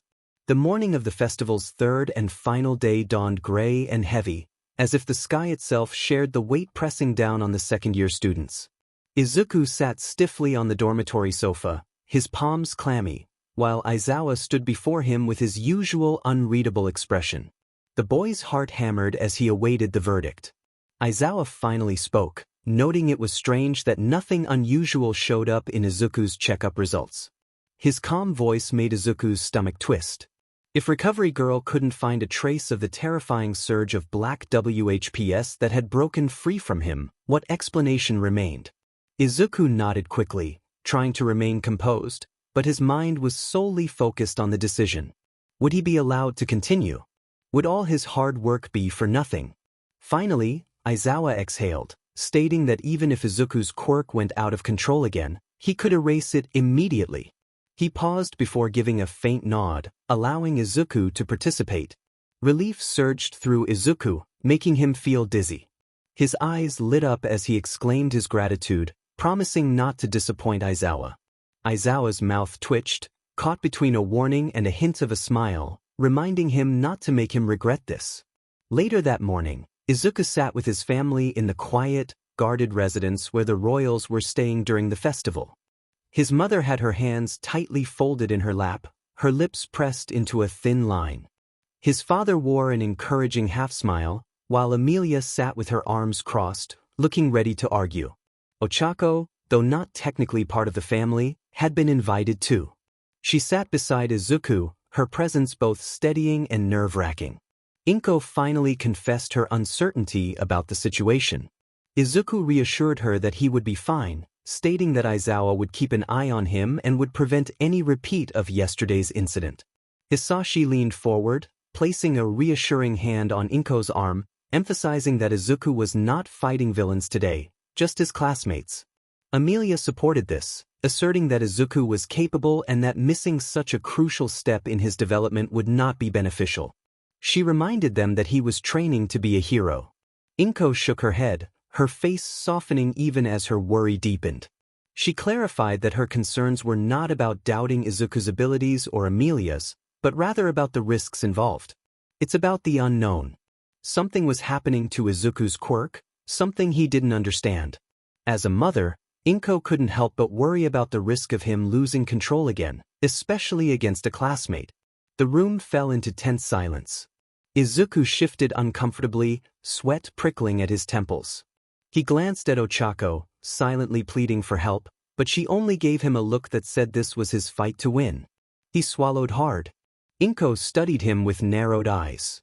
If he was certain, and she meant truly certain, that nothing unusual would happen again, then she would consider allowing it. Izuku hesitated. He wanted to promise her, to soothe her fears. But lying wasn't in his nature. His voice came out in a guilty mumble, admitting he couldn't say for sure. It hadn't happened because he wanted it to, it just happened. He couldn't guarantee it wouldn't again. The entire family felt the weight of his honesty. Inko pinched the bridge of her nose, resigned but still filled with worry. She finally relented, allowing him to continue, but warned him that if anything happened, he would face the longest lecture of his life. Izuku's smile broke through at last, soft and grateful as he thanked her. With that, the family was content to let the matter rest, at least for the moment. By noon, the stadium roared with anticipation again. Present Mick's booming voice sent out shockwaves as the crowd cheered. He introduced Princess Amelia Windsor, who had grown more comfortable behind the mic over the past 2 days. She smiled, waving to the crowd through the camera lens, expressing her belief that today would be even crazier than the last.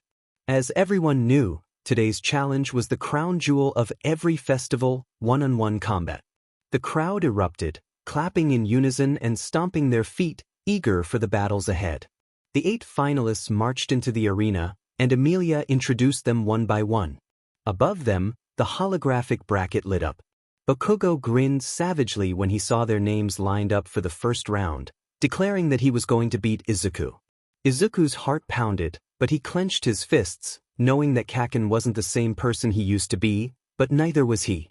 Meanwhile, Ashido nudged Hagakure, pointing toward the VIP box where a familiar brown-haired girl sat nervously but proudly beside Izuku's parents. Ashido squealed in excitement upon realizing it was Ochako, who was sitting with his family. The girls began planning their wedding, discussing bridesmaid dresses and color themes, while Izuku focused on muttering strategies into his notebook, preparing for the inevitable clash between childhood friends. The first match was surprisingly long. Todoroki overwhelmed Azui with fire, though she fought bravely, refusing to give in until the very end. Then it was time for Izuku and Bakugou to step into the square, the air between them charged with years of rivalry. 𝗵𝗃𝗲 raised his hand, while Aizawa stood nearby, ready to intervene at the first sign of trouble. When the signal dropped, they lunged. Izuku kicked, and Bakugou blasted, sparks meeting wind and flame meeting force. The crowd's roar shook the arena as they clashed again and again, neither yielding an inch. Minutes dragged on, filled with explosions, gusts, sweat, and grit. Izuku's clothes burned at the edges, and Bakugou's palms smoked with effort, yet they pressed on. Finally, with both boys near exhaustion, Bakugou unleashed his largest explosion yet. The shockwave rippled through the stands as Izuku countered with 30% of one for all, delivering his strongest kick yet. Fire and wind collided in a blinding storm of heat and dust. When the smoke cleared, both boys lay sprawled on the ground, unconscious. 𝗵𝗃𝗲 hurried forward, and the crowd leaned in breathless. Bakugou's body remained inside the square, while Izuku's arm dangled just over the boundary line. The announcement declared Bakugou as the winner. The rest blurred by, recovery girl scolding, burns healed, pride wounded. In a small white room, Kaken muttered something unexpected, acknowledging that Izuku had put up a good fight. Izuku blinked, then smiled faintly, congratulating him on the win. Determination burned in his tired eyes as he declared that next year, he would win for sure. Bakugou snorted in response, dismissing the idea. That afternoon, medals gleamed in the sunlight as Amelia and Present Mike called the podium. 𝗧𝗵𝗃𝗧𝗵𝗃 received 4th place, followed by Bakugou in 3rd, who scowled while Inko smiled warmly as she placed the medal around his neck. Yaoyorozu accepted the silver for 2nd place, and the gold went to Todoroki Shoto, with the crowd roaring in approval. When the cheering finally died down, Amelia raised her microphone, congratulating the winners and every student who fought hard over the past 3 days. She praised their growth and encouraged the crowd to give them one more round of applause. As the crowd thundered, Izuku and Ochako walked back toward the dorms hand in hand, their silence comfortable, a quiet promise to keep pushing forward together. Amelia let the unknown number ring twice before answering. A familiar voice stumbled in, apologizing for the past few weeks and acknowledging that it wasn't her fault. She responded coolly, pointing out that ignoring a royal in public was unwise and that he had misread the situation. After a brief silence, he asked to meet and talk, but she declined, stating she was in Japan before ending the call. She stared at her reflection in the dark phone screen until the irritation slipped off her shoulders. Refusing to let an irrelevant boy steal her morning, she embraced the balance in her life, teaching at a top hero academy, enjoying breakfast with her brother, and having her parents manage her royal duties. Gathering her folders, she zipped up her hero suit and stepped into the hall of the teacher's dormitory, her posture changing with the armor. By midday, the rhythm of class had smoothed the last rough edge from her mood, as she spent the week tightening drills and then loosened the last 10 minutes for check-ins, creating quiet corners where students could ask about sleep, nerves, or simply nothing at all.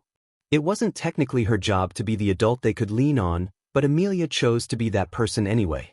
Evening lights softened the glass of the faculty office as she stretched out the knots in her shoulders. Lesson plans for tomorrow were stacked and labeled. She waved goodnight to a few colleagues and crossed the courtyard toward the teacher's apartments. 10 minutes later, she had swapped her hero suit for a soft sweater and was already headed to the 2A dorms. If she wasn't grading, she was here, wrangling Monopoly, proofreading essays, or getting dragged into girl talk she pretended to dread. As she settled on the rug, tucking her legs beneath her while they set out the board, she asked how it felt having underclassmen. Ochako replied that they hadn't really talked to them yet, but it felt strange calling themselves 2A. Amelia reassured them that it would feel less weird soon, allowing herself a small, secret smile. Teachers always had a sense of what was coming. A few students squinted at her, as if trying to pry the future from her eyes. Amelia managed to bankrupt Bakugou by a narrow margin, accepting the groans of her friends with regal grace. As curfew crept closer, Aizawa drifted in like a ghost, scanning the room. Before starting his rounds, he gestured for Amelia to join him by the door. He informed her that a man was at the gates, claiming to know her. Amelia's jaw tightened as she let out a sharp exhale, acknowledging that she thought she knew who it was. Aizawa asked if he was a threat, and she assured him he was not, stating there was no need to alarm the kids and that she would send him away. She muttered under her breath about how he was such a pain. Daniel stood just outside the main gate, making present Mike look strangely official. In his hands was a bouquet, too bright, too eager. The security lights cast a pale sheen across his hair, and there was an indentation on his finger where a ring had been hastily removed. Amelia approached him, her words clipped and direct, asking what he was doing there. Relief spilled across his face as he addressed her with a title that felt too formal. She told Mike to step back, apologizing for the late disturbance. Daniel explained that he had seen her in the newspaper as soon as he landed and felt he needed to apologize face to face. Amelia informed him he was mistaken if he thought she would forgive him that easily. He swallowed hard, looking more put together than usual, though she noticed the way he quickly hid his hand when she glanced at it. He offered her the flowers, which she accepted simply to avoid further argument, telling him it was late and he should return. He nodded with a strained smile, suggesting they talk another time when she wasn't on duty, mentioning he would be in Japan for a while for family business. Amelia replied she would check her schedule, deliberately indifferent to his request. When he used her first name, she reminded him that she had never given him permission to do so, and he stood still as she walked away, lifting a hand in a careful wave. As she crossed the school, she couldn't shake the feeling that he had memorized the placement of the security cameras at the entrance. Upon stepping back into the dorm, Hagakure's voice bubbled up, asking where she had disappeared to. Ashido and a group of girls turned toward the door, and Amelia smiled, reminding them it was fine to call her by her first name when they were off the clock. Ashido's eyes dropped to the bouquet, and she gasped, suggesting a secret rendezvous. Amelia clarified that it was just an irritating boy. Ashido narrowed her eyes theatrically, while Ochako leaned closer, lowering her voice to ask if it was him. Amelia confirmed it without elaborating. J.I.R.A muttered that it sounded suspicious, prompting Ashido to declare an emergency girl talk, insisting they interrogate Amelia. She laughed and agreed to be called Leah. Yaoyorozu's room was filled with girls in pajamas and a mountain of pillows. Ishido pointed dramatically, asking who the boy was. Amelia settled back against the headboard, explaining that Daniel Adams was from the elite hero academy and part of a noble family. They had been in the same class before she graduated and came to UA, and gossip had suggested they were dating. She noted that he had gone silent when it mattered. The girls expressed their disapproval, calling him a 𝗕𝗓𝗁𝗍. Azui asked why he had brought flowers, and Amelia laid out the facts, how Izuku had introduced them, their group hangouts, the rumor wildfire, his sudden distance, and his surprise arrival at UA's gate with apologies wrapped in cellophane. Hagakure squealed, finding it romantic that he flew across the world to apologize, while Jairu remained unconvinced, sensing something off. Ochako leaned on a pillow, suggesting he seemed conflicted about what he wanted. Amelia's smile thinned as she declared that there were countless boys who would be eager to date her. If Daniel wanted a chance, he would have to prove himself worthy of the future Queen of Great Britain. The room erupted in laughter at Ishido's enthusiastic support. Later, as the giggles faded and the lights dimmed, Amelia tucked the bouquet into a glass by the sink. The stems bobbed in the water, neat as a photograph. She stared a moment longer than intended, noticing the subtle order of the arrangement, heritage colors from certain houses, a flower used in old alliance ceremonies, tucked in as if by accident. She clicked the light off, murmuring to herself before letting the door swing shut. In another room, Ochako and Izuku were nestled together on her bed, his arm protectively around her as she rested against him. Despite the comfort of their closeness, Ochako's fingers fidgeted nervously against the fabric of his shirt. She had been holding something in for days, maybe weeks, and the silence between them felt heavier with each passing moment. She began to share about her close relationship with her cousins, who felt like siblings to her. Izuku listened attentively, reassuring her with his calm presence. Ochako revealed that one of her cousins was getting married and had invited her, and she had told her cousins she was in a relationship. They really wanted to meet him now, so they had kind of invited him too. Izuku blinked, his brows knitting together as he processed her words. Socializing had never been his strongest suit, and weddings meant lots of strangers, polite small talk, and attention he wasn't sure he wanted. But then he saw the hope shimmering in her brown eyes, and his heart softened instantly. He admitted that he wasn't good at that kind of thing, scratching the back of his neck. However, he decided to go for her sake. Almost sheepishly, he added with a smile that she had come to the banquet with his family, so he needed to return the favor. Relief washed over her face as she threw her arms around him, expressing her gratitude. She had hesitated to ask him earlier, but he reassured her that she never needed to hesitate with him. He acknowledged that he appreciated her consideration but encouraged her to just ask him next time, promising he would do it as long as she was by his side. The warmth between them lingered as they continued to cuddle, both too content to move until the clock reminded them that curfew was creeping closer. With a reluctant sigh, Izuku finally stood, pressing a gentle kiss to her forehead before heading for the door. As he reached the threshold, she called out to him, reminding him that the wedding was in 2 days. He chuckled, dragging a hand down his face, acknowledging the reminder before closing the door softly behind him. The next morning, the dorm kitchen buzzed with the usual chatter. Izuku was already halfway through his cereal when Ochako slid into the seat beside him, her smile drowsy but warm. He asked if she had slept well, his words muffled by his mouthful. She nodded, reaching for her own bowl. He grinned knowingly, teasing her about the wedding being tomorrow and her still not having a dress. Caught red-handed, Ochako giggled and explained that she wanted to make sure he was coming first so they could match. Before Izuku could reply, a shriek erupted across the table. Ishido practically toppled out of her chair, sending cereal flying as she exclaimed that they were getting married and hadn't told her. Both Izuku and Ochako choked on their food, spluttering into their water glasses. Ochako dissolved into laughter while Izuku frantically waved his hands, clarifying that they were not getting married, at least not yet, they were just invited to her cousin's wedding. Ochako added between her giggles that a wedding took months to plan and prepare, especially a royal one. Ishido gasped dramatically, reminding them that Izuku was a literal prince. Her eyes sparkled with mischief as she asked if 𝗧𝗧𝗄𝗃 would wear one of those big tiaras like in the movies when they did get married. 𝗧𝗧𝗄𝗃 tilted her head at Izuku, curious if royals actually wore tiaras at their weddings. He chuckled, confirming that it was tradition. Ishido nearly fainted into her cereal, declaring her jealousy and insisting that she would come when 𝗧𝗧𝗄𝗃 tried on dresses, leaving no room for arguments. 𝗧𝗧𝗄𝗃 just shook her head fondly while Izuku took another spoonful, his face burning. Later that evening, the girls of Class 2A gathered in 𝗧𝗧𝗄𝗃's room. She stood in front of the mirror, smoothing the elegant dress she had worn during the banquet in England, while her friends sprawled across her bed, eager to see. Ishido complimented her, saying she looked gorgeous. Before 𝗧𝗧𝗄𝗃 could respond, the door opened, and Amelia strolled in, casual in loungewear and holding an envelope. She apologized for being late and teased that she hoped she hadn't missed anything besides 𝗧𝗧𝗄𝗃 looking like a snack. 𝗧𝗧𝗄𝗃 laughed softly, assuring her that she was right on time.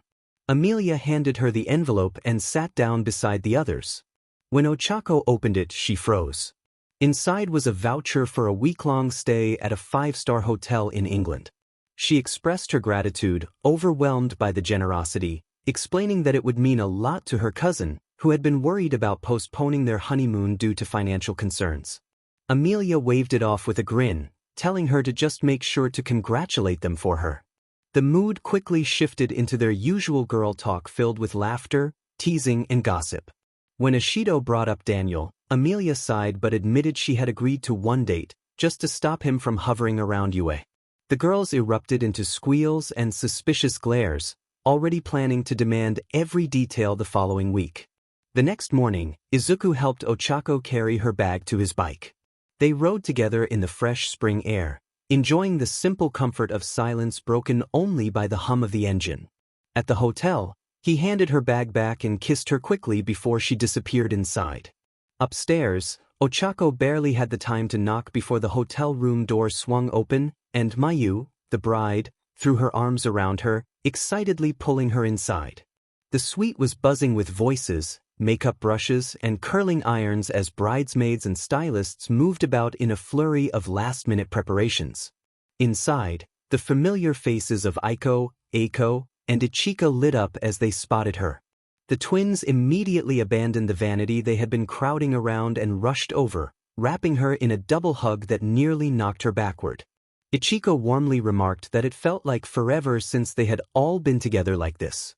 Before 𝗧𝗧𝗄𝗃 could respond, Eiko grinned mischievously, revealing that they had seen her from the window. 𝗧𝗧𝗄𝗃 blinked, confused, until Eiko teased her about being dropped off on a motorbike by a certain green-haired Prince Charming. Mayu added that they had seen her kiss him right there on the curb, calling it romantic. 𝗧𝗧𝗄𝗃's face ignited red as she realized they had witnessed the moment. Eiko waved her phone triumphantly, declaring she had filmed it. 𝗧𝗧𝗄𝗃 lunged for the phone, but her cousin darted behind the bed, laughing as she held it high, declaring it priceless blackmail material. 𝗧𝗧𝗄𝗃 chased her around, pleading for her to delete it while the others doubled over with laughter. Even the stylists paused to watch the chase with amused smiles. Mayu caught 𝗧𝗧𝗄𝗃's arm, giggling that it was adorable and she should be proud that her boyfriend made her blush like that.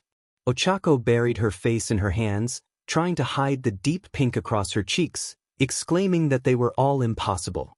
But deep down, as her cousins teased her, she couldn't help the little smile tugging at her lips. Izuku had truly become part of her story, so much so that even her loud, meddling family already treated him as though he belonged. By the time the ceremony was about to begin, Izuku had finally made it to the venue. He looked a little disheveled from rushing, his hair still somewhat neat after Amelia had spent hours styling it for him. He was nervously shifting from one foot to the other near the doors when 𝗧𝗧𝗄𝗃 spotted him.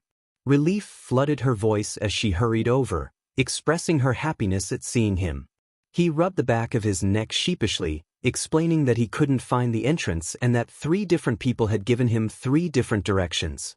𝗧𝗧𝗄𝗃 laughed, reaching up to straighten his crooked tie, reassuring him that he would be fine. Izuku's cheeks warmed as he hoped she was right. As they walked inside, linked at the arm, the atmosphere in the room shifted subtly but noticeably. Conversations paused for a moment, and glances flickered their way. 𝗬𝗧𝗂 could feel the eyes of her relatives following them as they slipped into the second row. Izuku, already anxious, kept his eyes fixed firmly ahead, but she gave his arm a reassuring squeeze. They settled into their seats beside her parents. Izuku leaned forward, bowing slightly as he greeted Mr. and Mrs. Uraraka, hoping they had been well. Mr. Uraraka gave him a short nod, polite yet protective, sizing up the boy dating his only daughter. Mrs. Uraraka smiled warmly and pulled Izuku into a hug before he could react, expressing her joy at seeing him again. Izuku's face turned red at the unexpected affection, but he hugged back quickly, awkward yet sincere. Before he could sit down, 𝗬𝗧𝗂's cousins leaned forward in unison, assessing him like a pack of curious cats. One cousin remarked that it was nice to finally meet him, while another teased that 𝗬𝗧𝗂 never stopped talking about him. The third chimed in with a dramatic sigh, claiming that all the romantic gestures were honestly nauseating. 𝗬𝗧𝗂 hissed at her cousin, her face heating up as she playfully smacked her arm.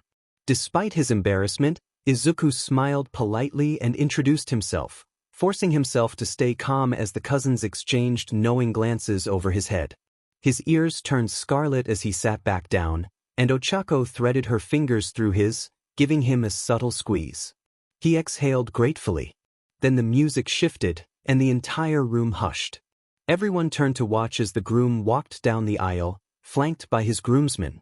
A little girl scattered rose petals as she skipped forward, drawing fond smiles from the crowd.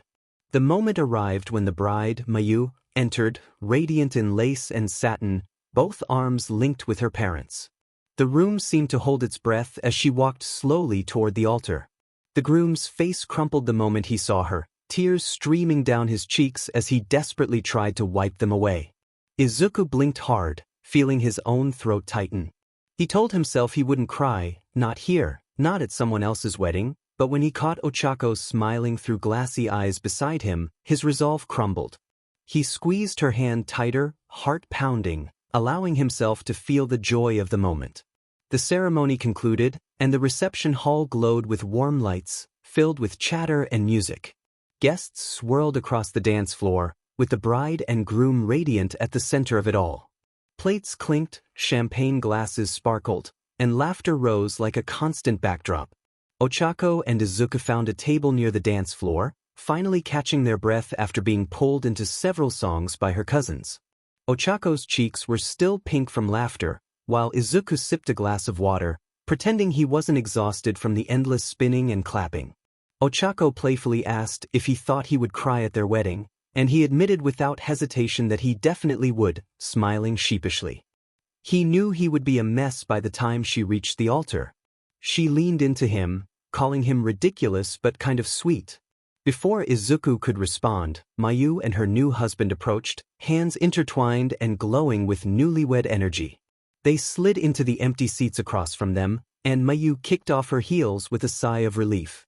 𝗬𝗧𝗂 teased her about finally sitting down, expressing disbelief that she was married now.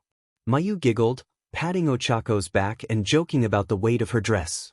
Izuku offered his hand politely to the groom and inclined his head toward 𝗵𝗃, shaking her hand as well, complimenting them on how incredible they looked. 𝗵𝗃's eyes danced between the two of them as she recognized Izuku, expressing that it was about time she met him. Inko and Eiko quickly joined them at the table, with Inko leaning over to comment on how they looked like a power couple, while Eiko teased about their matching outfits and blushy smiles. 𝗬𝗧𝗂 groaned, covering her face as her cousins broke into laughter, and she declared that they were the worst. Ichika chimed in slyly, agreeing but adding that they were not wrong. Before the teasing could escalate, Izuku cleared his throat and reached into his jacket, sliding an envelope across the table. He explained that it was their wedding gift to 𝗵𝗃 and her husband. 𝗵𝗃 opened it, expecting a card or perhaps a small token. When her eyes scanned the contents, she froze, her breath catching as her hand flew to her mouth. She whispered in disbelief about a week-long stay at a 5-star hotel in England, with the honeymoon suite already booked. Her husband leaned closer, his eyes widening in surprise. 𝗵𝗃 stammered, tears spilling as she expressed her gratitude, acknowledging that they knew she and her husband couldn't afford a honeymoon. Her husband wrapped an arm around her shoulders, pulling her close as he expressed their appreciation for the generous gift. Izuku, with a shy smile, handed Mayu a tissue and assured her that they deserved it. Mrs. Uraraka appeared just then, noticing the tears on her niece's cheeks. She asked why Mayu was crying, sliding into an empty chair. Mr. Uraraka followed, folding his arms across his chest as he looked between the young people. Mayu held up the envelope with shaking hands, explaining that Ochako and Izuku had given them their honeymoon. For once, even Aiko and Eiko were silent, their teasing replaced with genuine awe. Mrs. Uraraka's eyes softened as she reached across to squeeze her daughter's hand, acknowledging the thoughtfulness of the gift. Mr. Uraraka gave a small nod of approval, his gaze landing squarely on Izuku, thanking him for looking after their daughter and for doing something so meaningful for the family.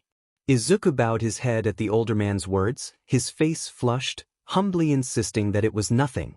After celebrating and dancing, Ochako and Izuku slipped out together, saying their goodbyes. Her relatives gathered near the exit, their voices warm with teasing. Mayu called out, pulling her into a final hug, and then her eyes shifted mischievously to Izuku, reminding him not to think he could escape them next time. Izuku scratched the back of his neck, bowing his head and promising to do his best. Eiko yelled for him to take care of her, causing laughter to erupt among the cousins. Ochako's jaw dropped in embarrassment, but Izuku blinked in surprise before a shy smile appeared on his lips. He nervously responded, which only made the cousins laugh louder. Mrs. Uraraka hugged them both before they left, wishing them safe travels and expressing her gratitude. Mr. Uraraka gave Izuku a firm nod, conveying approval and trust. Izuku then told Ochako to wait, noticing her discomfort in her heels. Before she could protest, he jogged off toward the parking lot. A minute later, the low rumble of his bike filled the air as he pulled up to the entrance, stopping right in front of her. Ochako's cheeks warmed as relatives whistled and chuckled from the doorway. Izuku swung one leg over the bike, grinning sheepishly and explaining that he couldn't let her walk all that way. Her smile was a mix of flustered and touched as she acknowledged his thoughtfulness. He handed her the helmet, and she slipped it on before carefully climbing onto the seat behind him, her hands instinctively wrapping around his waist. As the engine roared to life, Ochako leaned closer, thanking him for coming and acknowledging that it hadn't been easy. He glanced back to meet her eyes, his grin soft and sincere, assuring her that he would always be there for her. With that, they sped off into the night, leaving the wedding festivities behind.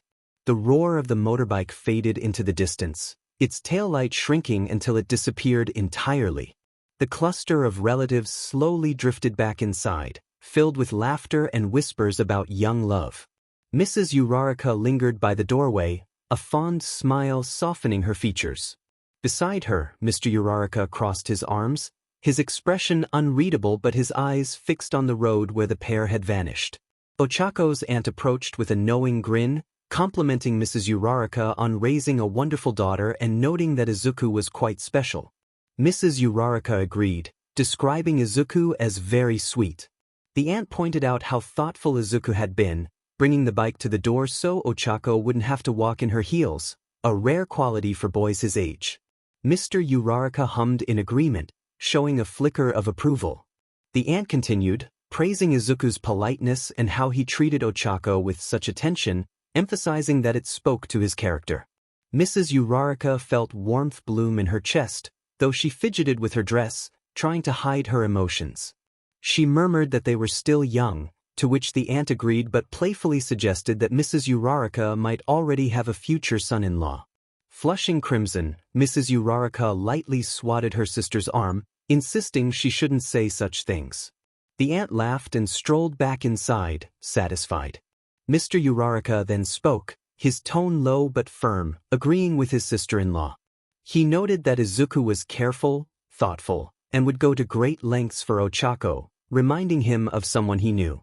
Mrs. Uraraka bit her lip to hold back a smile, leaning gently against her husband as they turned back toward the warm glow of the reception hall. Izuku stirred slightly when he felt the blanket tugged at his shoulder but groaned and buried his face deeper into the pillow. Amelia's cheerful voice rang through the room, urging him to wake up because they had a lot to do. He mumbled his reluctance, pulling the blanket tighter around himself to block out reality. Emilia, hands on her hips, pointed out that if it were Ochako calling, he would have been up ages ago. Silence followed, and Izuku winced under the blanket, the mention of her name making his chest ache. He briefly recalled her warm brown eyes and laughter, but the memory of their last argument resurfaced. With a reluctant sigh, he finally pushed the blanket down and sat up, his hair sticking up worse than usual.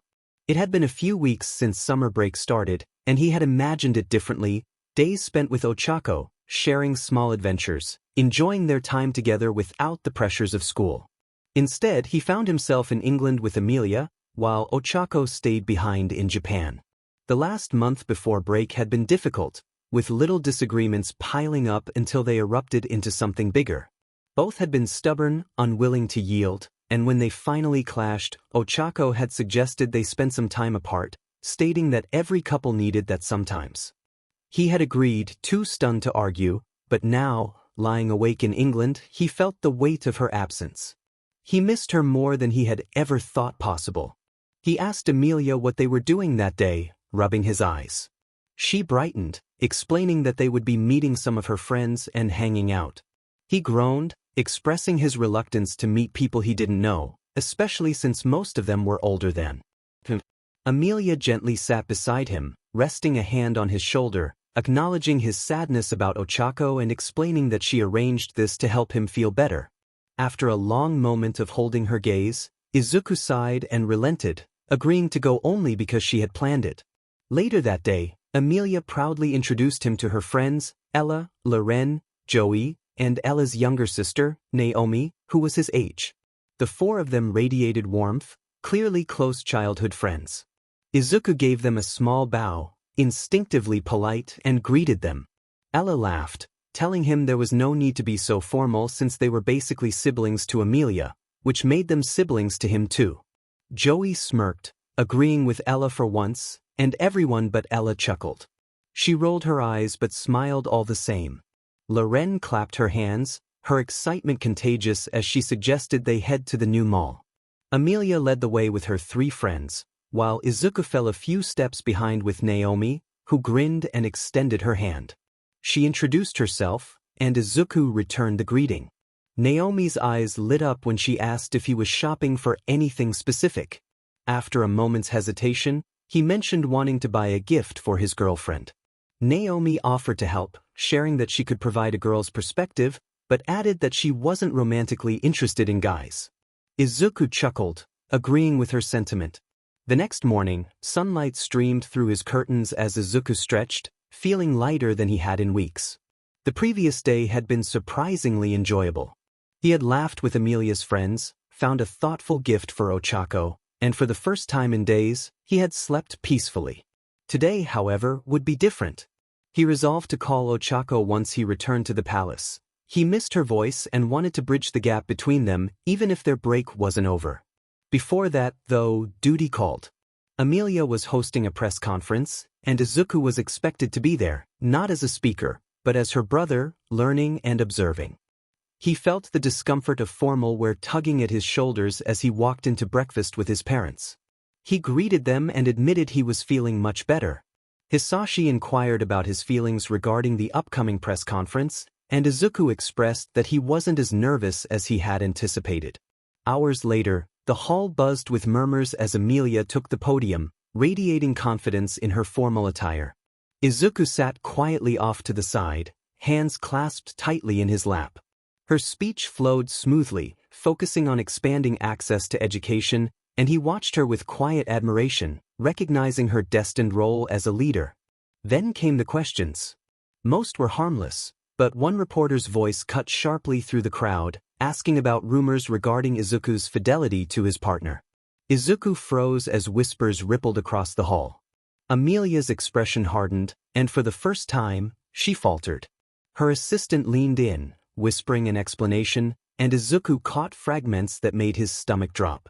Someone had taken a picture of him walking with Naomi, laughing, and now the world was twisting it into a scandal. Trembling, he sat with blurred vision. This wasn't supposed to happen. Emilia straightened, her voice cold and sharp as she addressed the rumor, expressing her disappointment in those who spread it. She emphasized that it was untrue and appalling to spread lies about a child. She asserted that Izuku, as a 16-year-old boy, deserved better. The room fell silent, even the clicking of cameras stilled. Emilia declared her intent to pursue legal action against those responsible, stating that neither she nor their family owed anyone an explanation for a baseless rumor. She ended the conference abruptly, her anger palpable as she found Izuku's hand and squeezed it tightly, pulling him away from the stairs and into the waiting car with guards close behind. She urged him not to let the situation get to him, though her own voice trembled with rage. Izuku stared down at his lap, feeling overwhelmed. Emilia explained that the photo had been cropped to misrepresent him and reassured him that she would do everything in her power to stop this from happening again. His throat felt raw as he whispered about his concern for 𝗧𝗪𝗀𝗀. Emilia's heart ached at the sound of his voice. She reassured him that even if 𝗧𝗪𝗀𝗀 had seen the rumors, she wouldn't believe them, knowing him better than anyone.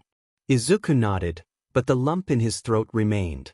He had faced many challenges, but nothing scared him as much as the thought of losing 𝗧𝗪𝗀𝗀's trust. Later, Izuku sat alone in his room at the palace, clutching his phone tightly. He had been staring at 𝗧𝗪𝗀𝗀's contact for 10 minutes, his thumb hovering over the call button. Anxiety tightened his chest as he considered what might happen if she answered. Finally, he pressed the button, and the ringing heightened his nerves until he heard her familiar voice. She mentioned that she had been waiting for his call, and when he asked if she had seen the rumors, she confirmed she had but reassured him that she didn't believe them for a second. Relief washed over him, and he admitted he was scared it would hurt her anyway. 𝗧𝗪𝗀𝗀's calm voice interrupted his worries, expressing her anger at the lies being spread about him rather than any hurt from his actions. She knew where his heart was, and he whispered that it was always with her. For the first time since their earlier conflict, Izuku allowed himself to smile, feeling a sense of hope as he apologized for the fight and for being stubborn. For not listening when he should have, his words tumbled out in a rush, as if they had been waiting to escape all this time. The weeks without her had been unbearable, and he didn't want to waste any more time being apart because of trivial arguments. Her voice softened, a little unsteady now, as she expressed her own regrets. She had let her frustration get the better of her, thinking that distance would help, but it only made her miss him more. He laughed, watery but genuine, admitting that he missed her too, so much it hurt. They both agreed to avoid such fights in the future, promising to communicate better and not let stubbornness get in the way. They lingered on the line, listening to each other breathe, feeling the comfort of their connection. In the living room, 𝗧𝗪𝗀𝗀 fiddled with the hem of her skirt, sprawled across the sofa. Ashido and 𝗓𝗪𝗀 sat cross-legged on the carpet, half a bowl of snacks between them, watching her with keen interest. 𝗧𝗪𝗀𝗀 exhaled, her cheeks puffing out as she shared her dilemma. 𝗓𝗪𝗀, ever practical, asked if she believed the rumors circulating about Izuku. 𝗧𝗪𝗀𝗀 immediately dismissed them, explaining that she hadn't even blinked at the headlines. Those gossip magazines always exaggerated. She recounted how Izuku had called her to explain everything, even though he didn't have to, and how they had made up after their fight. Her friends leaned in closer, listening intently. She then revealed that Emilia had called her that morning, sharing Izuku's biggest fear, hurting her. Ashido tapped her chin, curious about the origin of the photo that had sparked the rumors. 𝗧𝗪𝗀𝗀 explained that Izuku had hung out with Emilia and her childhood friends, including Naomi, the girl in the photo. The magazine had cropped it to make it look like Izuku and Naomi were alone, but Naomi was openly lesbian and Emilia's best friend's little sister. Was disrespectful how the tabloids had twisted the truth for clicks. 𝗓𝗪𝗀 agreed, expressing frustration at how society often jumped to conclusions about friendships. Ashido, however, had a mischievous grin as she suggested that 𝗧𝗪𝗀𝗀 should go to England to surprise Izuku. At first, 𝗧𝗪𝗀𝗀 hesitated, but a smile slowly tugged at her lips as she considered the idea. The next evening, 𝗧𝗪𝗀𝗀 found herself in the kitchen, practically begging her mother for help in convincing her father. Mrs. Uraraka expressed her concerns about 𝗧𝗪𝗀𝗀 traveling so far alone, but her husband walked in, adjusting his work belt, and listened to their conversation. 𝗧𝗪𝗀𝗀 turned to her father, wringing her hands as she expressed her longing to go to England to surprise Izuku. He gently interrupted her, conflicted but steady, and ultimately decided to let her go. Overjoyed, 𝗬𝗧𝗁 threw her arms around him, thanking him profusely before bolting upstairs to pack. Mrs. Uraraka stared in disbelief, and her husband sheepishly grinned, attributing his change of heart to character development. 15 hours later, 𝗬𝗧𝗁 stepped off the plane, exhaustion dragging at her limbs, but her heart raced with excitement. She hoped Izuku would be surprised. However, she was immediately met with a crowd of paparazzi, their cameras flashing and voices sharp. As one eager photographer reached for her, she swiftly flipped him onto the ground with a martial arts move, asserting her boundaries. The rest backed off, though their cameras continued to flash. By the time she collapsed into the back of her Uber, she was fuming, hoping that Izuku wouldn't see the chaos in the news before she arrived. The palace gates were calm as she handed her ID to the guards, who had been instructed to let her in if she ever arrived unannounced. Inside, Marissa, the head maid, blinked in surprise at her unexpected arrival. 𝗬𝗧𝗁 whispered that she wanted to surprise Izuku and inquired if he was there. Marissa informed her that he was resting in his chambers and would send her things to her room. 𝗬𝗧𝗁's heart raced as she made her way down the gilded hallway, stopping outside the massive doors to Izuku's room. She knocked gently, and his muffled voice came from inside, expressing his longing to rest. With a soft smile, she pushed the door open and peeked inside, teasing that she wouldn't stop bothering him after traveling all the way from Japan to surprise him. Izuku shot upright, astonished, as he realized she was there. His eyes widened, shimmering with disbelief as he recognized her. Izuku muttered breathlessly, expressing his frustration about Toga's antics while showering his girlfriend with affectionate kisses. They had collapsed onto the floor in a tangle of limbs after Izuku had tackled 𝗬𝗧𝗁 in a mix of panic and joy. She laughed so hard her cheeks hurt, teasing him about Toga's chances of getting past palace security. Izuku pouted playfully, insisting she must have missed him too. 𝗬𝗧𝗁 admitted softly that she had missed him, having saved every yen she earned over the summer just to be with him. After finally getting up from the floor, she hugged him tightly, and they lingered in that embrace for a long moment, their breaths mingling and the tension between them palpable. Then, as if drawn together by an invisible force, Izuku leaned down to kiss her. It was a kiss that conveyed everything they had been unable to express during their earlier conflict.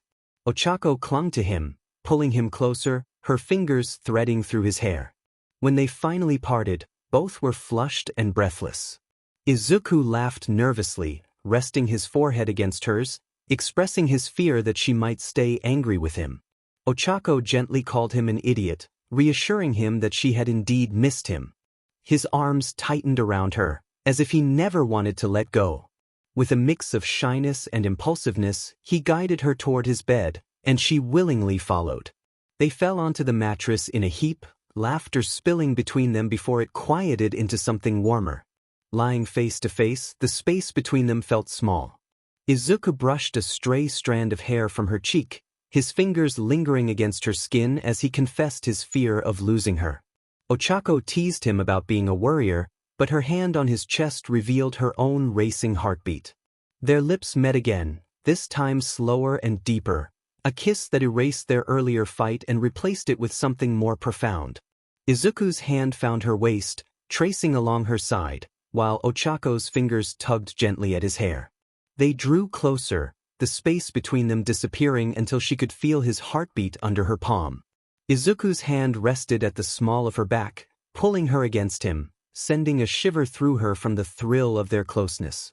They didn't talk much after that, their silences filled with nervous laughter, whispered apologies, and lingering kisses. 𝗬𝗧𝗁's fingertips brushed against his chest, hesitating as if unsure how far to go, while Izuku's thumb made gentle circles against her hip. The warmth between them grew, but they took their time, not rushing into anything. When they finally pulled apart, both were smiling in a way they hadn't in weeks.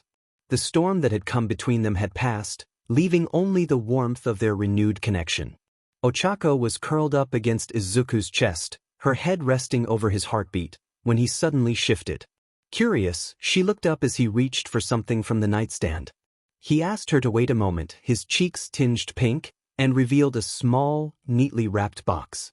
He explained that he had bought it for her when Emilia had dragged him out with her friends, with Naomi's help in picking it out. 𝗬𝗧𝗏 propped herself up on one elbow, her eyes wide with surprise. She expressed her gratitude, insisting he didn't have to get her a gift. Izuku insisted he wanted to, wanting to remind her of her importance after their fight. She carefully unwrapped the package, revealing a delicate silver bracelet with a small star charm. He explained that she was like his guiding star, keeping him grounded, and he wanted her to have something to remind her of that. 𝗬𝗧𝗏's eyes softened, tears pricking at the corners as she leaned forward to kiss him tenderly. Her hand slipped into his messy hair while the other clutched the bracelet tightly. When they pulled away, she promised she would never take it off.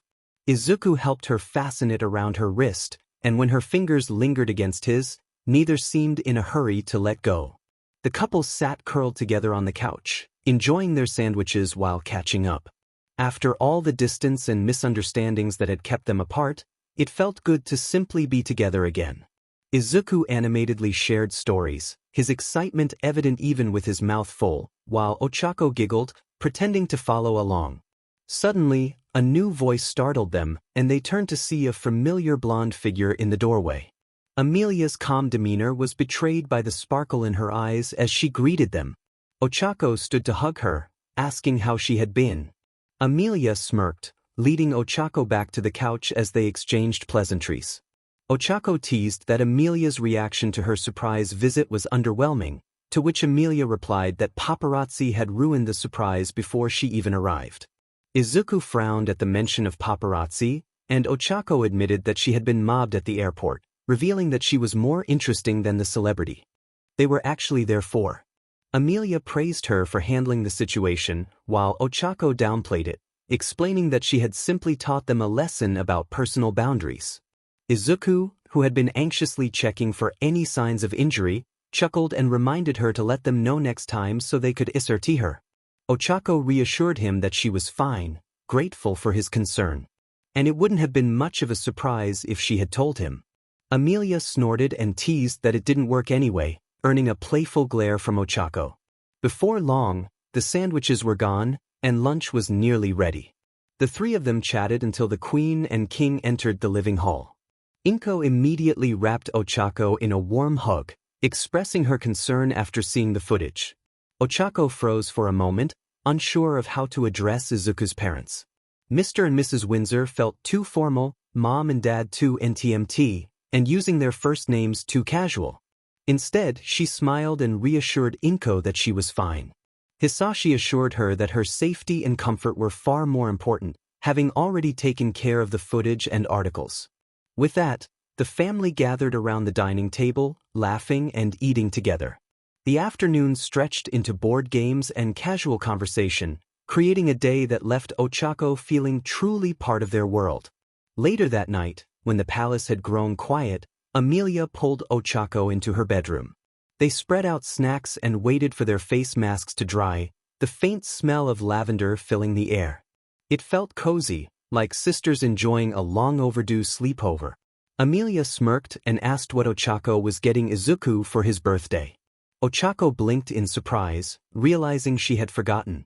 Her voice dropped, tinged with disappointment. Emilia waved her hand dismissively, suggesting that Izuku had probably forgotten himself, reminding her that his birthday was on July 15th. 𝗬𝗧𝗏 pressed her lips together, deep in thought. She needed to think of something special, something that represented both him and their relationship. Emilia admitted that gift-giving had never been her strength, especially for a partner. 𝗬𝗧𝗏 hesitated, wondering about the royal family's plans for the celebration and if her gift would feel underwhelming in comparison. Emilia explained that they were considering a smaller, more private gathering, just family and those Izuku truly cared about. 𝗬𝗧𝗏's smile softened at the thought of a quieter celebration. As the two of them leaned back on Emilia's bed, whispering like sisters at a sleepover, 𝗬𝗧𝗏 promised herself she would find the perfect way to celebrate Izuku. A week passed, and the palace buzzed with quiet preparations. There would be no grand parades or public fanfare this year, just the family in the dining hall, golden candlelight flickering off polished silver. Izuku sat at the long table with his parents at one end, Emilia across from him, and 𝗬𝗧𝗏 at his side. The meal was simple yet elegant, filled with his favorites, katsudon, miso soup, and even his mother's homemade mochi, which she insisted on making herself. Hisashi raised a glass of sparkling cider and toasted to Izuku, celebrating him as their son, hero in training, and prince. The toast was followed by clinking glasses and warm laughter, filling the room with a joy that felt more significant than any public celebration. Amelia reached forward with her gift, grinning fondly as she handed him a thin box. Inside was a leather-bound notebook, sleek and sturdy. On the first page, her neat handwriting read, "For Izuku, the boy who analyzes everything. May your notes change the future." Izuku's hands trembled as he turned the pages, realizing it was a hero analysis notebook specially designed for him. After the royal parents presented Izuku with an engraved pocket watch, symbolizing time, duty, and legacy, it was Ochako's turn. She shifted nervously, presenting him with a small box.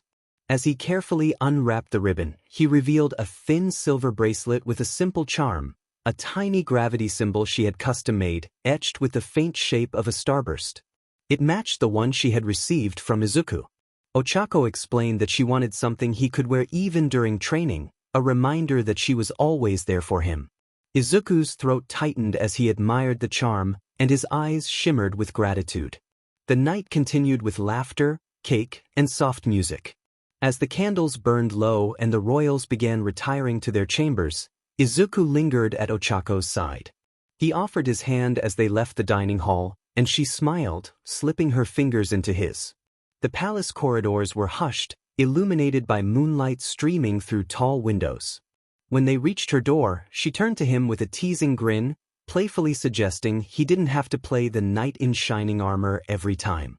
He simply replied that he wanted to and didn't want the night to end yet. Ochako's heart fluttered as she pulled him inside, closing the door behind them. The room was quiet except for their breathing.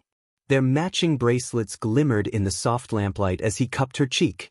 Their kiss began tenderly, like so many before, but quickly deepened. Ochako tangled her fingers in his hair, pulling him closer. They tumbled onto the mattress together, laughing breathlessly before their lips found each other again. As the night wore on, the line they had danced around for so long blurred into something more. The details would belong only to them, but when morning came, they would both remember the warmth, the closeness, and the whispered promises that filled the dark. Sunlight streamed through the tall windows, warming Ochako's face. She blinked awake, disoriented at first, then realized she wasn't in her dorm room at UA. She was in the palace, curled against Izuku's chest, their hands still loosely intertwined. Her cheeks heated instantly, leaving her giddy and embarrassed. Izuku stirred, blinking sleepily before focusing on her, his face flushing deep red. He mumbled a greeting, and Ochako bit her lip to hide her smile. After a moment of silence, Izuku's eyes widened, panic creeping in as he recalled the previous night. He stammered, wondering if she regretted what had happened. Ochako pressed a finger to his lips to calm him, assuring him that she didn't regret anything. He admitted that he couldn't believe it had happened, and they lay there for a few more minutes, wrapped in each other's warmth, until a knock at the door startled them both. Amelia's cheerful voice called from the hallway, reminding them that breakfast would be ready soon and that they shouldn't oversleep. Ochako sat bolt upright, her face scarlet, while Izuku groaned and buried his face in the pillow, feeling overwhelmed by Amelia's knowing tone. By the time they made it to the dining hall, both looked freshly washed and dressed, though the faint pink still clung to their cheeks. Ochako avoided Amelia's smirk, while Izuku refused to make eye contact altogether. Inko poured tea calmly, her motherly gaze lingering on the two teenagers a little longer than usual. Hisashi cleared his throat, hiding a small smile behind his cup. Amelia, however, leaned forward on her elbows, grinning at her brother. She innocently asked if they had slept well, causing Izuku to nearly choke on his toast. Ochako kicked him lightly under the table, managing a more composed response.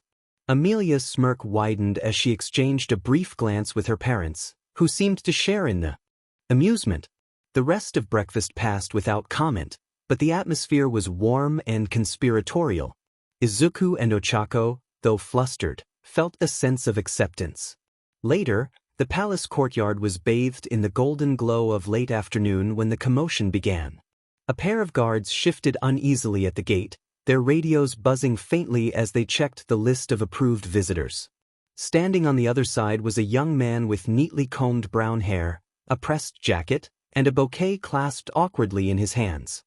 He introduced himself as Daniel Adams, stating that he was there to claim the day promised to him by Her Highness. The guards exchanged wary glances, sensing the intensity behind his eyes. Inside, Amelia froze when she heard his name, irritation washing over her.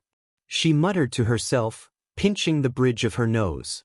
Izuku and Ochako, who had been following her, exchanged glances.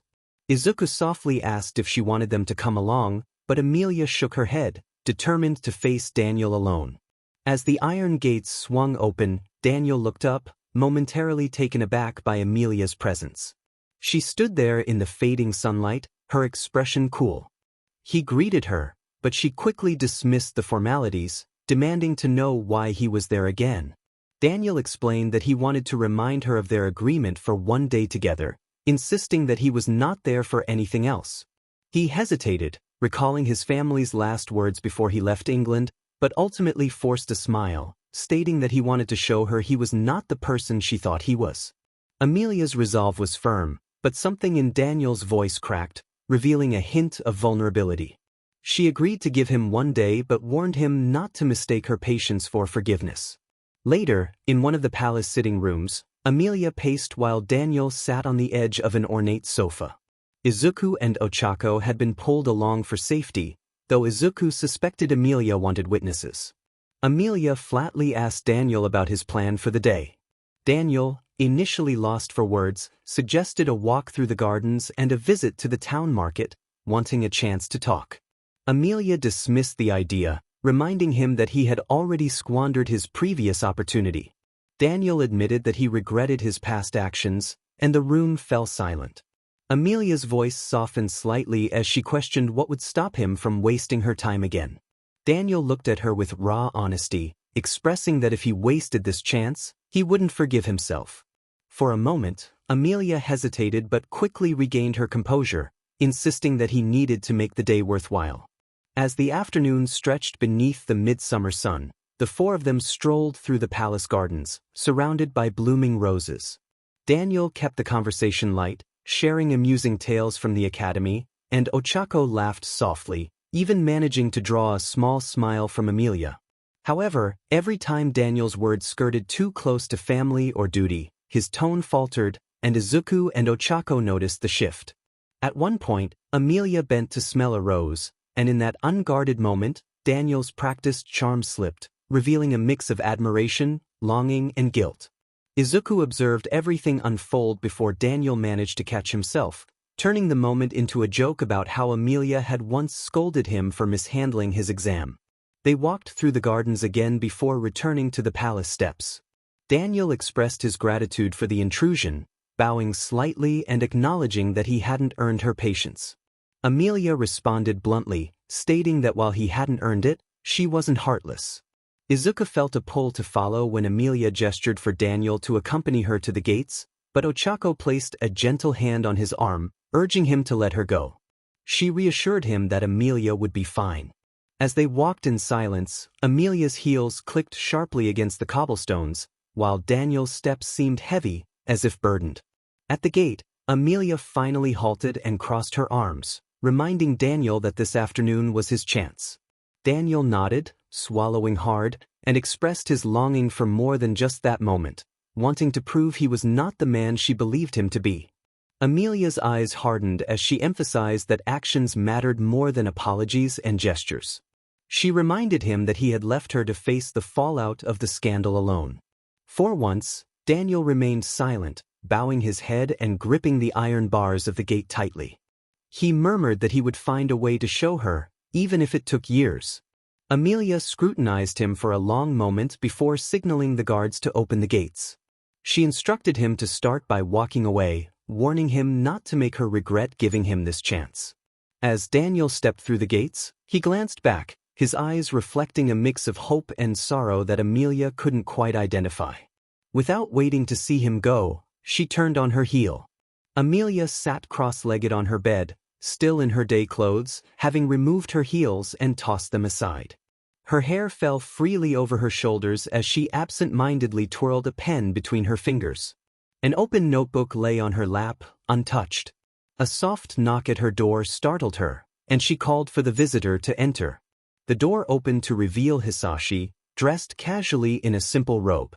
He carried 2 steaming mugs, the aroma of chamomile and honey filling the air. He offered her one, settling onto the edge of her bed. Emilia blinked and smiled faintly, thanking him as she blew gently across the surface of the tea. They sat in comfortable silence for a moment. Hisashi observed her closely, noting the tension in her shoulders and the way her gaze avoided his. Finally, he mentioned hearing from his assistant about her visitor that day. When Emilia confirmed it was Daniel, Hisashi nodded in understanding. She looked down at her hands, admitting that Daniel was persistent and wanted a chance to explain himself and make amends for his past behavior. Hisashi then asked if she wanted to give him that chance. Emilia's throat tightened as she struggled with her feelings. She wished to dismiss the idea and sound strong, but her father's insight cut through her defenses. Frustrated, she shook her head, admitting her conflict. Part of her wanted to shut the door on Daniel forever, while another part remembered the boy who had once made her laugh. Hisashi gently acknowledged her feelings, reminding her that being human meant feeling conflicted. Emilia's eyes widened in surprise at his understanding. He reassured her that caring was not a weakness and emphasized the importance of protecting herself.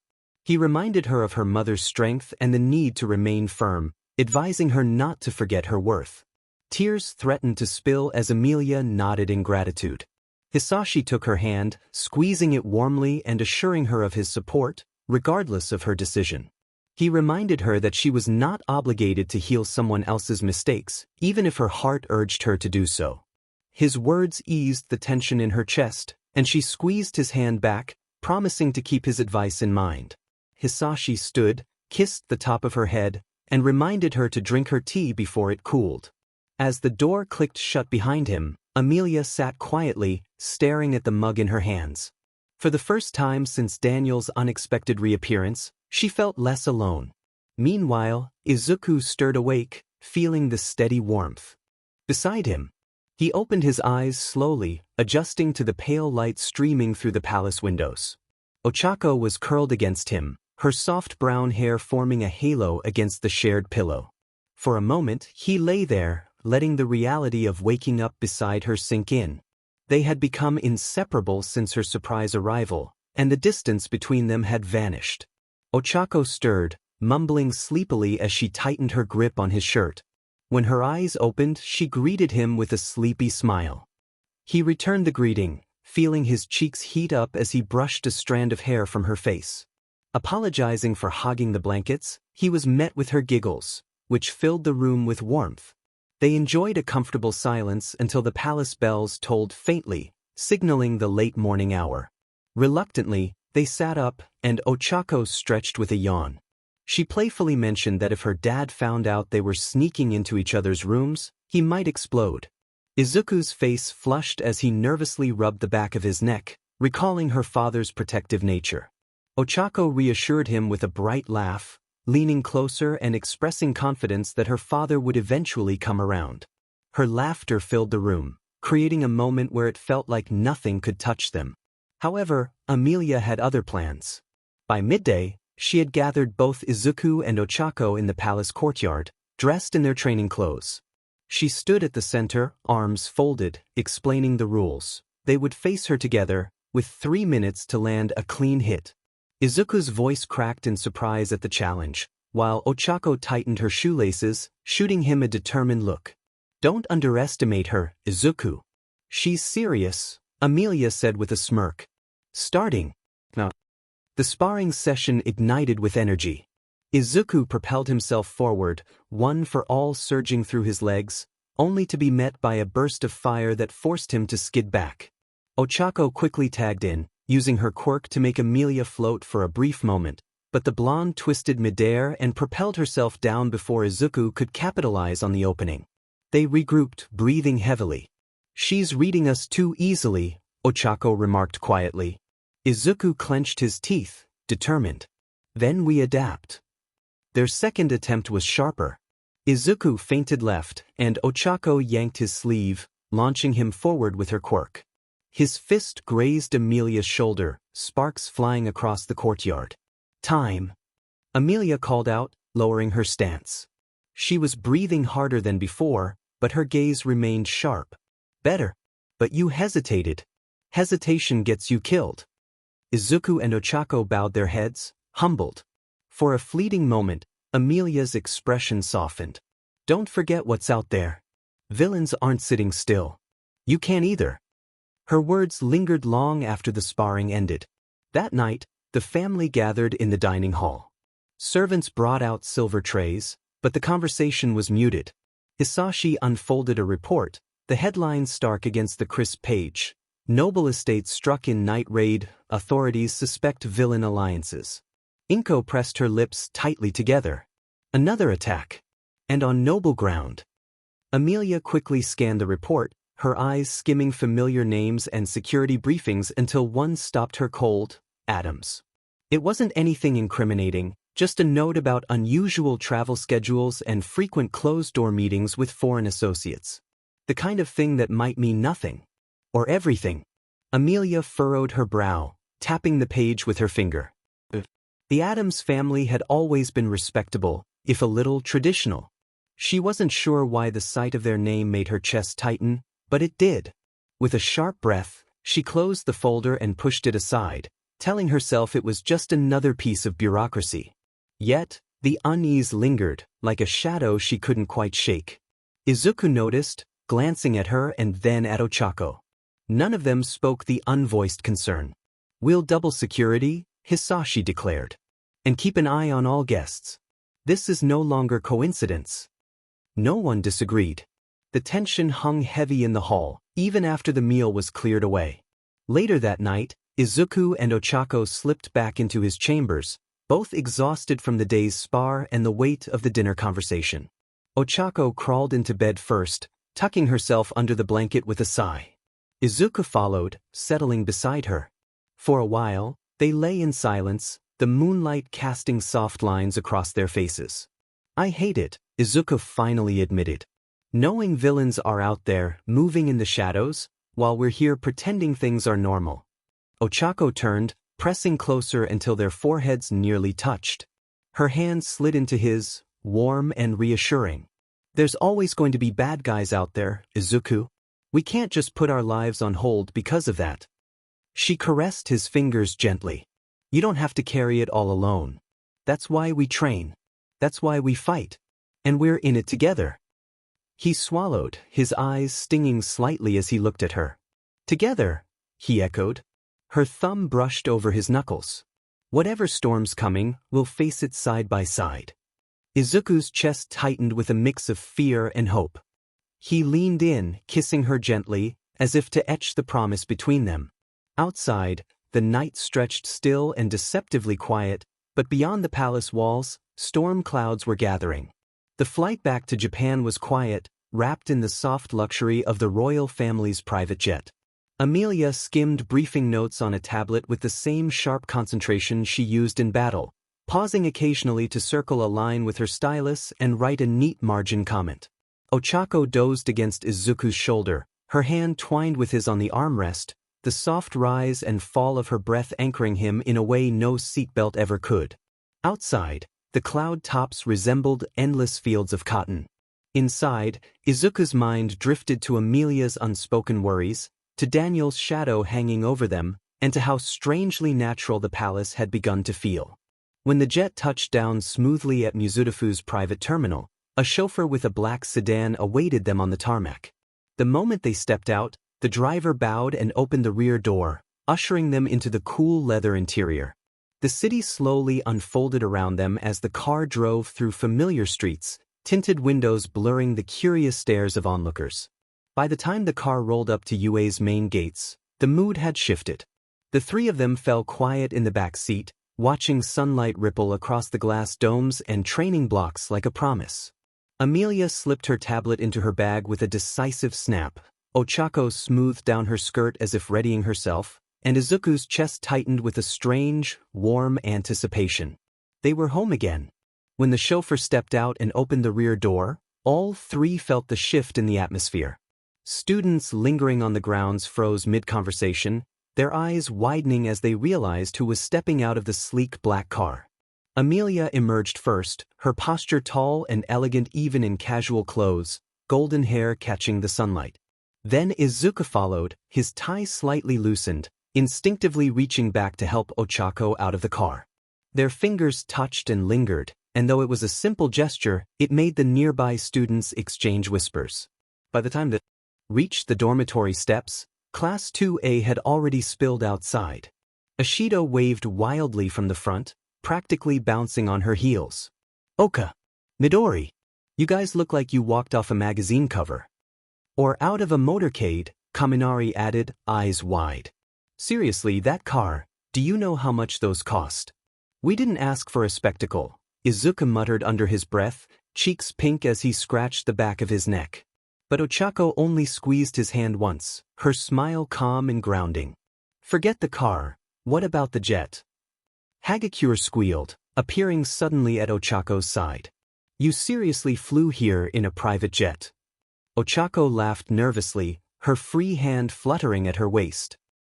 "It wasn't really my idea." "Of course it wasn't," Emilia interjected smoothly, her voice carrying that mix of teasing and authority she had perfected as their teacher. "It was mine. Don't harass them too much. They've only just landed."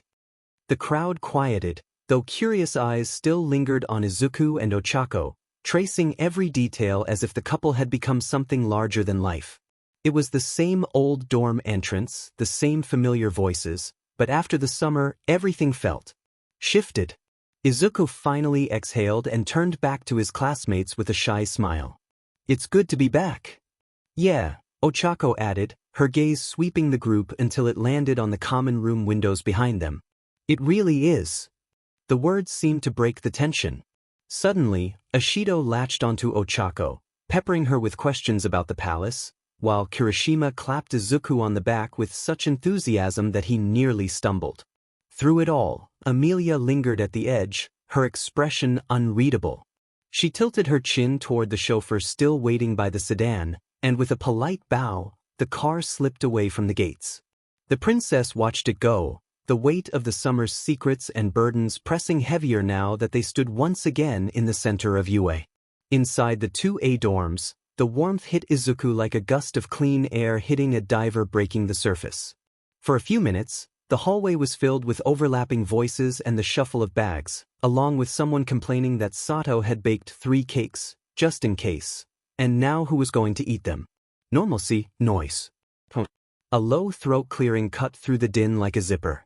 Aizawa stood at the entryway, his capture weapon looped around his shoulders, eyes as bloodshot and unimpressed as ever. Present Mike leaned in the doorway behind him, beaming. Aizawa stated that reunions were wonderful, though his tone suggested otherwise, and reminded everyone not to block the entrance. The crowd of students formed a lopsided semicircle. He announced a house meeting in the common room in 5 minutes. They groaned in unison but, being 2A, obeyed as one.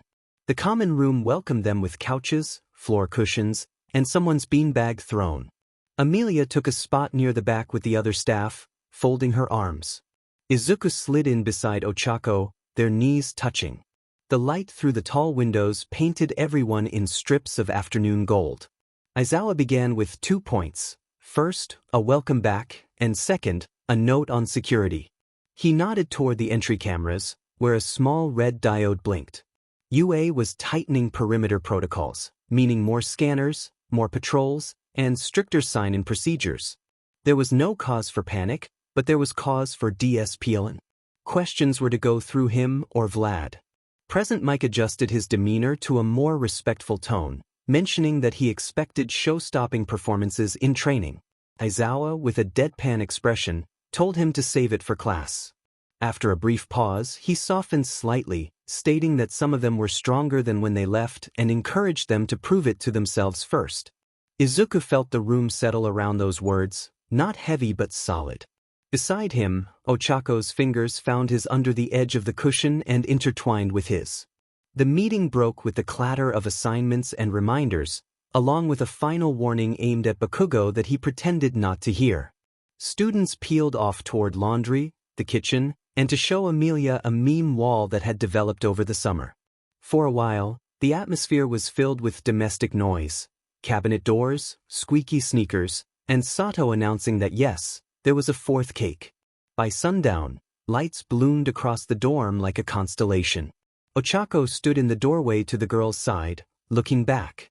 Izuku hovered in front of the elevator, hands in his pockets, feeling like a first year again. She wished him good night, though it came out as a question. He echoed her sentiment and went in for a hug. Much later, at 10:43 p.m., the dorm was mostly quiet. Someone's music thumped through a wall, tinny and distant. The AC hummed. Izuku lay on his back, phone above his face, hair still damp from a quick shower, the ceiling a soft blur. His text bubble blinked. Ochako sent a message, expressing that she missed his ridiculous sleepy hair. Izuku replied that he missed her cold feet hunting his warm shins like guided missiles. Ochako responded with laughter, calling him rude but accurate. After a brief pause, she shared that today felt good, being back, being themselves. He stared at her message for a long moment, something loosening in his chest, and typed back that it did and that it would keep being good, assuring her they would make it so. Across campus, a few buildings over, Amelia sat in the teacher's lounge with a single lamp on, the rest of the room swallowed by shadow. A thin folder lay open before her, its pages heavy with official stamps and thicker with redactions. The tab read Adams, Family Holdings. It contained shipping ledgers, charity endowments, and details of a cross-border warehouse that had changed ownership 3 times in 6 months. Nothing illegal was noted, but the pattern hummed with intent for those who knew how to listen. She exhaled through her nose, pinched the bridge of it, and underlined a date that shouldn't have mattered but did, because it matched the night of the banquet, the dinner party hosted by the royal family, where Amelia, Izuku, and Ochako had thwarted the attacking villains. Her phone buzzed with a message from her father, reminding her not to stay up too late and that her mind worked better with rest. He expressed pride in her. She smiled despite herself, snapped the folder shut, and set it atop a growing stack labeled Adams, TO monitor. Back in 2A, Izuku's phone vibrated one last time. Ochako sent a message wishing him good night, calling him Your Highness, and mentioning they would see each other at morning run, training, and probably in the cafeteria. She concluded by saying she was glad they were back to normal. Izuku replied that he felt the same, wishing her good night and calling her My Gravity. He set the phone on his chest and let his eyes close. For the first time since the flight, his thoughts didn't race ahead to palaces or dossiers or gates swinging shut. They stayed right where he was, between his dorm sheets, under the steady breath of the building, the memory of Ochako's laugh lodged somewhere safe. Tomorrow could bring drills and new rules, and the kind of news that made adults lower their voices. Tomorrow could bring trouble across oceans. Tonight brought sleep. And in that, something like peace. The late summer sun streamed through the wide windows of the dorms, painting the common room in lazy gold. Breakfast was scattered across the tables, bowls of cereal, plates of toast, and an abandoned jar of jam 𝗵𝗃 had left open. Most of Class 2A lounged around in their weekend clothes, the comfortable hum of chatter filling the space. On the couch near the corner, Izuku and Ochako sat a little closer than usual, their knees brushing whenever one of them shifted. Izuku was animatedly discussing hero stamina training, his hands carving shapes in the air until one of them almost knocked over Ochako's cereal bowl. She caught his wrist gently, laughing. They weren't even thinking about how close they had gotten, they just gravitated toward each other, as if an invisible string was pulling them close. Izuku leaned in a little when Ochako laughed, and her hand lingered on his wrist when she steadied her cereal bowl. Mina suddenly slid across the carpet on her knees to face them, singing that it seemed like they were glued at the hip. Ochako blinked and glanced down at how close their legs were. Izuku followed her gaze, his face instantly turning red. 𝗕𝗁𝗄𝗧 chimed in, her invisible voice bubbling with mischief, teasing that they must have leveled up over summer break. Izuku nearly choked on his cereal, stammering that they hadn't done anything. Mina gasped dramatically, throwing her hands over her mouth, declaring that his reaction said everything and that they totally did something. 𝗬𝗧𝗂𝘁𝗵𝗵, cheeks pink, waved her hands quickly, trying to dismiss the teasing. They had just gotten closer, that was all. Kaminari snickered from across the room, teasingly asking if they were really close. The couple sputtered, only digging themselves deeper, while their classmates erupted in laughter. Ishido and Jiryu leaned against each other, Ida flailed about, shouting something about propriety, and even Todoroki raised a brow, which counted as amusement. It took Aizawa sticking his head in with a pointed glare for the chaos to simmer down, but the teasing lingered, with whispers and knowing smirks following Izuku and Ochako throughout the day. By the time classes ended, Ochako still had a rosy hue to her cheeks. She muttered that they would never let this go as she and Izuku stepped out of the school building. Izuku rubbed the back of his neck sheepishly, acknowledging that Kaken would never let it go either, using it as material for years to come. Ochako laughed, the tension easing, and then her expression softened as she asked if he wanted to come with her to see her parents that evening. They had a couple of days before classes really started, and she knew her parents would want to see him. Izuku hesitated for just a moment before agreeing, saying he would like that. The Uraraka home felt warm even before the door opened. The scent of simmering broth drifted out onto the porch, and when Mrs. Uraraka swung the door wide, her smile made Ochako's heart ache with nostalgia. She welcomed them inside, and Izuku awkwardly bowed as he stepped in, but Ochako casually caught his hand before he could straighten. It was a small gesture, natural and thoughtless, but Mrs. Uraraka noticed immediately, her eyebrows lifting slightly while her smile remained. The tiny living room soon filled with laughter and chatter. Ochako sat pressed against Izuku on the couch, their shoulders brushing as they shared space in a way that spoke of quiet comfort. Izuku hadn't realized it, but whenever Ochako leaned in to laugh at something her father said, his hand instinctively rested over hers on the low table, anchoring her beside him. Her parents noticed, of course. Mr. Uraraka sat across from them, watching carefully over the rim of his teacup. It wasn't hostile scrutiny like their first meeting, but deliberate enough to make Izuku straighten his posture nervously.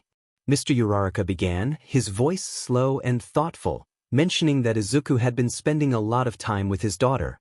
Ochako groaned, anticipating where this was going. Izuku bowed slightly where he sat, expressing that he really cared about Ochako and promised to always respect her. There was a pause, heavy and measuring, as Mr. Uraraka's eyes flicked down to where their hands rested on the table.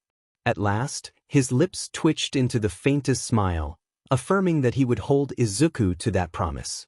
Ochako let out a breath she hadn't realized she was holding, while her mother patted her hand warmly, her eyes twinkling as if to say not to worry, he already liked him. The evening passed with simple food and simple joy. Mr. Uraraka shared embarrassing childhood stories that had Ochako burying her face in her hands while Izuku tried and failed to hide his laughter. Mrs. Uraraka kept filling Izuku's bowl with extra food, no matter how many times he insisted he was full. Throughout it all, their daughter and the prince stayed close, hands brushing, knees touching, unconsciously mirroring each other in ways that spoke volumes without words. For Izuku, it was both overwhelming and grounding. For all his titles and responsibilities, here he was just a boy at the table, welcome, noticed, and perhaps most importantly, quietly trusted. After parking Izuku's bike, they walked back to the dorms. Under the faint glow of street lamps, Ochako slipped her hand into Izuku's, thanking him for coming. He squeezed back gently, expressing his gratitude for the invitation and admitting that her dad might secretly terrify him. Ochako laughed, leaning against his shoulder, saying that it just meant he liked him. Izuku blinked, then chuckled, deciding he would take it. For the rest of the walk, they said nothing more, their hands intertwined, fingers laced tight, each step a quiet testament to how close they had become. Later that night, back in his dorm room, Izuku lay on his bed staring up at the ceiling, still smiling faintly. He couldn't shake the warmth that followed him home from the Uraraka house. On impulse, he pulled out his phone and called his mother. The call connected after a few rings, and Inko's voice carried that familiar mix of worry and affection as she asked how everything went. Izuku quickly assured her that it went better than all right. He heard a rustle on the other end, and then his father's voice joined in, noting that Izuku sounded unusually cheerful. Izuku laughed under his breath, rubbing the back of his neck as he explained that he had dinner at 𝗬𝗧𝗏's house. Inko's voice turned bright and teasing, asking how it went. Izuku's grin widened as he described the evening, mentioning how her mom was super warm and kept piling food into his bowl, even more relentless than his own mother. He grew quieter as he talked about Mr. Uraraka, who had initially seemed a bit intimidating, but by the end of the night, he felt that the man actually liked him. He shared that 𝗬𝗧𝗏 had said that was just how her dad showed it, and he believed her. For a moment, there was silence on the line before Hisashi's warm and proud voice broke through, acknowledging that winning the respect of someone who loved her as much as he did meant that Mr. Uraraka saw something in him worth trusting. Izuku's voice tightened as he agreed, feeling the weight of the moment. Inko spoke softly, expressing pride in him not for being a prince or hero in training, but for being kind. That was what people saw when they met him, and that was what they would always remember. Izuku pressed the phone closer to his ear, his smile wavering as he thanked his parents, wanting to share that the night had made him really happy. Hisashi simply advised him to hold on to that feeling, as it would carry him through the harder days. After saying their goodnights, Izuku set his phone down, feeling lighter in his chest. He rolled onto his side, staring at the faint moonlight spilling across his desk. For once, his muttering about notebooks and worries about villains seemed far away.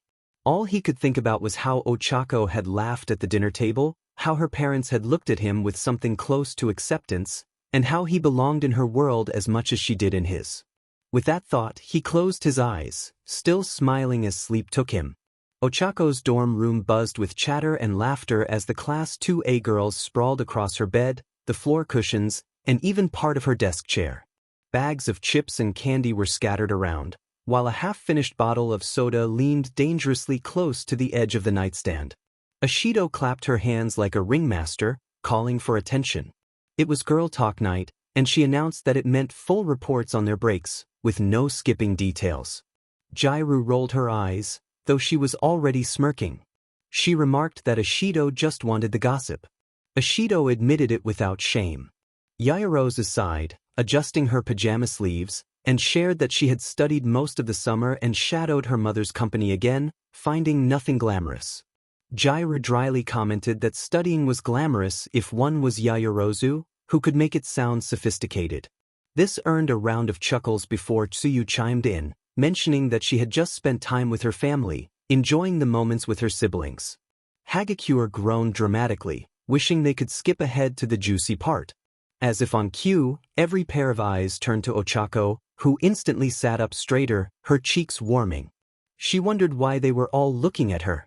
𝗓𝗏, with a wicked grin, teased her about spending the summer in a palace with her prince boyfriend and urged her to spill everything.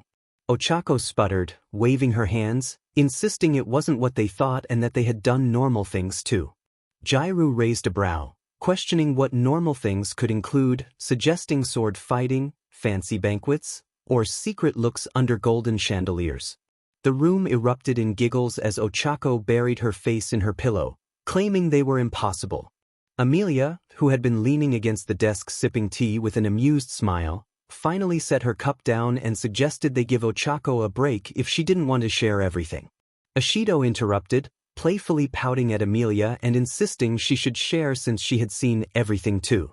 Amelia's grin turned sly as she teased that they were practically inseparable. 𝗬𝗏𝗄 eagerly asked for a definition of inseparable. Amelia tapped her chin thoughtfully, describing how they were always holding hands, sneaking looks at each other, and even sleeping in the same room. 𝗬𝗧𝗏 yelped in shock, diving across the room to cover Amelia's mouth, but it was too late. The room exploded with excitement. 𝗓𝗏 shrieked in disbelief, while Jdru gasped, half choking on popcorn. Tsuyu innocently asked if that meant what she thought it meant. 𝗓𝗏 sat bolt upright, her eyes sparkling with intrigue, demanding to know if they had actually. 𝗬𝗧𝗏 squeaked from under the pillow, denying it. 𝗬𝗏𝗄 pressed on, asking if they had shared a bed the whole break. Jdru teased that it was practically married life and urged 𝗬𝗧𝗏 to share if anything had happened. 𝗬𝗧𝗏 stammered, her face turning redder than ever, insisting they just cuddled. Ishido dramatically guessed if they had kissed goodnight or more, leaning in like a detective about to solve a case. Ochako squeaked again, clutching the pillow tighter. Even Yaoyorozu, who usually avoided these tangents, tilted her head with genuine curiosity, noting that sharing a room often implied a certain level of trust and intimacy. 𝗧𝗵𝗃 chimed in, asking if they had, done anything. Ochako flailed helplessly, her muffled voice breaking through the pillow as she declared she wasn't telling them anything. The dorm erupted in squeals and giggles. Amelia, with a perfectly calm expression, added that they looked very comfortable together, very natural, like a couple who didn't mind being close. Ochako felt her soul leave her body at that comment. Ishido nearly screamed, demanding examples, positions, and timing. Ochako kicked her feet in frustration, wishing the floor would swallow her whole. But the more she denied, the more curious they became. Even Tou, calm as ever, blinked and innocently asked if it was like make-up moments. The collective gasp that followed nearly shook the walls. The storm of squeals and questions lasted a few more minutes before it finally burned itself out. Ochako sat slumped against her wall, pillow still clutched in her lap, her face glowing red but her breathing calmer now. Ishido flopped across the bed dramatically, declaring they would back off for now. That, for now, made Ochako's stomach flip. After a moment of silence, 𝗧𝗵𝗃 innocently asked if it was nice being with him like that. Ochako peeked out from behind the pillow. Their expectant faces weren't mocking this time. They looked genuinely curious, almost dreamy. Even Jdru leaned in slightly, pretending not to care. Her heart thudded. She didn't want to give them everything, but she also didn't want to lie. She admitted softly that it was really nice being with him and that she felt safe. The girls melted instantly, squealing and hugging their pillows. Ishido exclaimed that it was the most romantic answer ever, while Tsuyu observed calmly that she wasn't denying anything. Ochako groaned, burying her face again, calling them evil. Yaoyorozu corrected her, saying they were evil but supportive. The room filled with laughter again, lighter this time. The next morning, the boys of Class 2A were completely unaware of the storm that had brewed the night before. Izuku sat down for breakfast, humming softly, oblivious to the conspiratorial looks being exchanged among the girls. He had just taken a couple of bites of his rice when Ishido leaned forward across the table with a grin that promised trouble. She sang his name, asking how it was sharing a room with his girlfriend all summer. Forks clattered, juice was spit out, and someone nearly choked on toast. Kaminari screeched in disbelief, questioning if it was true. Jdru smirked over her coffee, confirming it was dead serious and backed by multiple witnesses. All eyes whipped toward Izuku, who choked on his rice, bewildered by their sudden interest. He stammered, trying to deny it, but the questions kept coming. 𝗧𝗵𝗃 eagerly pressed him, asking if it was not cuddly, not romantic, or not something more. Izuku nearly inhaled his rice, flustered by the implications. Ishido leaned in closer, demanding to know if it had been steamy. The kitchen erupted in chaos as Izuku practically shrieked in denial, trying to explain himself. Jdru coolly asked where the touching had occurred, her grin giving her away. Izuku's face turned beet red as he stumbled over his words, trying to clarify that it wasn't like that. 𝗧𝗵𝗃 clapped her hands, asking if they had actually done anything. The class gasped collectively, the tension in the air palpable. Kaminari's eyes widened in disbelief, and the morning continued with a whirlwind of questions and laughter. There was no way Midoriya had beaten them all to it. Izuku covered his face with his hands, trembling like a kettle about to boil over. He insisted he wasn't saying anything. Kirishima, half shocked and half impressed, grinned and remarked on how manly it was that he and Uraraka were the first. Izuku protested, claiming it wasn't like that at all. Even Todoroki tilted his head, pointing out that statistically, it made sense since they had been away all summer, vacationing in a palace with a shared room and privacy. It was inevitable, really. Izuku nearly fell out of his chair at the word, inevitable. Meanwhile, Ochako, as red as Kirishima's hair, hid her face behind her milk carton, wishing to disappear. The girls were not done, though. Ishido eagerly asked if it was gentle or passionate, while 𝗧𝗵𝗃 began to ask if Izuku had made her do something, only to be elbowed by Jdru, who smirked and suggested they let Ochako answer that later. Izuku screamed into his hands in embarrassment. The room erupted into chaos, with half the boys screaming in disbelief and the other half howling in laughter. Even Bakugou slammed his fork down, snarling at Izuku to stop looking like a clueless person when he wasn't. Izuku turned an even deeper shade of red. Amidst the pandemonium, Amelia walked by calmly with her tea, raising an eyebrow at the chaos and commenting that one would think none of them had ever heard of a couple before.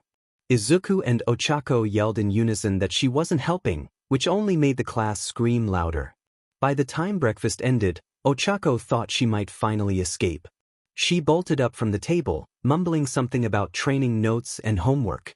However, Ishido and Hagakure flanked her like bodyguards, insisting she wasn't getting away that easily. Moments later, she found herself marched into her own dorm room, where the rest of the girls were already waiting. Yaoyorozu sat primly on the bed, 𝗓𝗏 leaned against the wall with her arms crossed, and Tsuyu perched calmly on the desk chair like a silent observer. Amelia, sipping her tea at the corner desk, raised an eyebrow. Ishido closed the door with an ominous click and declared it was time for a debriefing. Ochako groaned, burying her face in her hands, questioning why they kept doing this to her. 𝗓𝗏 smirked, pointing out that they wouldn't stop until she told them something, especially since Midoriya had turned so red that morning. Ochako began to protest but cut herself off, too flustered to finish. Ishido jumped in with rapid-fire questions, asking if he had kissed her first or if she had kissed him. Ochako stammered, unsure of how to respond. Hagakure then asked if she had touched him, her voice high with excitement. Ochako hesitated, admitting maybe. 𝗓𝗏, serious now, pressed for details. Ochako squeaked in shock at the question, covering her face with her hands. Tsuyu calmly clarified that they meant to ask if it was more than cuddling. The awkward silence that followed was broken by a chorus of squeals that nearly shook the building. Mina gasped, clutching her chest, while Hagakure exclaimed that Ochako was literally the first. Amelia, who had been quiet until now, took a slow sip of her tea and remarked that since Ochako was dating her brother, it was expected they wouldn't just be reading books all summer. Ochako wailed and flopped face first onto her bed as the girls burst into another wave of laughter. Later that night, the boys of Class 2A cornered Izuku in the common room.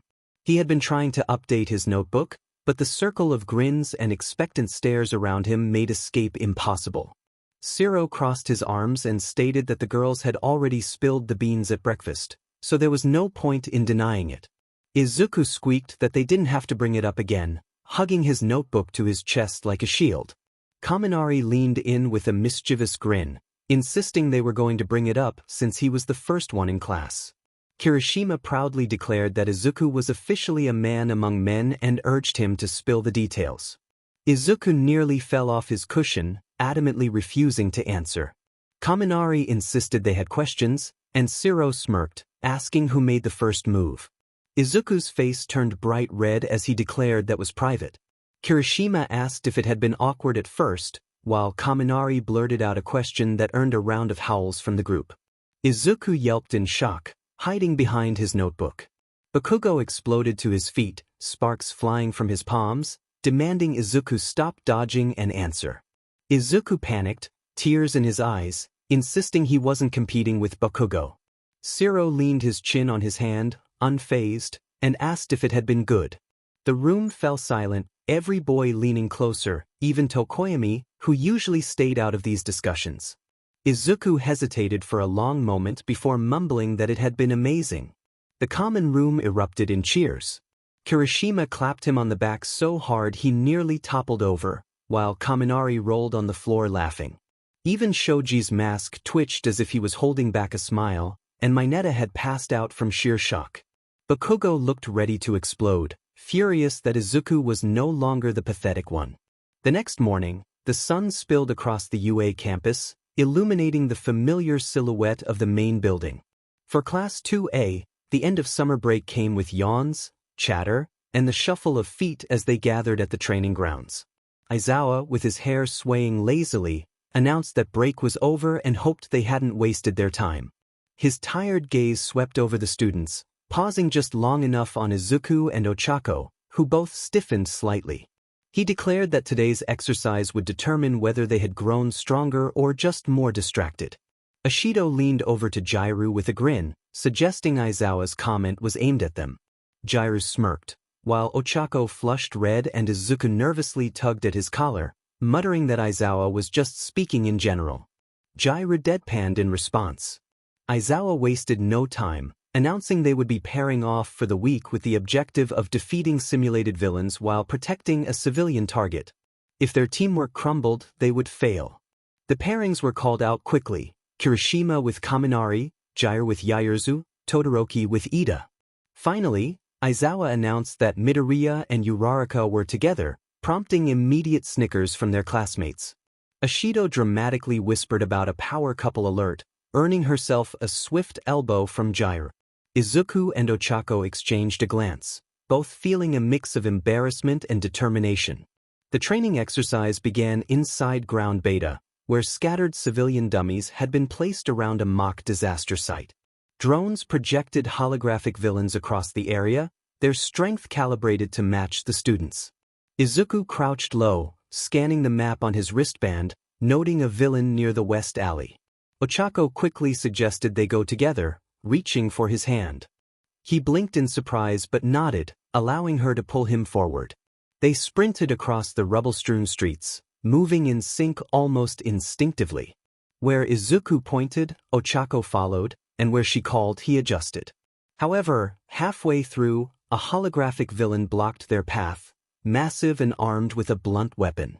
Izuku called for Ochako to wait, but she had already lunged forward, using her quirk to float chunks of debris and fling them like meteors. Izuku surged after her, his full cowling sparking green. They overwhelmed the projection in seconds, too fast and too forceful. When the hologram blinked out, Aizawa's voice rang from the speakers, criticizing their aggression and noting that a civilian dummy was down. Ochako froze, horror flashing across her face as she turned to see the dummy, injured, under fallen rubble. Izuku rushed to it, grimacing at their failure to protect it. Ochako's shoulders slumped, admitting she had gotten carried away. Aizawa's voice was unyielding, reminding them that emotions could cloud judgment and that real heroes must maintain focus. Despite the sting of his words, they pressed on. The rest of the exercise saw them stumble, sometimes too cautious and other times overcorrecting. By the end, they were sweaty and bruised, sitting side by side on the curb while their classmates finished the drill. Ochako buried her face in her hands, lamenting their failure. Izuku, breathing, reassured her that they had learned from the experience and would do better next time. When she peeked at him, his tired but certain smile eased her nerves, prompting her to lean lightly against his shoulder. From the observation deck above, Amelia watched silently beside Aizawa, her expression unreadable. When she spoke, her tone carried weight, noting their strength but emphasizing that strength without focus could be dangerous. If they wanted to stand together on the battlefield, they would need to learn balance. Aizawa grunted in agreement, hoping they would figure it out before it cost them more than points. That evening, the dorm common room buzzed with chatter as Class 2A unwound. Kaminari flopped dramatically across the couch, lamenting their return to Aizawa's rigorous training. Kirishima grinned, seeing it as a sign of their growing strength, while Kaminari humorously suggested it might lead to their demise. Meanwhile, Izuku and Ochako sat off to the side, speaking in lower voices. Ochako toyed with the hem of her sleeve, questioning whether they were too distracted when fighting together. Izuku frowned thoughtfully, suggesting that they could learn to control their emotions in battle. Heroes often fought with emotion, and with continued training, they would find the right balance. His certainty eased her nerves, and she smiled faintly, bumping her knee against his. Neither noticed the quiet looks their classmates exchanged, soft smiles and raised brows, recognizing how naturally the two fit together. In the Adams estate study, a desk lamp cast a lonely circle of light.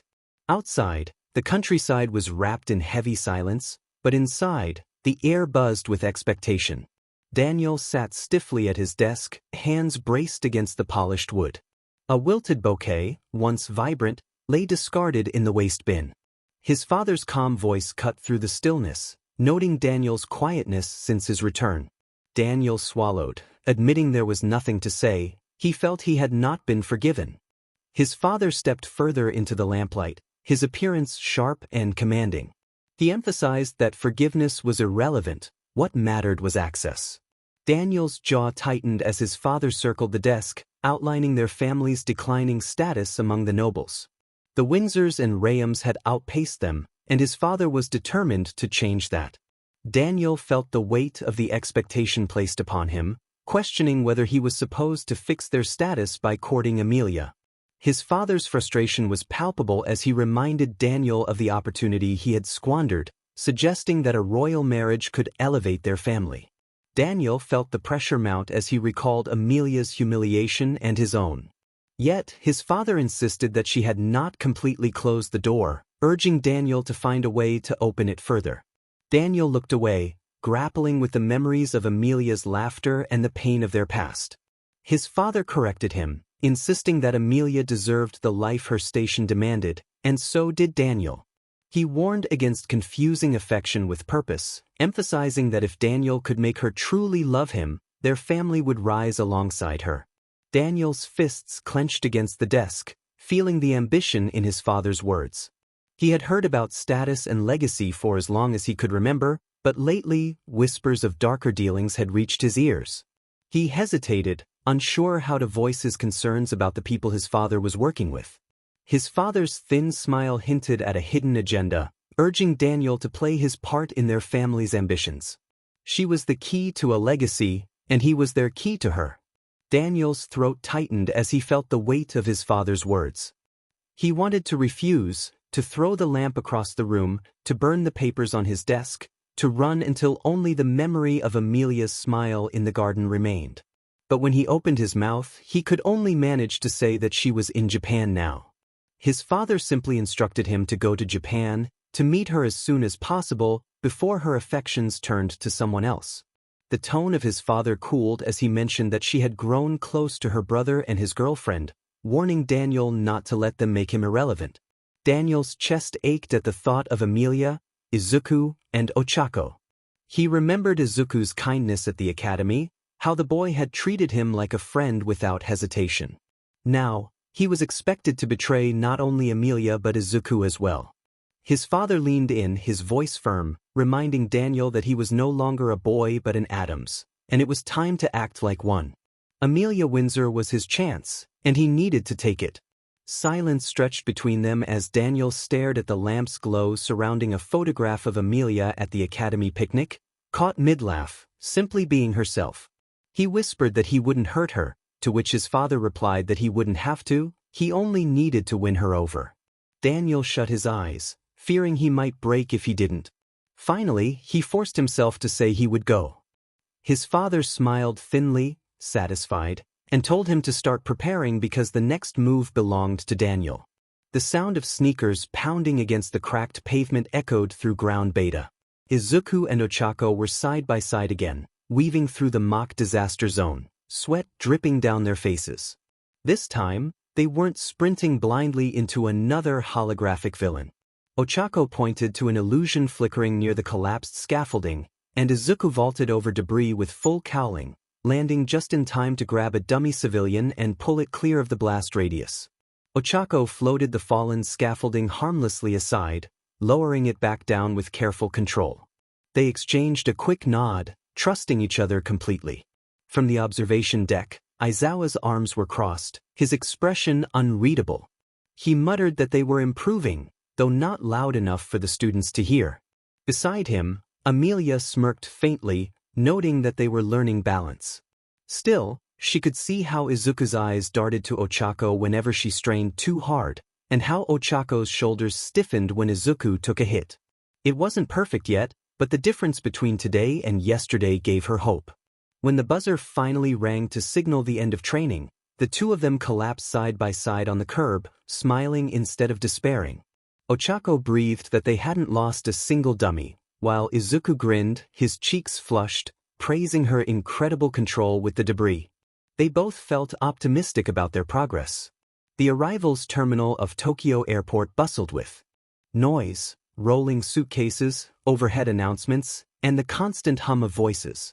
𝗕𝗏𝗧𝗵𝗲 stood out among the travelers, not because of his well-tailored jacket, but because of the way he carried himself, upright and measured, each step deliberately calm. Inside, however, his heart was a mess of unease. A sharp voice interrupted his thoughts, asking if he was 𝗕𝗏𝗧𝗵𝗲. He turned to see a young woman striding toward him, clipboard in hand, wearing the 𝗕𝗁𝗏 agency emblem. Her blonde hair was cropped short, and her glasses perched low on her nose, exuding professionalism. 𝗕𝗏𝗧 offered a polite bow and thanked her for meeting him. She acknowledged him, mentioning that 𝗕𝗁𝗏 sent his regards and that he was on assignment, but she would handle his onboarding. She quickly assessed him, narrowing her eyes as if she could see through his practiced smile, reminding him that Japan was different and to remember that. 𝗕𝗏𝗧 stiffened but nodded in agreement. She led him to the waiting car, and as the Tokyo skyline unfolded before them, he pressed his forehead lightly against the glass. The city was nothing like London, towering, chaotic, and alive in every direction. He had come to prove himself as a hero, or at least that was the story he would tell. Yet his father's words clung to him like shackles. Win her, secure the Windsor girl, play his part. His fingers curled tightly in his lap. 2 days later, Amelia found a cream-colored envelope on her desk in the UA staff office. Her brow furrowed at the sight of the handwriting, too precise, too formal. Breaking the seal, she scanned the contents. The letter expressed Daniel's hope that she was well and informed her of his arrival in Japan for an internship with the 𝗕𝗁𝗏 agency.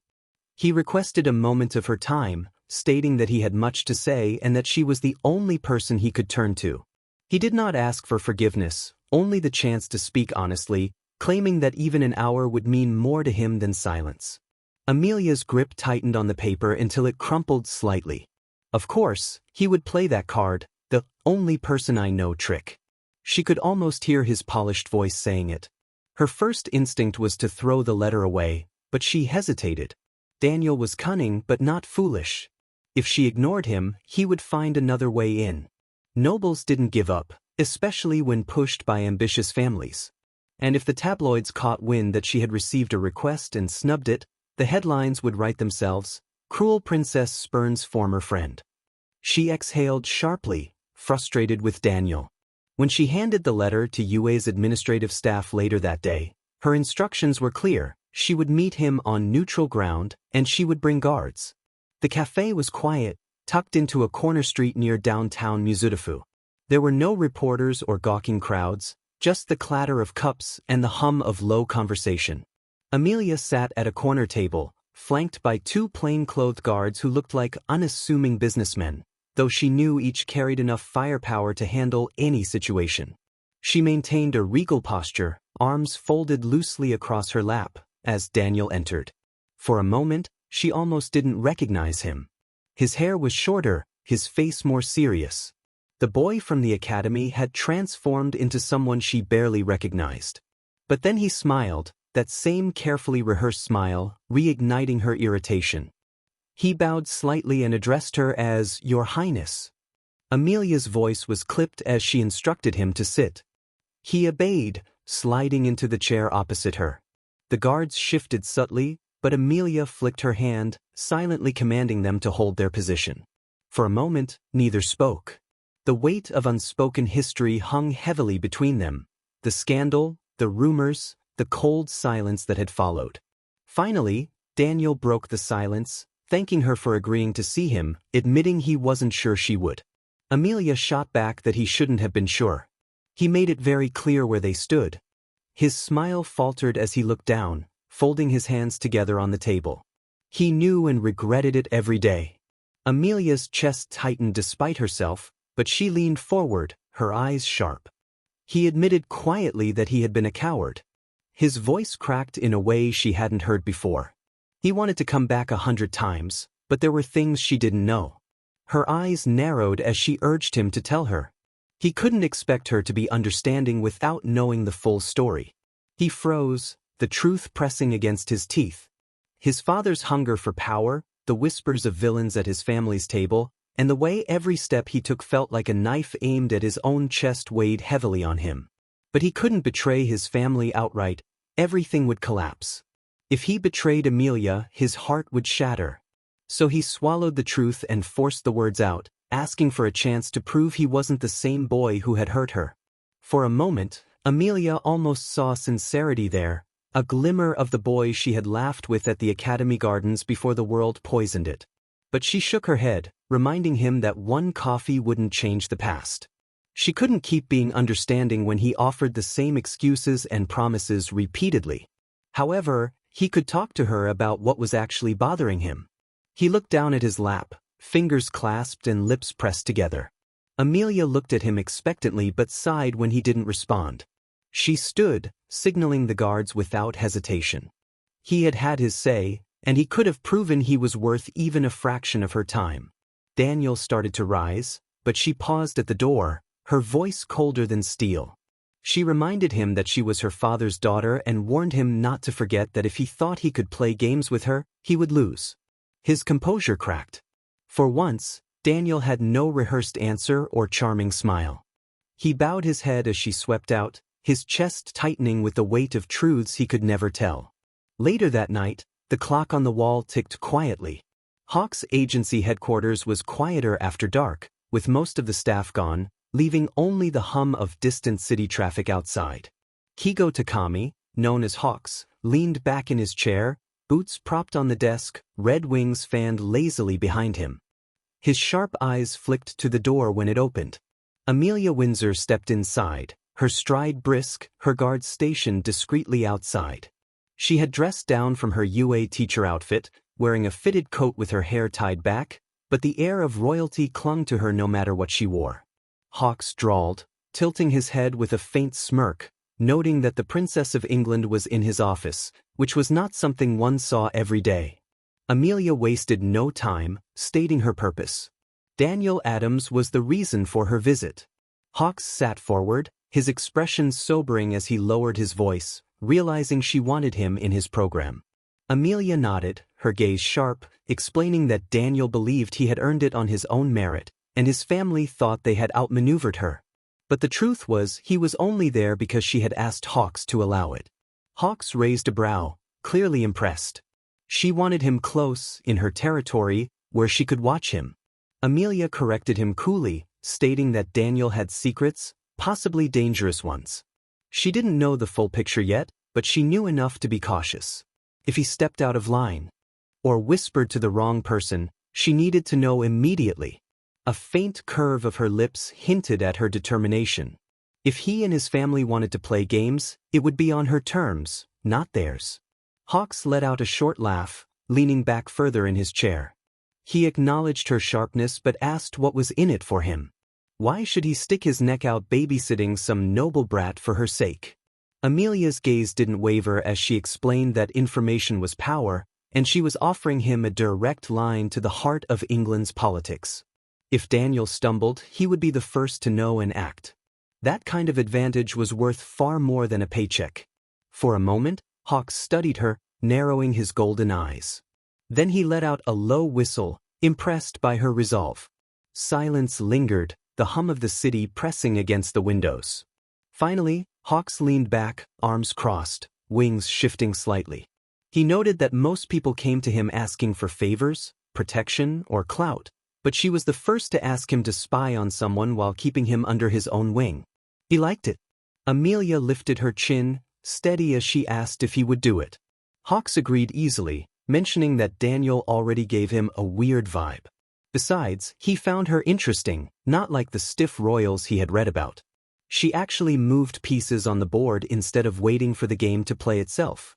This earned him a sharper look from Amelia, her composure briefly cracking as she acknowledged his flattery.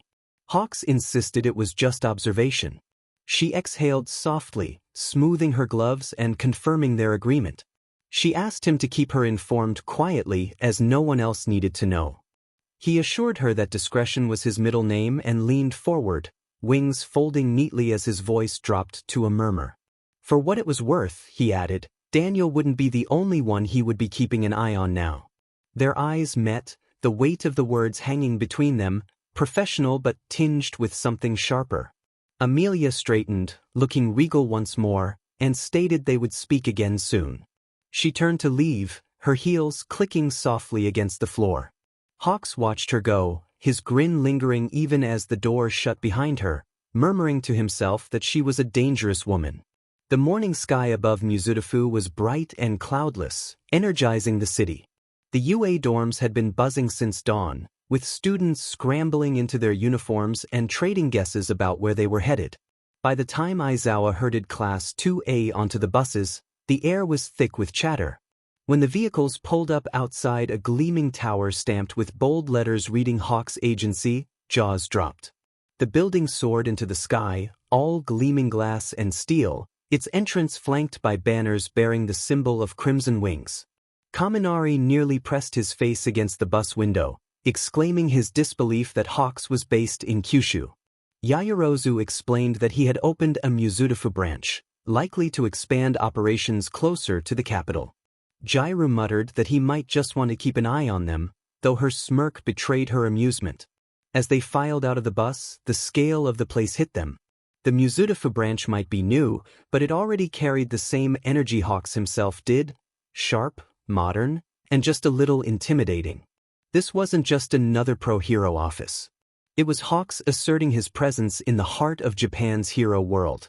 As they entered the building, they were greeted by uniformed staff and a few pro-heroes who had volunteered to oversee the day's drills. A broad-shouldered man with a commanding voice introduced himself as 𝗏𝗏𝗏, one of the agency's senior operatives. He welcomed everyone to Hawks Agency and explained that they would be divided into small squads. Each squad would be tasked with neutralizing a target and rescuing civilians under simulated city conditions, with teamwork, control, and efficiency being graded. The class responded enthusiastically, though some voices were more confident than others. Izuku straightened nervously at Ochako's side while she fiddled with her gloves. A quick glance between them confirmed their unspoken agreement: they would be paired again. When the list of squads was announced, 𝗏𝗏𝗏's voice called out their names together. Midoriya and Uraraka were assigned as a team. Laughter rippled through the class, with Ishido dramatically clutching her chest and teasing about the power couple. Izuku stumbled over his words, trying to deny the implication, while Ochako buried her face in her hands, pleading for the teasing to stop. Aizawa, leaning against a pillar, interrupted, reminding them to focus, which silenced the laughter immediately. He emphasized that they would need more than hand-holding to succeed. Their assignment was deceptively simple: track down and capture a villain, a pro-hero acting as the target, while ensuring no collateral damage to the civilians scattered throughout the mock city block. The moment the buzzer sounded, Izuku shot forward with full cowling sparking around him, scanning rooftops and alleys. He suggested that they split up, but Ochako quickly grabbed his wrist, insisting they move together. Izuku blinked in surprise but nodded in agreement. The streets echoed with distant shouts as other squads launched into their missions. Izuku and Ochako slipped into an alley, their movements smooth from weeks of training. Izuku scanned ahead while Ochako marked obstacles with her quirk. They hardly needed words. Their rhythm was sharper than ever. The villain appeared 2 blocks over, a blur of motion vaulting across balconies. Izuku pointed, and Ochako launched debris into the air, forcing the target to dodge. Izuku darted forward, leaping off floating slabs she sent his way, closing the distance in seconds. When the villain spun to counter, Ochako had already neutralized a collapsing fire escape that could have posed a threat to a dummy civilian. By the time the buzzer rang again, they had the target pinned, with no civilians harmed. The observers in the control room murmured approvingly, and 𝗏𝗏𝗏 acknowledged their performance, noting their good instincts and synergy. Aizawa muttered that it had been too close, but even he didn't sound entirely unimpressed. From the sidelines, their classmates erupted into mixed cheers and playful teasing, celebrating their success. The training floor at Hawks Agency was a whirlwind of activity. Sidekicks barked instructions, interns and UA students scrambled through drills, and Daniel maintained a neutral expression as he pushed himself through the obstacle course. His lungs burned, but he kept his discomfort hidden, determined to prove himself in front of Hawk's team. Across the room, Amelia observed the UA students, her arms folded and her regal poise making her stand out even in plain clothes. When the instructors shifted drills, she quietly made her way toward the upper floors, dismissing her guards with a glance. The polished hallway absorbed her footsteps until she stopped before a familiar office door. A single knock prompted Hawk's voice to call her in. Inside, the pro hero lounged as usual, boots propped on his desk, wings half spread in relaxed comfort. However, when his golden eyes caught hers, he sat forward with a smirk, teasing her about skipping class. Amelia corrected him, stating she was taking initiative as she shut the door behind her. Hawks tilted his head, feathers rustling with amusement, and commented on her confidence. Amelia replied that she didn't sneak, she walked, and people tended to move aside when one acted like they belonged. This earned her a low whistle from Hawks, who found her confidence both dangerous and appealing. She challenged him about his tendency to speak in taglines, to which he casually responded that he would continue as long as they worked. When the topic shifted to Daniel, Hawks produced a file from his desk and slid it across. He noted that Daniel had been performing exceptionally well, almost too well, and speculated that his 𝗕𝗏𝗵𝗃 might be a form of overcompensation. Amelia skimmed the notes, her expression tightening slightly as she recognized that he was hiding behind perfection, which was not sustainable. Hawks agreed, leaning forward with elbows on his desk, acknowledging that those who tried too hard to appear flawless often did so out of fear of revealing their true selves. Their eyes met, sharp observation against sharper resolve, and Amelia requested that he keep a close watch on Daniel, wanting to know the moment any cracks began to show. Hawks promised to keep her informed, then grinned, teasing her about her direct approach. Amelia explained that weekly reports could be intercepted, making face-to-face meetings less vulnerable to tampering. Hawks playfully noted that he should feel flattered by her trust, but she countered that her visit was precisely because she didn't trust him. He laughed softly, stretching his wings wide as he stood. Their banter continued as he offered to walk her back, claiming it was to avoid raising questions about their interaction. Amelia insisted she didn't need an SCRT, but Hawks pointed out that if he let her wander back alone, it would spark curiosity about what the number 2 hero was doing with a princess in his office. As they moved through the quiet halls side by side, Hawks' wings brushed lightly against the wall, and Amelia maintained her composed stride, hands clasped in front of her. He teased her about micromanaging, to which she replied that he was tolerable because he delivered results. Hawks feigned hurt at her choice of words, but her flat gaze reminded him to tread carefully. Despite her stern demeanor, a hint of amusement flickered in her expression, revealing a glimpse of the connection they shared. Hawks was known for his playful demeanor, and as he shoved his hands into his pockets, he exuded an easy confidence that contrasted sharply with Amelia's rigid posture. He remarked that his charm was the reason people kept him around, to which she quipped that perhaps they simply didn't know how to get rid of him. He shot back with a wink, embodying his carefree nature. As they stepped back into the training hall, the sounds of sparring and drills enveloped them. A few students glanced up in curiosity, noting Hawk's wings half-flared as if he had just been engaged in a lively conversation. Amelia, however, ignored the stares and moved smoothly toward the observation platform. Daniel, across the floor, couldn't help but watch them. Hawks wore an easy grin, and Amelia's lips curled slightly in response to one of his remarks. A tightness formed in Daniel's chest, a mix of emotions that felt both hot and sharp. It wasn't merely the sight of her beside another man. It was the way Hawks treated her as an equal, not as someone to be protected or won over. And worse, she seemed to accept it. Turning back to his sparring partner, Daniel clenched his jaw, feeling the practiced calm he had maintained since arriving in Japan begin to unravel. Later, the UA dorm common room buzzed with laughter long after sunset. Class 2A had returned from Hawks' agency, each student varying in exhaustion. Muscles ached, uniforms were stained with sweat, and pride fluctuated based on the day's results. 𝗵𝗃 sprawled dramatically across the couch, his voice echoing theatrically as he lamented his inability to feel his legs, claiming he needed to right his will after a valiant defeat at Hawks' hands. Jdekuwhatif, not even looking up from her phone, pointed out that he had merely tripped over his own feet and collided with a wall. 𝗵𝗃 protested that the wall had appeared out of nowhere, prompting laughter from the others. Kirishima threw an arm around him, grinning widely and assuring him that they would inscribe "manly" on his gravestone. Kaminari brightened at the suggestion, declaring that was all he asked for. At the table, Ochako giggled softly, while Izuku sat beside her, scribbling furiously in a notebook gifted by his sister. He paused occasionally to gesture with his pencil as if replaying the drills in his mind. Ochako teased him gently, suggesting he would tear through the page if he didn't relax. Realizing the page was already smudged with graphite, Izuku sheepishly rubbed at the marks, his face turning pink. From an armchair, Ishido leaned forward with a mischievous grin, commenting on how wholesome the two were.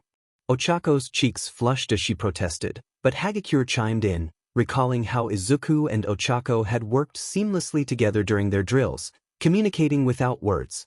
Izuku's pencil clattered to the table as he insisted it was just teamwork, but Jiraiya smirked, teasing him about it. Their laughter filled the room until Aizawa's voice cut through from the doorway, commanding their attention. He warned them not to get comfortable, stating that Hawk's drills were just the beginning and that training would intensify starting the next day. The class responded with a chorus of, "Yes, sensei," though a few groans slipped through. Aizawa's gaze lingered for a moment on Izuku and Ochako before he turned and left. The laughter resumed, though it was softer now, tempered by his warning. Amelia, perched quietly at the edge of the group, had hardly spoken all evening. Most students attributed her silence to her usual regal composure, but she was always observing. Her eyes flicked briefly to the window, where city lights twinkled in the distance. Then she excused herself, claiming she needed to prepare notes for the next day, a statement few questioned due to her commanding presence. Later that night, while most classmates were either dozing or chatting in their rooms, Izuku and Ochako slipped out to the empty training yard behind the dorms. The courtyard lamps buzzed softly, casting pale light across the cracked concrete. Ochako tied her hair up, grinning as she suggested one more round. Izuku nodded, his energy sparking faintly as he bounced on his heels, eager to work on their timing again. They aimed to use debris as platforms to close the gap during their training. The session began roughly, with Ochako miscalculating the timing of her throws and Izuku mistiming his leaps. Gradually, they found their rhythm, Izuku darting across her floating slabs like stepping stones, striking at imaginary targets while she repositioned the debris with precision. When Izuku landed beside her again, breathing, their hands brushed together. He blurted out that she was amazing, his eyes wide with admiration. Ochako's breath caught, her cheeks flushing, but she smiled softly and returned the compliment, acknowledging his hard work. A comfortable silence enveloped them, filled with the gentle hum of the lamps and the warmth of their joined hands. Ochako quietly expressed her concern about holding each other back, to which Izuku responded with conviction, insisting they made each other stronger. Her heart swelled at his certainty, and she gently squeezed his hand, affirming they would continue learning together. Izuku's smile lit up his entire face. In the teacher dorms, Amelia sat at her small desk, the glow of her laptop casting long shadows across the room. Her untouched teacup steamed beside her as she connected to her parents' palace office. The screen blinked to life, revealing her parents. Hisashi Windsor maintained a composed posture, while her mother Inko's warm smile was tinged with concern. Amelia's mother expressed relief at seeing her daughter, noting her tired appearance. Amelia automatically assured them she was fine, though the shadows under her eyes told a different story. She straightened her posture and reported that Daniel Adams had arrived in Japan for an internship with Hawk's agency. Hisashi's gaze sharpened at the news, and Amelia noted that it was too convenient. She explained that Daniel's family believed they were clever by sending him to her, but she refused to let them dictate the situation. Her mother leaned in, asking if Amelia had allies, to which she confidently replied that she did, mentioning Hawk's agreement to report to her if Daniel stepped out of line. Hisashi expressed pride in her foresight but cautioned her to be careful, reminding her that while Hawks was sharp, he was still young. Amelia's mother warned her not to let anyone draw her into risks she couldn't afford. With a knowing smile, she remarked on the boldness and charisma of Hawks, suggesting that Amelia might find him distracting. Caught off guard, Amelia quickly defended her professionalism, stating that Hawks was useful because of his efficiency, not for any other reason. Her mother chuckled softly, and Hisashi, grounding the conversation, reminded 𝗵𝘃𝗍 that she wasn't alone in her burdens. He encouraged her to trust her allies and herself, easing the weight on her chest. Grateful, 𝗵𝘃𝗍 promised to keep them informed and felt a sense of comfort wash over her.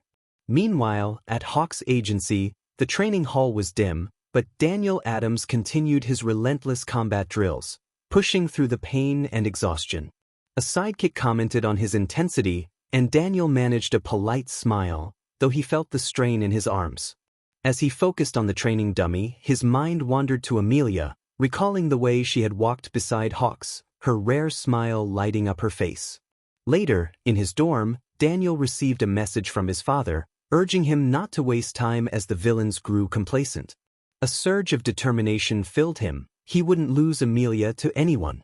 He deleted the message without replying, feeling the weight of his father's expectations pressing down on him.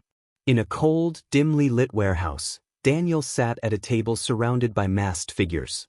Their casual demeanor belied the predatory glint in their eyes. When a monitor flickered to life, Lord Adams appeared, his voice smooth yet cold as he addressed Daniel. The masked figures scrutinized him, and one of them questioned his decisiveness. Daniel felt the pressure mount as he struggled to assert himself, agreeing that he understood the stakes. A villain leaned forward, taunting him about his closeness to 𝗵𝘃𝗍 and implying that he needed to do more than simply spend time with her. The jealousy Daniel felt intensified as he recalled 𝗵𝘃𝗍's proud expression and her smile, which had been reserved for Hawks. The masked figures sensed his turmoil, circling him like predators, whispering about how 𝗵𝘃𝗍 would never choose him over a hero like Hawks. The leader of the Japanese branch warned Daniel that failure would not be tolerated. Silence enveloped the room as Daniel nodded, vowing not to fail.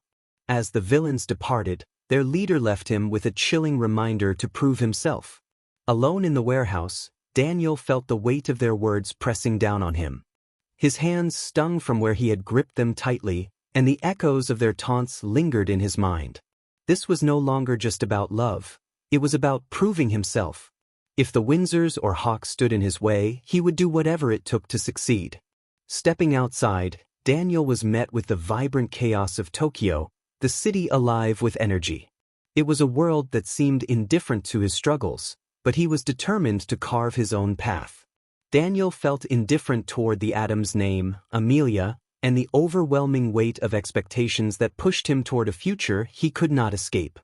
He shoved his hands into his pockets, shoulders hunched, and walked aimlessly, the words echoing in his mind like a curse. The thought of her smiling for someone else twisted his chest painfully. Every corner seemed to mock him. He saw a young couple laughing together under a glowing billboard, their hands intertwined. A man leaned close to whisper something to a woman, making her grin. That smile had once belonged to him.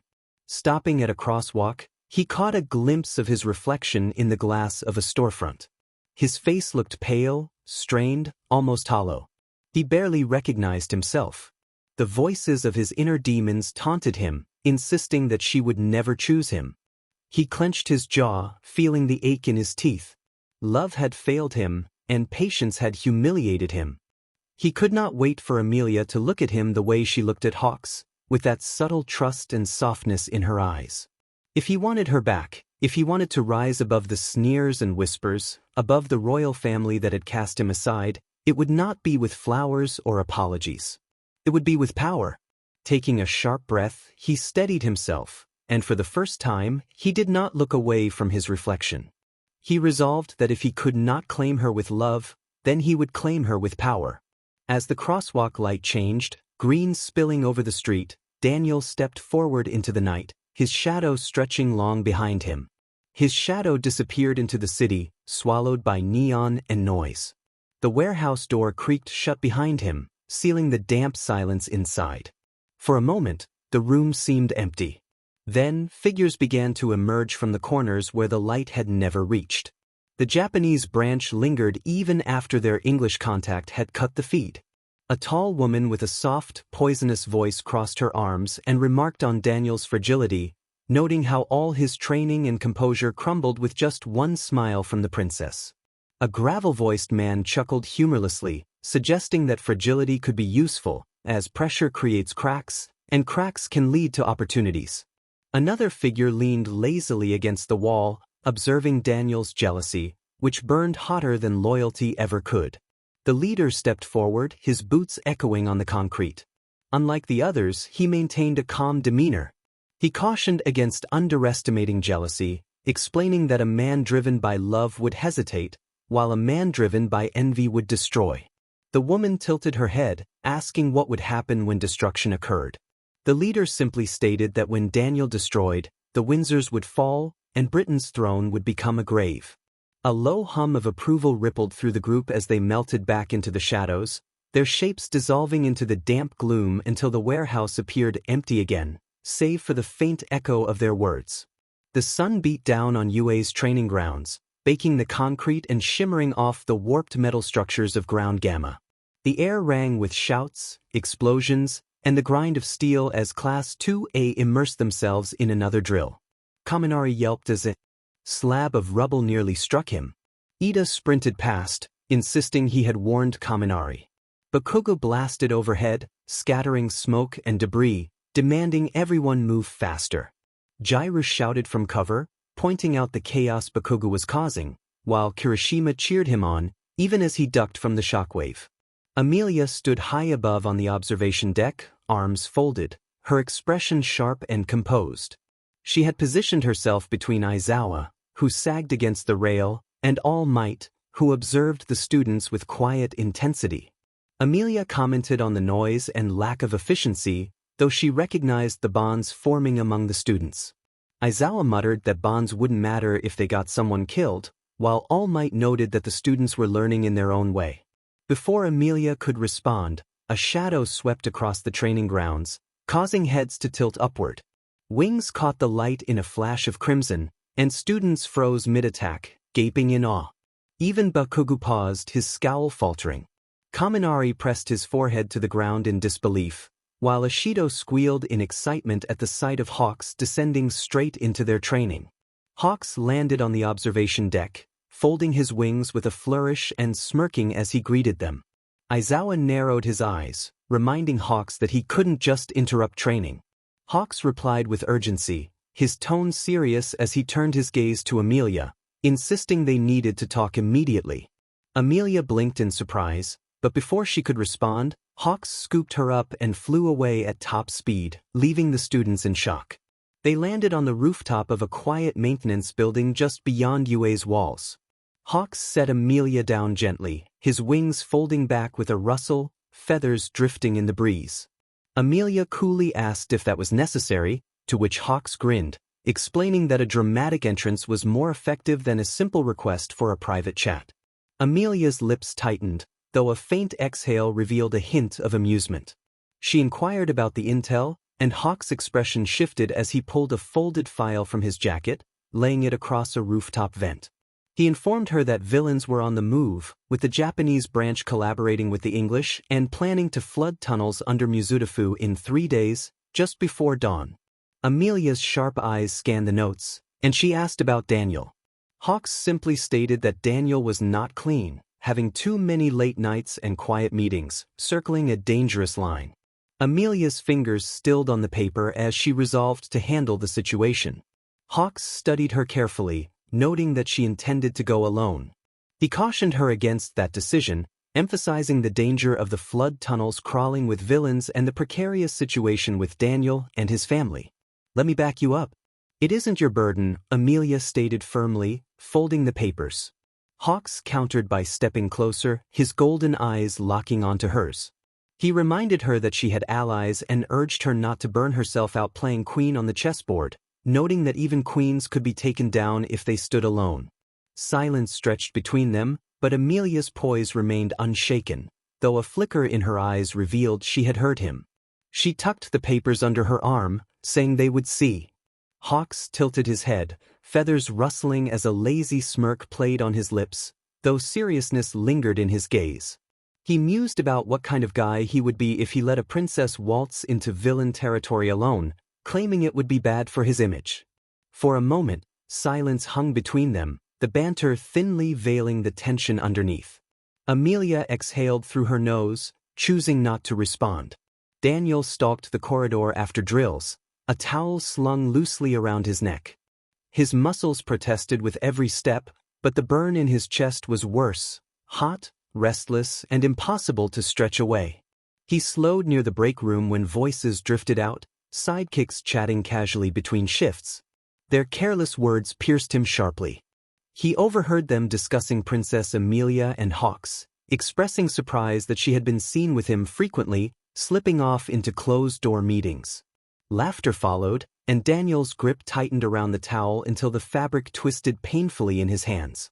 Another voice chimed in, half laughing, half serious, noting that Hawks didn't bow to anyone, not even Endeavor, but for her, he actually listened. Daniel's breath stilled, and his jaw clenched tightly. Someone else whistled low, commenting on Emilia's beauty and royal status, suggesting that if anyone could tame Hawks, it would be her. Daniel felt as if a knife had landed in his chest. He stepped back before they could see him, retreating down the hall on stiff legs. The voices faded, but their whispers clung to him like smoke, choking and inescapable. Emilia Windsor, Hero Blaze. Hawks Princess now. Daniel stopped in the dim stairwell, gripping the railing so hard that his knuckles ached. His reflection glared back from the glass panel of the door, pale, strained, eyes burning with something he didn't want to name. His chest twisted violently, as if his ribs might crack. The dorm common room buzzed like a hive when Emilia stepped inside, still in her coat, her hair pinned neatly back as if she had just walked straight from a meeting. She carried herself with calm dignity, but the moment the students noticed her, the air shifted. Conversations cut off mid-sentence, and 20 pairs of eyes locked onto her like heat-seeking missiles.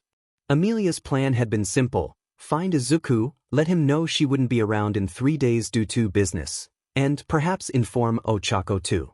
It wasn't a lie exactly, business was the closest term she could use without revealing she would be facing villains. But before she could speak, the silence shattered. Ishido leapt over the back of the couch like a pink blur, landing directly in front of Emilia with a grin bright enough to power the lights. She asked about Emilia's secret date. Emilia blinked slowly, stating flatly that it wasn't a date as she moved toward the counter with her usual regal calm. 𝗬𝗁𝗎𝗄 bounced closer, her invisible form radiating giddy energy, teasing that dates never involved the number 2 hero carrying someone into the sunset. Oh wait, they totally did. Ochako sputtered, her face going crimson, insisting that it was surely professional. Jdru drawled from the couch, raising an eyebrow and smirking, suggesting that professional was definitely the word for bridal carries. Ishido shrieked, collapsing onto the floor theatrically. Kaminari groaned dramatically, throwing his arms wide, lamenting that even their teacher had better game than he did. The room erupted in laughter. Kirishima slapped his knee, Hagakure squealed, and even Todoroki tilted his head as if filing this detail away. Bakugou muttered something about extras, but remained in his spot, which only made the others laugh harder. Emilia poured herself some tea, setting her teacup on the counter with exquisite calm, letting the chaos swirl around her. She lifted it, sipped once, then set it down again, stating evenly that it was a professional matter. Ishido sang about professional romance, twirling like a ballerina. The room burst into squeals, claps, and whistles, the teasing bouncing from wall to wall. Emilia didn't flinch. She finished her tea in one last sip and turned smoothly toward the door. Before she left, her eyes flicked toward her brother and Ochako, requesting a word. The common room went dead silent again, curiosity spiking like electricity. Izuku stiffened, responding to her call. Emilia waited until they had followed her a few steps into the hall before speaking. Her tone was softer, quieter, though no less firm. She informed them that she wouldn't be around 3 days from now due to official business, her gaze lingering a fraction longer on Izuku. She reassured them not to worry, as it didn't concern them. Izuku opened his mouth to ask, but the look in her eyes stopped him. He nodded, though unease flickered across his features. Ochako, catching it, frowned but didn't push either. Emilia straightened, instructing them to get some rest, and with that, she swept out, leaving them exchanging uneasy glances while back in the common room. Ishido's voice rang out again, declaring that Emilia had totally dodged the question and was dating Hawks. The dorm exploded into chaos once more. Her teacher dorm was quiet, the only sound the hum of her laptop as the secure line connected. The glow of the screen carved sharp shadows across Amelia's face, illuminating the faint hollows beneath her eyes. The feed flickered, stabilizing on the familiar setting of the royal study. King Hisashi sat straight-backed, his posture commanding even through the grain of the call, and beside him, Inko leaned slightly forward, her warmth softening the scene. Inko immediately expressed concern for Amelia's appearance, noting she looked exhausted and asking if she was sleeping at all. Amelia straightened automatically, as if her mother's words were an order instead of gentle worry. She replied that she was fine, though the tightness of her voice betrayed her. She had been gathering information and received confirmation of the villain's next move. Both parents sharpened at that, Hisashi's eyes narrowing while Inko's hand flew to her mouth. The king commanded her to speak. Amelia folded her hands neatly on the desk, her tone crisp as she revealed that the villains had chosen their ground. Flood tunnels beneath 𝗵𝘃𝗧𝗵𝗲, 3 days from now. The Japanese branch was preparing to strike, and Daniel Adams was involved. Inko inhaled sharply, recognizing the name. She hesitated, recalling Daniel as the boy Amelia had once known, shaking her head in concern. Hisashi leaned forward slightly, his voice steady but edged with urgency, asking how deeply Daniel was entangled. Do you know if he acts willingly or under his father's influence? Amelia admitted she couldn't say for certain, but she knew he was compromised. The Adams family had tied themselves to the villains, whether he approved or not. Her lips pressed thin as she continued, noting that she had seen the cracks in Daniel. He was slipping further into their grasp. Hisashi exhaled through his nose, fingers drumming against the desk. It would not be enough to simply fend off an attack, the rot must be cut at its root. If the villains were emboldened enough to use Daniel as their pawn, they would not stop until they succeeded or were destroyed. Amelia lifted her chin slightly, her eyes cold with resolve. She would see them destroyed. The words hung heavy in the air. Inko leaned closer, her expression taut with worry. Amelia needed to understand that this was not only her burden to carry. She was not alone in this. She had allies, Izuku, Ochako, her co-workers, even Hawks. She must not shut them out. Amelia's throat tightened at the mention of their names, but she masked it with a slow sip of cooling tea. Involving them would put them at risk. She wouldn't let the villains turn her students or her brother into pawns. Her mother's eyes softened with a mixture of pride and pain. And yet, Amelia was risking herself. Hisashi's voice cut in, firm but not unkind. He needed more than resolve. Did she know their numbers, their strength, and what they planned beyond the tunnels? Amelia answered without hesitation. She knew their location and timing. As for numbers, Hawks would keep watching. But one thing was certain, they meant to strike fast and brutally. If they waited, they would lose the advantage. If they met them there, they could end this before it spread. Hisashi studied her, the weight of his gaze heavy even across the screen. She had thought this through. A long silence followed. Then Inko reached out as if her hand could pass through the glass. She needed Amelia to promise one thing, that she would come back. For a moment, Amelia's composure cracked, her lips parting around words she couldn't quite shape. Then she drew in a steady breath, the Windsor steel sliding back into place. She promised to do everything in her power to return. Hisashi's voice gentled, pride threaded through his sternness. She was her mother's daughter, his daughter, a Windsor. She needed to trust her strength, but also trust her allies. She must not mistake solitude for honor. Amelia allowed herself the smallest of smiles, one only her parents would ever see. She would keep them informed. Inko urged her to stay safe, while Hisashi added that she should stay sharp. The call ended with a muted click, leaving Amelia in the quiet of her room. For a long moment, she sat motionless, her reflection faint in the black screen. Only when the silence pressed too heavily did she finally lift her tea, now cold, and drink it anyway. 3 days. 3 days, and it would all begin. Amelia's heels clicked across the polished halls of UA, her coat swinging with each purposeful stride. She didn't waste time knocking when she reached Principal Niza's office. The door swung open, and the tiny creature looked up from his desk with a smile far too calm for the gravity of her expression. 𝗫𝗠 had been expecting her. Her brow arched faintly, and she asked if he had heard. 𝗫𝗠 folded his paws together, eyes gleaming with quiet calculation. He informed her about the flood tunnels beneath 𝗵𝘃𝗬𝗠, 3 days from now. Hawks had briefed him as soon as he left Amelia. The mouse-dog-bear hybrid's smile never wavered, but the air in the office felt heavier, as though strategy itself had taken a seat beside them. Amelia nodded once, understanding what must be done. 𝗫𝗠 agreed but warned that rushing blindly into a nest of vipers was suicide. They would plan and strike smart. The strategy meeting assembled that evening in a secured chamber beneath UA. Around the table sat Eraserhead, All Might in his slimmer form, Present Mike, Midnight, and Cementos. Hawks lounged with his boots on the edge of the table, but the sharpness in his eyes portrayed how serious he was. 𝗫𝗠 hopped onto his chair at the head of the table, tail curling around him. Their objective was to neutralize the villains in the tunnels before their operation could begin.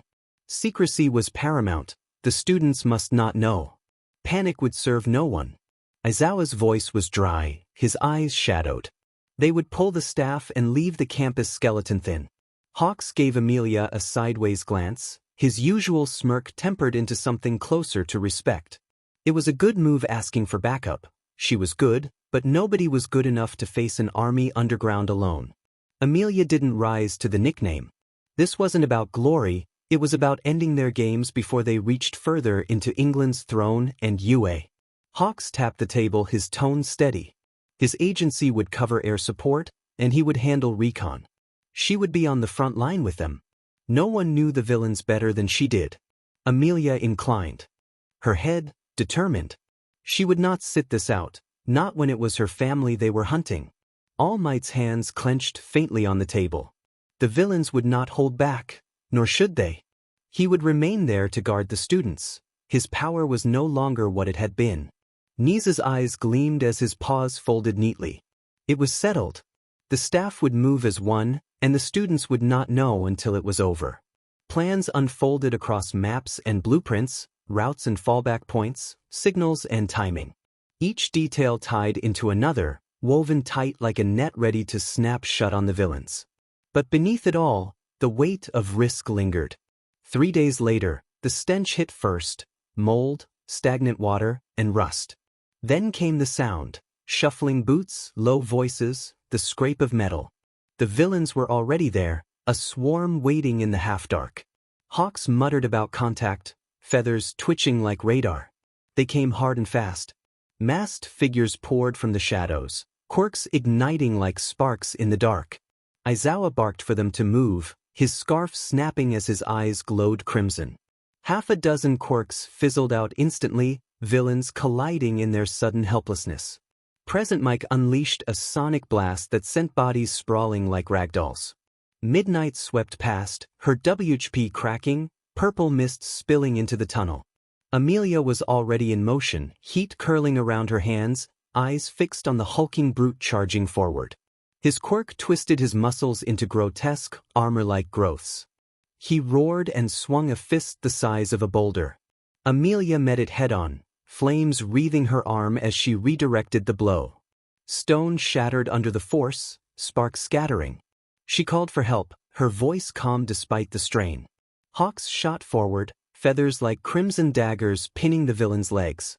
He staggered, just enough for Amelia to slam a blazing uppercut into his jaw. The brute reeled until Hawks dropped from above, wings snapping out as he drove both boots into the villain's chest. The ground trembled with the impact.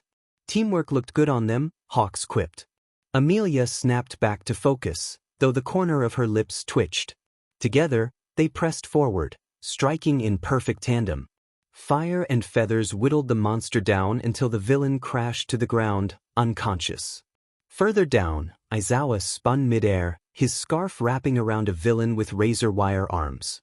The moment their eyes locked, the wires collapsed into useless flesh, and Aizawa yanked him face-first into the tunnel wall with brutal precision.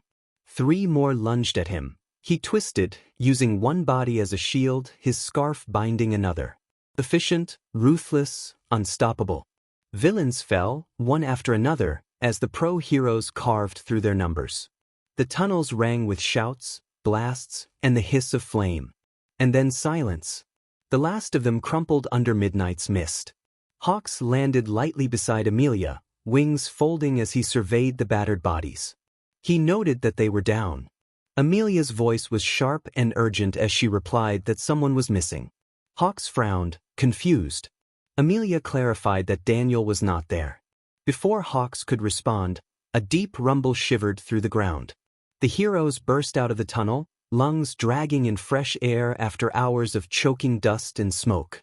For a brief moment, there was silence. Then the horizon shattered. A column of black smoke rose above the mountainside, blotting out the clean blue sky. It twisted and curled like a fist around Yue's silhouette. Emilia froze, her heart plummeting. Hawk's face hardened, his smirk gone, realizing it was a diversion. His wings flared wide, feathers trembling with the urge to launch skyward. Midnight's WHP cracked against the concrete, questioning how the villains had gotten past security. Aizawa's scarf twitched as he grimly noted that they had split their forces and they had been the distraction. For the first time that day, Emilia's composure cracked. Her students. Her brother. She took a step forward, flames flaring at her fingertips before she forced them down. They had to move and fast. Hawks was already crouching, offering a hand, insisting the fastest way was with him. She didn't hesitate this time, her hand meeting his, and in the next instant, the world dropped away. Wind tore at her skin as Hawks shot upward, crimson wings cutting the sky like blades. Below, the other pro-heroes surged forward on foot and with their quirks, racing the plume of smoke curling higher by the second. Emilia pressed her teeth together against the pull of the wind, her eyes locked on Yue's distant silhouette. She couldn't hear anything yet, no screams, no alarms, but her chest tightened with dread. Her brother was there. Her students were there. If the villains had breached Yue, they had to hurry. Hawk's voice cut across the rush of air, grim but steady, urging her to hold on. Emilia didn't answer, she only stared at the smoke, her resolve hardening like steel. Whatever awaited them at Yue, she would not let it fall. The day had begun like any other. Sunlight filtered through Yue's tall windows, spilling across the polished floors of the academic wing. Class 2A bustled with chatter between lessons, the energy from their recent training at Hawk's agency still crackling in the air. Some bragged about their progress, while others groaned about sore muscles. Izuku sat at his desk, furiously scribbling notes in the margins of his journal. Beside him, Ochako leaned over, her chin resting in her palm, watching him with amusement and admiration. She teased him about running out of notebooks at this rate. Izuku flushed pink, insisting he just wanted to make sure he remembered everything from training. They were getting stronger, but they couldn't slow down. Before Ochako could reply, the school trembled. The windows rattled, and a deep, echoing boom reverberated through the hallways, shaking the students to their bones. Alarms blared, shrill and urgent, announcing a villain breach and instructing all students to defensive positions. Ida barked commands, ushering his classmates into motion, but his words were cut short as the wall at the far end of the corridor exploded inward. Dust and stone cascaded in a choking wave as masked figures poured through the breach, their shouts drowned out by the crackle of quirks igniting in the confined space. Villains swarmed the hallways like a flood. Todoroki snapped for everyone to brace themselves, his left side glowing with frost. Ochako's eyes widened as she recognized the pattern from the attack on the dinner party in England. She grabbed Izuku's arm, realizing they were there for him. Izuku's BLD ran cold, but he forced himself to step forward, one for all sparking green across his limbs, determined to stop them. The air filled with the clash of students and villains. Jairu unleashed piercing sound waves, rattling their enemies. Kirishima hardened his skin, intercepting a blow that could have crushed Kaminari. Tokoyami's dark shadow roared, sweeping the hallway clear with a furious strike. Yet there were too many. Pro-heroes stationed at UA charged into the fray, but most of the teaching staff had left with Emilia and Hawks for the tunnels. That had been the villain's plan all along, to divide UA's defenses. In the middle of the chaos stood Daniel Adams, his staff whirling like a silver blur, striking with brutal precision. But he wasn't protecting anyone. His eyes, wild and feverish, sought only one figure in the crowd, Izuku Midoriya 𝗔𝗂𝗁𝗧𝗵𝗲 muttered to himself, recognizing Izuku as the little brother, the obstacle. Izuku froze for half a heartbeat, questioning why Daniel was there. Daniel lunged, their quirks meeting with a deafening crack, staff against one for all enhanced fists. He snarled that he would fix everything, claiming that once Izuku was gone, Emilia would have no one left. No brother, no hero, no Hawks, just him. Izuku's heart lurched as he pleaded with Daniel, insisting she was his friend and he didn't have to do this. Daniel laughed bitterly, pressing harder, asserting that this was truth and destiny. Their fight raged through shattered classrooms and smoking corridors. Izuku ducked and weaved, refusing to unleash his full power against someone who had once stood by Emilia's and his side, someone who might still be saved. He begged Daniel to stop, even as blood trickled from a gash across his arm, insisting he wasn't like them and could still turn back. But Daniel's ears were deaf to reason. He pressed harder, his staff slamming into Izuku's ribs with bone-jarring force, claiming Emilia had chosen Hawks, leaving him with nothing to turn back to. Izuku staggered, his guard faltering, and that was when the shadow fell over him. The villain leader had arrived, laughing and commending Daniel for making it easy for him. Tall and masked, his steps deliberate, he flexed his gloved hands, activating his quirk. One touch could sever nerves, leaving a body limp and useless. Izuku's breath caught, he was too slow. Then All Might was there, moving faster than Izuku thought possible in his weakened state. The villain's hand brushed Izuku's shoulder, and pain exploded through his body. His legs buckled, his nerves screaming as if strings had been cut. But All Might shoved Izuku away, taking the blow meant for him. BLD flecked the older hero's lips, his frame trembling under the strain, but he forced a smile that Izuku recognized all too well. He promised Izuku's parents that he would protect him, with his life if he must. The memory burned into Izuku's mind, All Might's vow from when he first inherited One for All. Izuku called out for All Might as the symbol of peace collapsed, his body twitching from the quirk's effect. Izuku's vision blurred, and his body froze. For the first time in years, his mind went utterly blank. Ochako, locked in her own battle nearby, turned just in time to see Izuku falter. Her throat felt raw as she shouted his name. Her voice cut through the fog, but it was too late. Daniel's staff struck Izuku's shoulder, causing him to stagger as pain overwhelmed him. BLD sprayed, and his knees buckled beneath him. Ochako rushed to his side, tearing off her blazer and pressing it tightly against the wound. Daniel faltered, horror flickering across his face at what he had done. Then the air exploded. Emilia landed in a blaze of heat, her hair whipping like a banner of flame. Hawks dove beside her, his crimson wings flaring wide as feathers spun into gleaming blades. The world seemed to freeze at the sight of them. Emilia's gaze fell first on All Might, twitching on the ground, then on her brother, her baby brother on his knees, BLD soaking through Ochako's desperate hands. The steel composure she always wore shattered into raw, unfiltered fury. Her eyes locked on Daniel, and he staggered back under the weight of her glare, his staff trembling in his grip. Emilia accused him of betrayal, recalling how he had turned his back on everything they swore to uphold as heroes. Hawks crouched beside All Might, checking his pulse, relief flickering across his face as he confirmed that All Might was alive but down. He turned to Emilia, telling her that All Might was all hers. Ochako tied the makeshift bandage tight, tears streaming down her face. Izuku grit his teeth, pushing himself unsteadily to his feet despite the pain. Emilia caught his eyes for a brief moment and ordered him to help his classmates, telling him to leave Daniel to her. Izuku wanted to argue, but the look in her eyes silenced him. He nodded, and together with Ochako, they stumbled back into the battlefield. Daniel's jealousy twisted into rage as he shouted about being replaced. Emilia's flames surged hotter as she reminded him that he had sided with monsters and hurt the innocent. The villain leader stepped forward, his gloved hand flexing, quirk humming with deadly promise, and commanded Daniel to kill her. He lunged, but Hawks intercepted, wings slashing. Even he couldn't get too close, as a brush of the villain's fingers sent half his wing limp, feathers dropping uselessly to the ground. Emilia dodged narrowly, her flames bursting in controlled waves.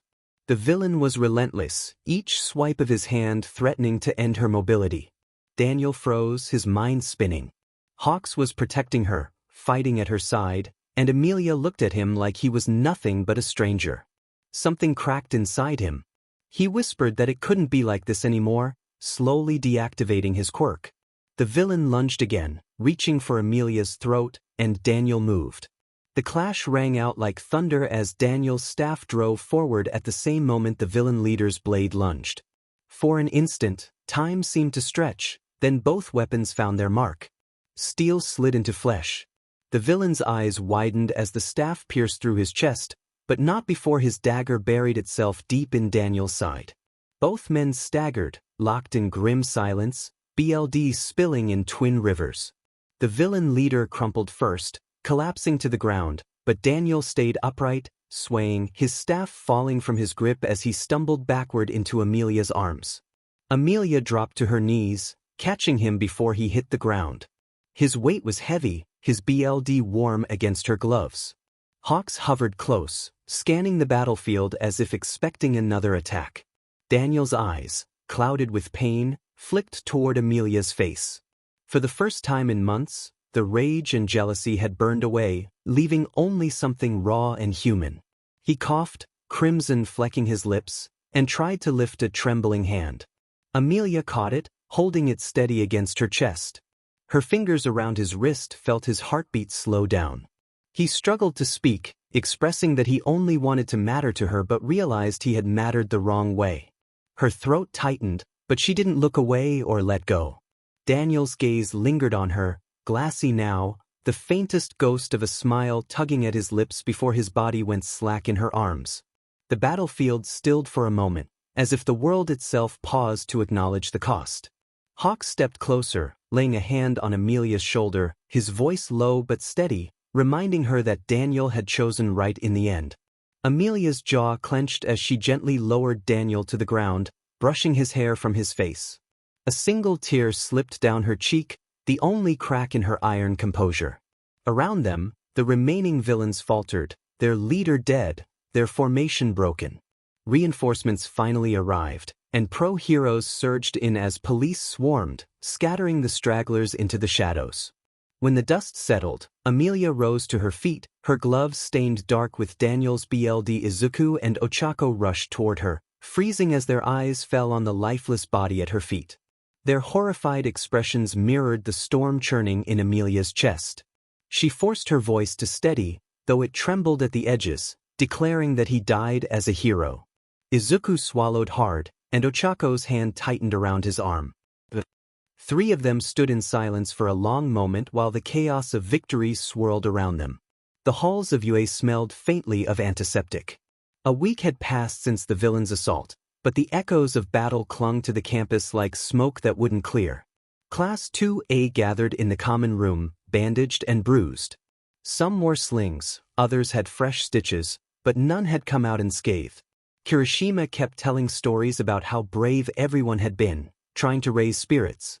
Ashido laughed, though her voice wobbled. Kaminari played cards with Siro, his hands trembling every so often before he clenched them into fists. Izuku and Ochako sat together on the couch, their shoulders brushing. Izuku's arm was still wrapped heavily from Daniel's strike, the doctors warning him not to push himself too soon. Ochako glanced at it constantly, as if making sure it hadn't gotten worse while she wasn't looking. The day All Might woke up, they all piled into the hospital like a stampede. The nurses tried to keep them at bay, but Class 2A was relentless. Flowers spilled from their arms, colorful notes crammed into envelopes, and enough healthy snacks to feed the entire ward.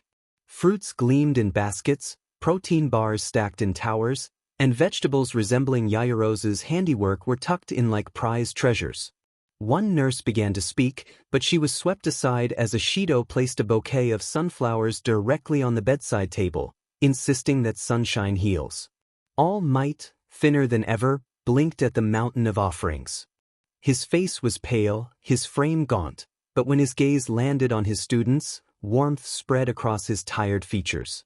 He acknowledged them with a cracked but steady voice, expressing gratitude for their overwhelming kindness. Kirishima beamed, declaring that too much is manly. Jirou crossed her arms, unable to hide her relief, reminding All Might that he still needed to eat.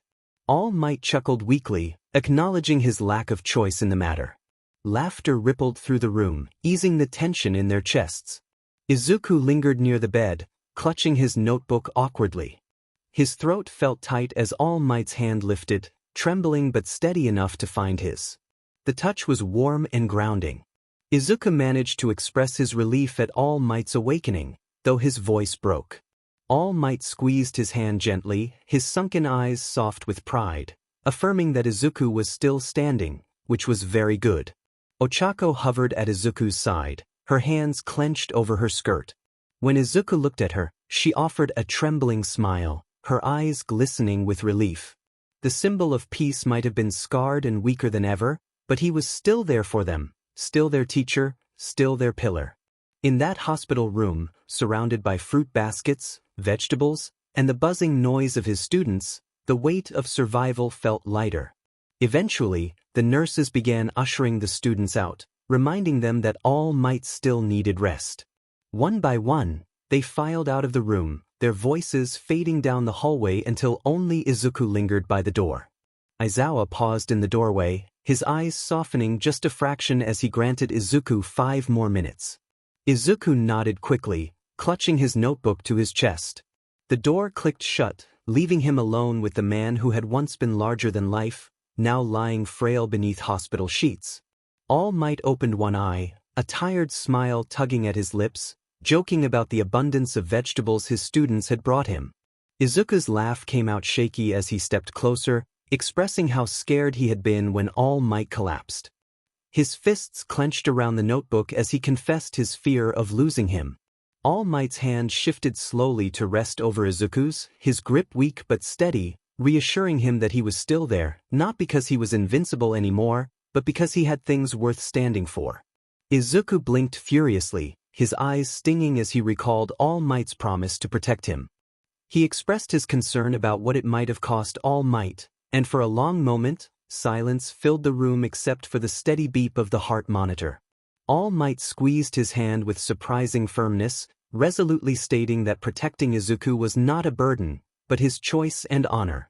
He emphasized that Izuku was now ready, stronger and wiser, and that the symbol of peace did not have to be him anymore. Izuku's tears spilled freely as he called out to All Might, who gently urged him not to cry for him, but to save those tears for the future he would build. Izuku bowed his head, promising to make All Might proud.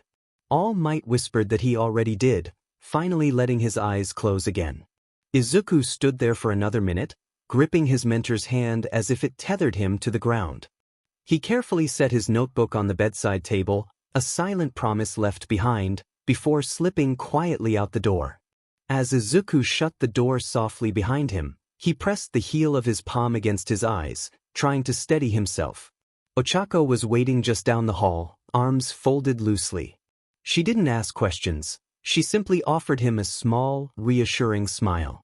Izuku murmured that he was fine, though his voice wavered. Ochako gently assured him that he didn't have to be fine with her. Something in his chest eased as he let out a shaky laugh, acknowledging her ability to know what to say. She stepped closer, stating that she knew when he needed someone. Her hand slipped into his, steady and warm, as she urged him to join the others, reminding him that if they were late, Kaminari would eat all the snacks. Izuku smiled faintly, squeezing her hand as they walked back together. Amelia did not go to the hospital with them. She hadn't laughed in the common room or traded banter with the other teachers. Instead, she buried herself in work, reports to authorities, coordination with the police, paperwork for UA's board, and endless briefings with Nizu. Every time grief threatened to overwhelm her, she transformed it into another signature, another calculated line of strategy. Daniel's BLD remained on her gloves. She couldn't bring herself to throw them out. 3 days later, Hawks showed up unannounced. He strolled into the teacher's office, his golden eyes sharp despite the lazy grin on his face. He found Amelia hunched over her desk, papers stacked high, her posture impeccable but her face pale with exhaustion. The lamplight cast shadows under her eyes, and her hand trembled slightly as she scrawled her signature across yet another report. Hawks leaned against the doorframe, teasing her about her state. Amelia replied coolly, asserting her responsibilities, though her voice cracked around the edges. Hawks tilted his head, studying her, and remarked that heroes were supposed to stay alive to do their jobs. Her pen paused mid-slide, and she insisted that this was her job. That was all the invitation he needed. He crossed the room in a few strides and scooped her clean out of her chair before she could protest. He opened one of the floor-to-ceiling windows, assuring her that he wasn't kidnapping her but rescuing her from herself. The wind swallowed her next words as his wings snapped open, carrying them away from the weight of 𝗬𝗧. Amelia tried to order him to turn back, but the rush of air stole her voice. All she could do was hold on as the school shrank beneath them and the city fell away. Eventually, they landed on a mountaintop, the forest sprawling below and a lake, glimmering like glass at its base. The air was crisp, carrying the scent of pine and earth, untainted by smoke or dust. Hawks set her down gently, his expression unusually serious. This was where Amelia came when everything became overwhelming. Heroes, villains, politics, and the press, none of it reached this place. Hawks believed she needed this moment. He gently interrupted her protest, his golden eyes softening in a way she hadn't seen before. She had been pushing herself to the limit since the fight, juggling reports, students, and meetings. She hadn't even allowed herself a moment to breathe after the incident with Adams. At the mention of his name, her composure faltered, her throat tightening as she struggled to maintain her expression. Hawks gestured toward a smooth rock overlooking the valley, encouraging her to sit. He urged her to step away from her roles, to simply be Amelia for once. She hesitated, feeling the weight of the moment, but her legs moved forward, carrying her to the rock where she sank down. Her hands rested stiffly in her lap, fingers twisting together until they trembled.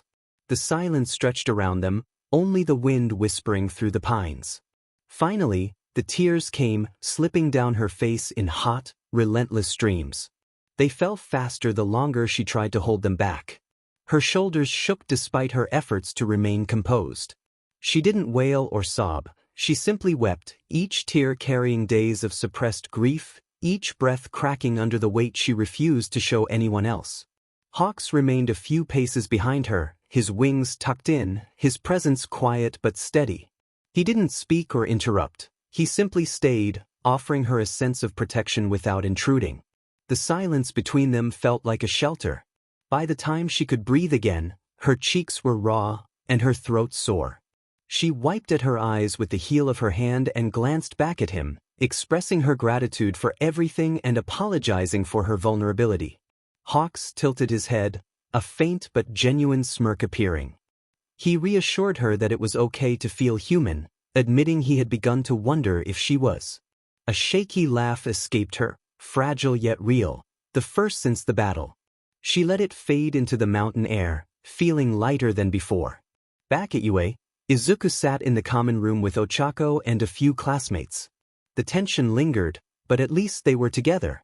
Kaminari was trying to get the TV to work, Ishido was painting Hagekure's nails, and Kirishima was flexing his arm to show off a scar he had earned. Suddenly, the door swung open. One of their royal guards, Jacob, entered, breathless and grim. He addressed Izuku urgently, informing him of an attack on the Windsor Palace, where part of the eastern wing was in ruins and the king and queen had been targeted. The room fell silent, and Izuku felt a chill run through him. As Amelia and Hawks descended onto UA's landing pad, the mountain air clung to her coat. For a brief moment, the world felt still, the wind in the pines, the lake glittering under the sunlight, her tears quietly drying. But the moment her boots touched the concrete, reality crashed back into her chest. Noah was waiting. The royal guard's uniform was rumpled, his face pale, and his stance tense with urgency. He quickly bowed and informed her of the attack on Windsor Palace, revealing that the eastern wing had collapsed and the king and queen were targeted. Amelia froze, her lungs locking up as she processed the news. Her fingers tightened into fists at her sides, and she demanded to know if they were alive. Noah's response was grim. Communication lines were down, and every secure channel had been cut simultaneously. Hawks muttered a curse under his breath, and Amelia straightened, clamping down on the fear clawing at her chest. She asked where Izuku was, learning he was in the dorms and already informed of the situation. Her heart raced and she wasted no time. The English news channels offered nothing but smoke and speculation, showing footage of rubble and commentators insisting the crown was unharmed, while official statements were vague and meaningless. The siblings knew better. Silence was more dangerous than anything broadcasted. Principal Nizu's office was heavy with quiet when Amelia and Izuku sat across from him. Aizawa stood in the corner, arms crossed, shadows deepening beneath his eyes as he studied them. Nizu calmly explained the risks they faced. If the villains had breached Windsor Palace once, they would not hesitate to try again. He warned them they would be flying into danger. Amelia immediately insisted they had to go. Her voice was steady, but tension radiated from her. She declared it was their responsibility as their parents were in danger. Izuku nodded beside her, his fists clenched tightly, expressing that he couldn't sit idly by while they were at risk. The thought of not knowing if they were alive would tear him apart. Aizawa's voice cut through the air, reminding them of their youth and the weight they shouldn't have to carry. But Amelia replied firmly, stating that by BLD and duty, the villains wanted the throne, making it her fight. Izuku affirmed it was their fight. After a long moment of silence, Nizu leaned forward, granting them authorization. He arranged for a discreet SUV to take them to England, but warned them that once they arrived, they would be beyond his reach and UA's. The dorm hallways buzzed with tension as word spread. Classmates whispered in tight clusters, glancing at the siblings with worried eyes. Ochako cornered Izuku before he could pack, pleading to go with him. He was startled by her urgency, but she insisted she would worry herself sick if he left without her. She believed she could help. He gently held her face, forcing her to meet his gaze, brushing away the tears threatening to fall. He told her she had to stay, that their classmates still needed her, and he needed to know she was safe. Her lip trembled as she clutched his wrists, expressing her fear of what could happen if he left. Before she could spiral further, Izuku kissed her, firm, steady, and lingering. When he pulled back, their foreheads rested against each other, and he promised he would return quickly. He urged her to be strong for him and for their classmates. Though her shoulders shook, she eventually nodded, her voice breaking as she reminded him to keep his promise. Night had already fallen when Hawks found Amelia alone in the dim corridor of the teacher's dorm. She stood by the tall windows, her travel coat draped over her arm, her hair tied neatly back. The lamplight highlighted the hard lines of her composure, but Hawks could see the exhaustion etched beneath. He leaned against the doorframe, acknowledging the danger she faced without needing to say it. His smirk was lazy, but his eyes were sharp. Amelia responded, acknowledging his understanding. He pushed off the wall and walked toward her, his boots echoing softly.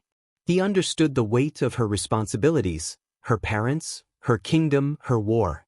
For a moment, her facade slipped, revealing a flicker of vulnerability in her eyes. She expressed her gratitude, and without hesitation, he wrapped her in a sudden embrace, one arm strong around her shoulders while his wings arched protectively around them. He urged her to take care of herself, playfully warning her not to make him fly across the ocean to bring her back. Her throat burned with emotion, but she held herself together, resting against him for just a moment longer than she should have. Then she stepped back, her chin lifting as her resolve returned. She promised to return, her voice steady and determined. He softened his smirk into something resembling a smile, assuring her he would hold her to that promise. The flight was long and heavy with silence, even Hawk's usual jokes unable to lighten the mood. Amelia sat stiff-backed, hands folded neatly in her lap, her expression icy. Izuku sat beside her, his head bowed over his journal, though his pencil had not moved in hours. Across from them, Jacob and Noah kept watch, Jacob's jaw clenched tight as his eyes flicked to the siblings. Noah, younger but no less disciplined, glanced at his comm device repeatedly, but each time he checked, the lines remained silent. There had been no word from Windsor Palace. By the time their plane descended over London, the sun was sinking low, painting the skyline in shades of bruised purple. From above, the palace loomed, its white stone glowing faintly in the dusk. But instead of the usual symmetry and splendor, there was ruin. The eastern wing was shattered, smoke curling faintly from the blackened remains, stone crumbled into heaps, and scaffolding already rising around the wreckage. Floodlights illuminated the sight, soldiers and guards moving below like ants, their weapons gleaming in the half-light. Amelia pressed her hand to the window, her breath fogging the glass. Izuku felt a knot in his stomach, the sight of the palace, once untouchable and eternal, now resembling a wounded beast. The moment their plane touched down, Jacob and Noah exited first, weapons raised until the perimeter guards signaled it was clear. Amelia and Izuku stepped onto the tarmac, the night air biting sharply. Jacob murmured for them to stay close, warning that they didn't know if the danger had passed. The convoy drove them through the streets, sirens wailing in the distance. Civilians were nowhere to be seen, entire blocks cordoned off, and every corner bristled with soldiers. The city was on edge. As the palace gates came into view, Izuku felt his throat tighten. The flags still flew proudly above the stone, but the eastern wing gaped open, a scar against the grandeur. Floodlights cast harsh shadows across the wreckage. Amelia rolled down her window, taking in every detail, the scorch marks across marble columns, the shattered windows, the lingering smell of smoke and ash. When the car stopped, she stepped out before anyone could assist her. Her heels crunched on gravel and debris as she faced the towering ruin, jagged and blackened, without flinching. Guards swarmed the courtyard, bowing quickly before returning to their posts. The chaos was disciplined, but beneath it, Amelia sensed the fear. Noah grimly noted that this was not just an attack, it was a message. Amelia's jaw tightened, her eyes hard as steel as she stepped closer to the rubble, vowing that they would have their answer. Izuku followed, fists clenching at his sides. The palace had always represented safety, home, and family to him. Seeing it broken like this stirred something raw inside him. He glanced at his sister, standing tall against the ruin, realizing how much weight rested on her shoulders and how much they were about to carry together. The palace corridors felt colder than Amelia remembered. Smoke clung to the marble walls, black streaks running like scars across the once pristine stone. Chandeliers dangled half-broken, their crystals scattered across the ground like fallen stars. Guards ushered the siblings carefully through the wreckage, every step echoing too loudly in the cavernous silence. Izuku's chest tightened as his eyes darted to every shattered window and cracked portrait frame. This place was supposed to be untouchable, he thought. It was supposed to be safe. Then movement caught his eye. A man in a tailored suit, streaked with dust and ash, sprinted toward them. Hisashi's assistant, Kensington, skidded to a halt and bowed low, though his composure was fraying at the edges. He expressed relief that they were safe. Amelia's voice was clipped and commanding as she asked what had happened. The assistant nervously scanned the ruined corridor before leaning closer, lowering his voice to explain that the Crown had anticipated the villains' coordination with the Japanese branch and had deliberately adjusted their defenses. Amelia's brow furrowed as she sought clarification. Kensington explained that the eastern wing had been strategically weakened, with reduced patrols and deliberately thin barriers, serving as a lure. The villains had believed they found a breach, but instead, they had walked into a trap. Izuku's stomach twisted at the implication. Kensington confirmed that security elsewhere in the palace had been tripled in silence, with elite guard units and pro-heroes embedded within the walls. The moment the villains broke through, the Crown had them surrounded. The fighting had been fierce but controlled. Most of their leaders in England were captured, though some had escaped into the city, fractured and scattered. Izuku's mind reeled, images of the collapsed wing flashing in his head. He struggled to comprehend that all of this destruction had been part of the plan. Kensington hesitated before confirming that it was indeed a sacrifice of stone to save flesh and BLD. He expressed regret, noting that they could rebuild the palace many times over, but if the king and queen had fallen, England would have burned. Amelia's jaw tightened, her eyes flashing with a mix of anger and reluctant understanding as she inquired about the silent communication lines. Kensington admitted that they had been cut deliberately, with all secure channels severed the moment the villains breached.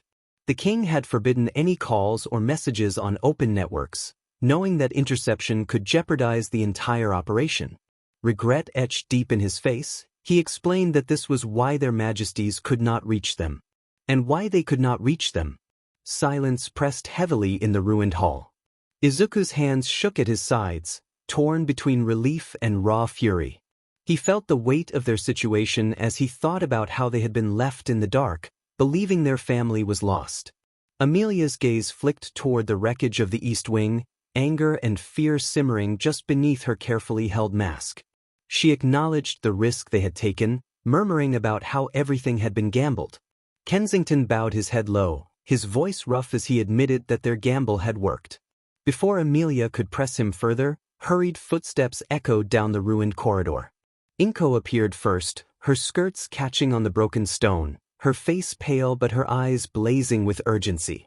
Hisashi followed, his coat torn and streaks of soot across his jaw, but he carried himself with the regal posture of a king. Izuku stumbled forward, calling out to his parents. Inko didn't slow, she swept Izuku into her arms, crushing him against her chest with surprising strength. He froze for a moment, stunned, then clutched her back just as tightly, tears burning in his eyes as he expressed his fear of losing her.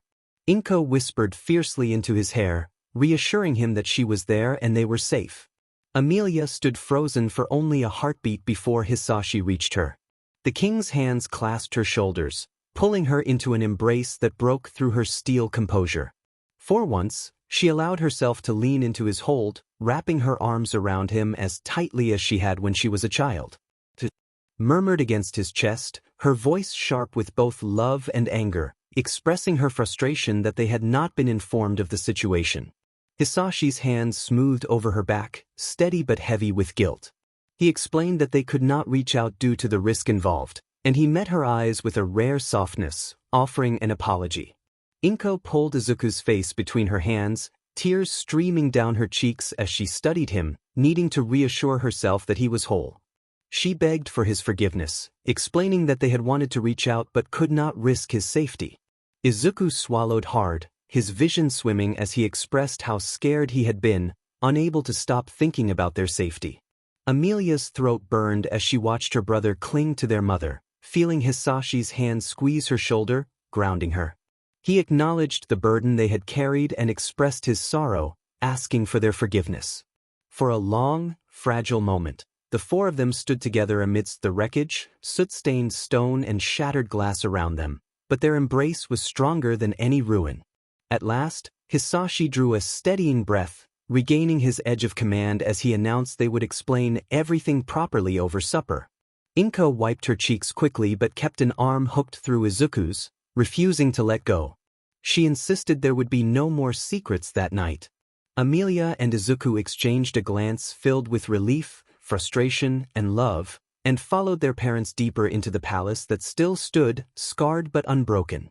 Dinner was quieter than any the Midoriya-Windsor family had ever shared. The dining hall had been cleared of smoke, the long table gleaming under soft candlelight. Silver trays held food that none of them touched right away. Instead, Amelia and Izuku spoke, sharing everything with their parents. About Yue, the tunnels, the attack, the betrayal, Daniel's madness, his sacrifice, and All Might collapsing. Their words spilled forth like a dam breaking, their voices cracking with grief and anger. Inko wept silently, pressing her napkin to her lips as she listened, while Hisashi's face remained hard, his knuckles white where he gripped the table. When Amelia's voice finally broke into silence, Hisashi stood, his words carrying through the hall with authority. He declared that they had carried too much and would not do so alone anymore. He promised that England's heroes and the police were on their side, and from that moment forward, the villains would find no refuge. Inko reached across the table, taking Izuku's hand in one and Amelia's in the other. She urged them to rest, to grieve when they needed to, and to vent when they must, emphasizing that their family did not endure through silence. Tears welled again, but this time they did not hold them back. The weeks that followed blurred into relentless pursuit. Emilia and Izuku worked side by side with Britain's top pro heroes and the Royal Guard, tracking down remnants of the villain network. Every night they returned to the palace with dirt on their coats, exhaustion in their bones, but victories in hand. Throughout it all, Izuku's phone remained locked. One message had gone through the night they landed, everything was fine, and he would be back soon. Ochako read that message a dozen times a day, chewing her lip until it bled. But fine was not enough, not when she could picture the ruins and remembered Izuku's struggles. One evening, she found herself in 𝗫𝗍's office. He simply stated that she cared for him and offered to help her follow him, though he warned it would be dangerous. The common room was quiet that evening, a rare calm after weeks of tension. Most of Class 2A was gathered, the TV humming faintly in the background, but Ochako wasn't watching. She sat forward on the couch, hands twisted in her lap, her eyes fixed on the floor. Finally she spoke, her voice low but shaking, expressing her fear of staying behind while Izuku faced danger alone. She wanted to fight beside him, insisting that was where she belonged. The words hung heavy in the air. Ashido shifted uncomfortably before leaning closer, while Kirishima rubbed the back of his neck, his expression serious. Todoroki tilted his head, understanding her longing to be more than someone waiting at home. Hagakure wrapped Ochako in a sudden hug, affirming her worth as a partner.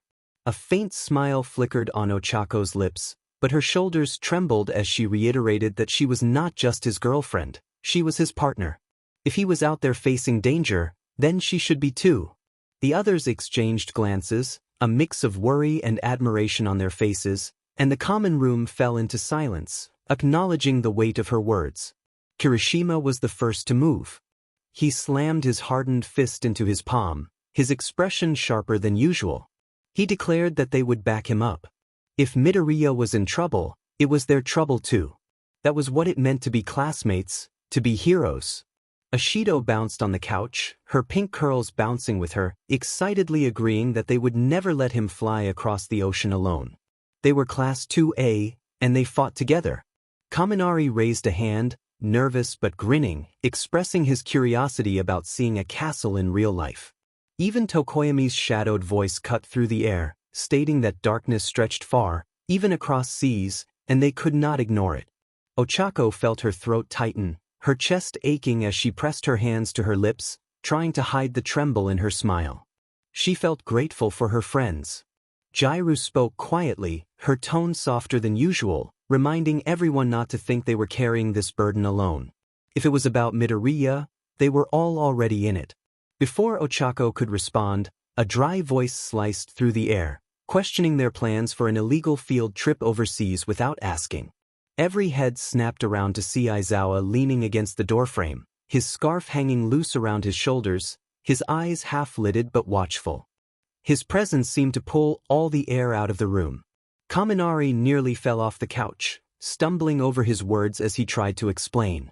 Aizawa sighed, stating that he had heard enough and did not like the idea of any of them running off without supervision. However, he acknowledged that the situation in England concerned one of theirs, and pretending otherwise was pointless. Ochako blinked up at him, stunned. Aizawa crossed his arms and proposed it as a class trip, suggesting that 𝗫𝗍 would like the idea. They would travel under staff supervision, making it look official and diplomatic. But he made it clear that this was not a vacation. They were to follow orders, and if he said to stand down, they were to stand down. They were not to put themselves in unnecessary danger. The class erupted into nods and affirmations, agreeing to his terms. A slow clap echoed through the room as Principal 𝗫𝗍 hopped onto the arm of a chair, his paws folded neatly, eyes glinting with amusement. He approved wholeheartedly of Aizawa's suggestion. The students collectively groaned, realizing he had been listening the whole time. 𝗫𝗍 cheerfully explained that it was his job to listen and that it was time for Class 2A to see how wide the world really was. Ochako pressed her hands to her chest, overwhelmed by a swell of relief. They were really going. 3 days later, the plane wheels touched down in London. The moment the doors opened, a crisp chill swept in, sharper than Mizudafu's autumn air. The sky was a heavy gray, and the city sprawled beneath it, a mix of ancient stone and glittering glass. The students crowded the windows of their convoy van as it rolled out of the airport. Kaminari pressed his nose against the glass, marveling at how everything looked so old and expensive. Yaoyorozu adjusted her jacket, her eyes wide despite her composed tone, explaining that this was London, one of the most powerful capitals in the world. Ishido squealed in excitement, wondering if they would see actual knights in armor walking around. Ida barked for everyone to focus, reminding them that they were there to represent UA with dignity. But when the van turned a final corner and the palace came into view, all chatter died. It loomed at the end of the avenue, white stone rising proud against the gray sky, except for the eastern wing, which sagged in ruin, scaffolding clinging to it like makeshift ribs. Kaminari breathed in disbelief, realizing that Midoriya lived there. Yaoyorozu murmured that it was not surprising, as royalty tended to live in palaces. Ishido pressed her nose to the glass, exclaiming that Midori had been holding out on them. Todoroki simply stared, his voice quiet but firm, stating that it suited him. The sight punched the breath from Ochako's lungs, her hands curling into fists in her lap as she realized this was what he called home, and it had been attacked. The van slowed at the massive front gates, where armed guards stepped forward, their sharp gazes sweeping across the van before landing squarely on Ochako. One of them froze, eyes widening in recognition. He called her by name, and she startled, confirming her identity. Shock rippled through the guard's face before he snapped to attention, saluting her. Confusion flickered across her classmates' faces, but Ochako straightened, her voice firm despite the tremor in her chest as she gestured toward her friends, introducing them as her reinforcements. The guards exchanged astonished glances before bowing deeply and welcoming them inside. The gates creaked open, revealing a courtyard swarming with activity. Guards stood in formation, aides carried scrolls and trays, and servants rushed with baskets of rubble. The east wing loomed like a scar. A butler hurried toward them, his gloves ash-streaked and his coat singed at the hem. He bowed low, his voice worn but dignified, welcoming them and assuring them that only the eastern wing had suffered damage while the rest of the palace remained intact. Before he could finish, the great doors swung open, and warm indoor light spilled across the courtyard. Inko and Hisashi stood framed in the doorway, soot clinging faintly to their clothes but their bearing unmistakably regal. Their eyes scanned the courtyard, sharp and urgent, until they landed on Ochako. The queen gasped, her voice trembling with disbelief as she called her name. Hisashi's voice followed, low but equally shocked. Ochako's breath caught, and for one heartbeat, she froze, rooted to the stone. Then she ran. Her shoes slapped against the courtyard stones as tears blurred her vision. She flew up the steps and threw her arms around them both, clutching them tightly. She expressed her worry, her voice breaking as she confessed how much she had feared for them. Inko's arms enveloped her instantly, warm and fierce, while Hisashi's hand rested firmly on her back, grounding her. Behind them, the entire class stood silent, stunned at the sight of Ochako wrapped in the embrace of the King and Queen of England. In that moment, Ochako knew she was exactly where she was supposed to be. The dining hall gleamed with the quiet dignity of centuries, though even here, faint cracks marred the marble pillars and smoke stains lingered along the ceiling. The long oak table had been polished to perfection, lined with silver platters that servants filled with steaming bread, trays of fruit, and delicate glasses of water. Class 2A sat clustered together, some stiff in their seats, others wide-eyed at the grandeur. Aizawa slouched at the far end, his scarf coiled around him like a shadow, though his sharp eyes missed nothing. Inko and Hisashi presided at the head of the table, their postures regal but softened by the warmth in their gazes. Maids and butlers moved silently around the room, setting down refreshments and appetizers with practiced grace. Inko urged them to eat, her voice gentle as she gestured to the food, reminding them that they had come such a long way and were guests in their home. Kaminari muttered under his breath about being guests in a castle, earning an elbow from Jiraiya. Ishido's eyes sparkled as she reached for a plate of pastries, exclaiming that she felt like she was in some kind of medieval drama. Despite the banter, the air remained heavy with unspoken questions. Ochako sat closest to Inko, her hands tight around her glass, leaning forward as she prepared to speak. Where were Izuku and Emilia? The question silenced the table. Inko's expression softened with maternal concern as she reached out, her hand brushing gently over Ochako's arm in a comforting gesture. She reassured her, saying they were safe, at least as safe as they could be. Isashi's calm voice followed, carrying the weight of reassurance even as his eyes sharpened. He explained that they were out on their final mission that night, alongside the finest heroes and police, hunting down the last remnants of the faction that had dared to strike the palace. Ochako's breath caught, her knuckles whitening around her glass. They were still fighting. Aizawa sat up straighter, his scarf twitching faintly. He felt a responsibility to be there for his students. But Hisashi lifted a hand, firm yet kind, stopping him. There was no need for him to go. This was England's fight to finish, and his children were not alone. He trusted them and those who fought at their side. They would be back soon. Unease twisted in Ochako's stomach as Inko squeezed her arm gently, grounding her with a touch. She urged her to have faith in them. They had grown stronger than anyone knew. Minutes passed with the soft clatter of cutlery and quiet attempts at conversation, but every eye flicked often to the tall doors, waiting. At last, the doors opened, and gasps rose around the table. Emilia and Izuku stepped into the hall, shadows behind them parting as the great doors shut. Their hero suits were torn, dirt streaked their faces, and the metallic tang of BLD followed them inside. Izuku leaned heavily against his sister, his arms slung over her shoulders. His steps dragged, and half his face was slick with dried BLD that had formed dark rivulets down his jaw and neck. Emilia bore the weight without flinching, her own cheek bruised, her clothes scorched at the edges. The great dining hall fell silent the instant they crossed the threshold. They looked like ghosts dragged back from the battlefield. Emilia's coat was torn at the sleeve, her hair loose from its ponytail, streaks of soot smeared across her cheekbones. Her eyes still burned with the sharp focus of command, though fatigue shadowed their depths. Izuku leaned heavily against her shoulder, his hero suit scorched at the hems and stained with dirt. A gash across his forehead bled freely down his temple and jaw, looking far worse than it was, causing more than one of his classmates to gasp. Inko's chair scraped against the floor as she shot to her feet, rushing forward with Hisashi striding close behind, his normally composed features twisted with concern. But it was Ochako's breath that caught loudest in the room. Her chest clenched so tight she thought her ribs might snap. All she could see was Izuku, pale, trembling, his forehead slick with BLD, his green eyes dazed but still open. Her chair nearly toppled as she stumbled up, rushing forward and pushing past startled classmates.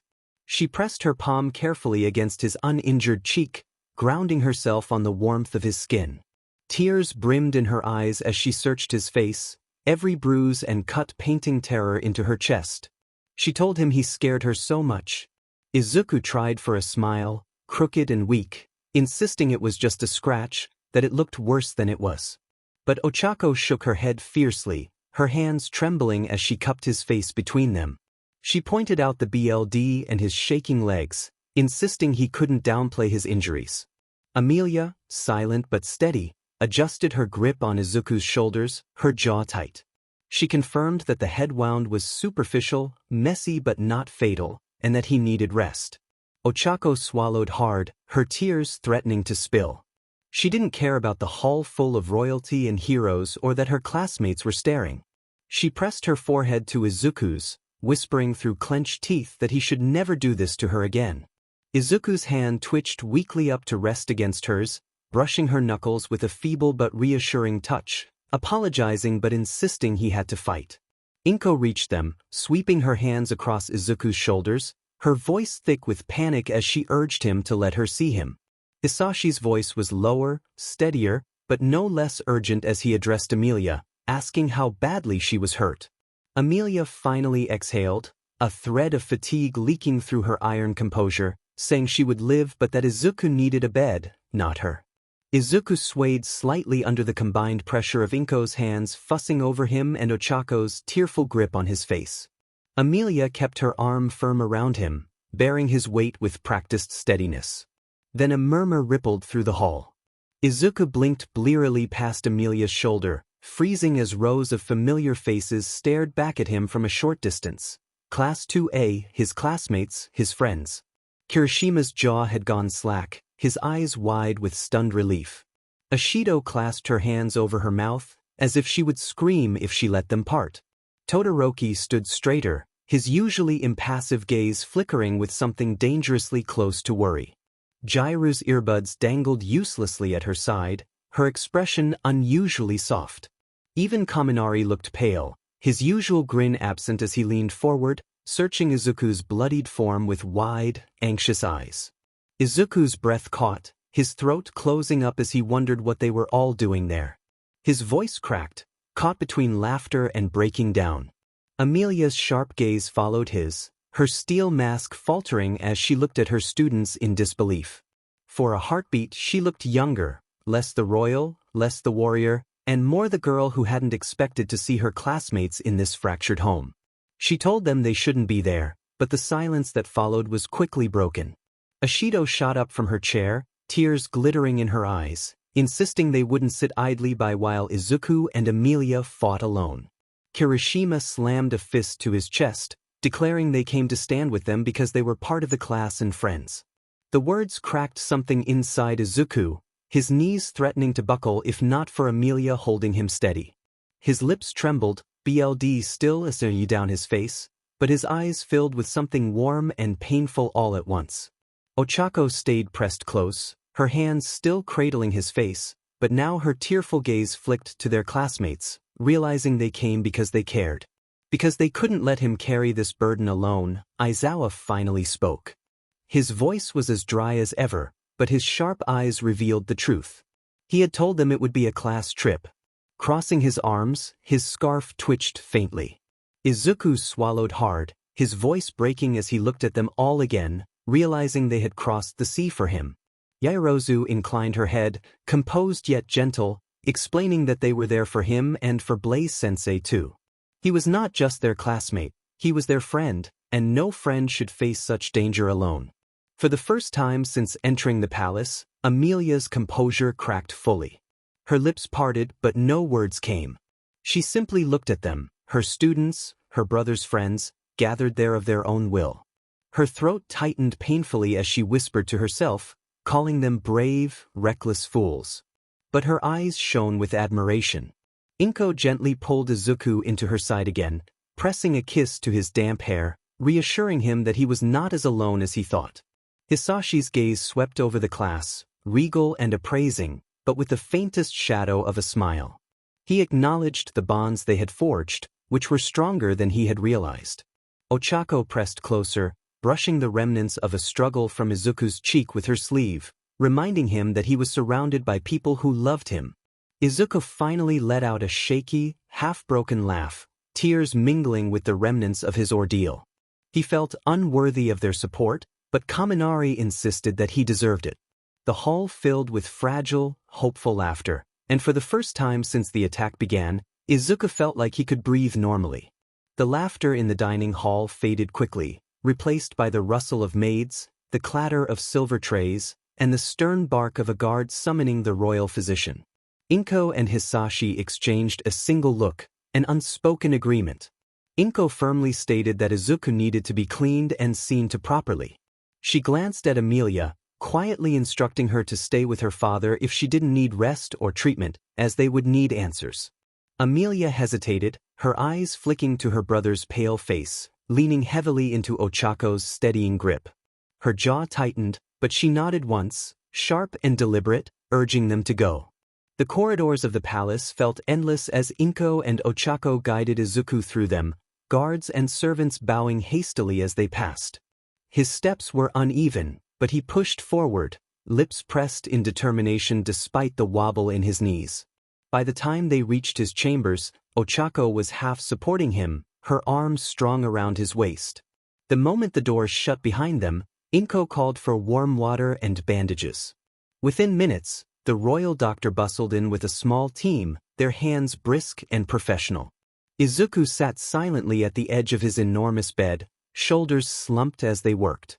They cleaned the gash on his forehead, revealing that the bleeding had exaggerated its severity. Bruises marred his arms and ribs, scratches streaked across his skin, but nothing worse. 𝗬𝗧𝗂𝘁𝗵𝗵 hovered nearby, hands twisted in her skirt until Inko nudged her gently forward, instructing her to hold a cloth against the fresh bandage. 𝗬𝗧𝗂𝘁 pressed it against the bandage, her fingers trembling at first but steadying as Izuku gave her a faint, reassuring smile. He whispered that it looked worse than it was, though his voice was hoarse. When the doctor finally bowed and departed, leaving behind the faint scent of herbs and antiseptic, silence settled over the chamber. Izuku sagged back against the pillows, exhaustion dragging at him. Inko leaned down, brushing damp curls from his forehead, pressing a lingering kiss to his temple. She whispered that he had done more than enough and urged him to rest well. His voice was barely a whisper as he called for her, but she shushed him, cupping his cheek briefly before straightening, regal even in her softness. She instructed 𝗬𝗧𝗂𝘁 to stay with him. 𝗬𝗧𝗂𝘁's throat tightened as she agreed, and Inko's hand brushed her arm in a silent thank you before she swept from the room, the door clicking softly shut behind her. For a moment, 𝗬𝗧𝗂𝘁 just stood there, staring at Izuku lying amidst silk pillows, bandaged and battered but alive. Relief swelled so strongly it made her knees weak. Then Izuku reached for her hand, his palm rough and warm despite the tremor. He apologized for scaring her, his green eyes half-lidded but earnest. 𝗬𝗧𝗂𝘁 sank into the chair beside him, their fingers twining tightly. She confessed that he always scared her, but he always came back. His lips curved faintly, and he explained that it was because of her. 𝗬𝗧𝗂𝘁 bowed her head against their joined hands, allowing herself to breathe easily again for the first time in weeks. She rested her forehead lightly against his knuckles, breathing in the faint scent of smoke and dust still clinging to his skin, the warmth of his palm steady beneath hers. When she finally lifted her head, tears clung stubbornly to her lashes.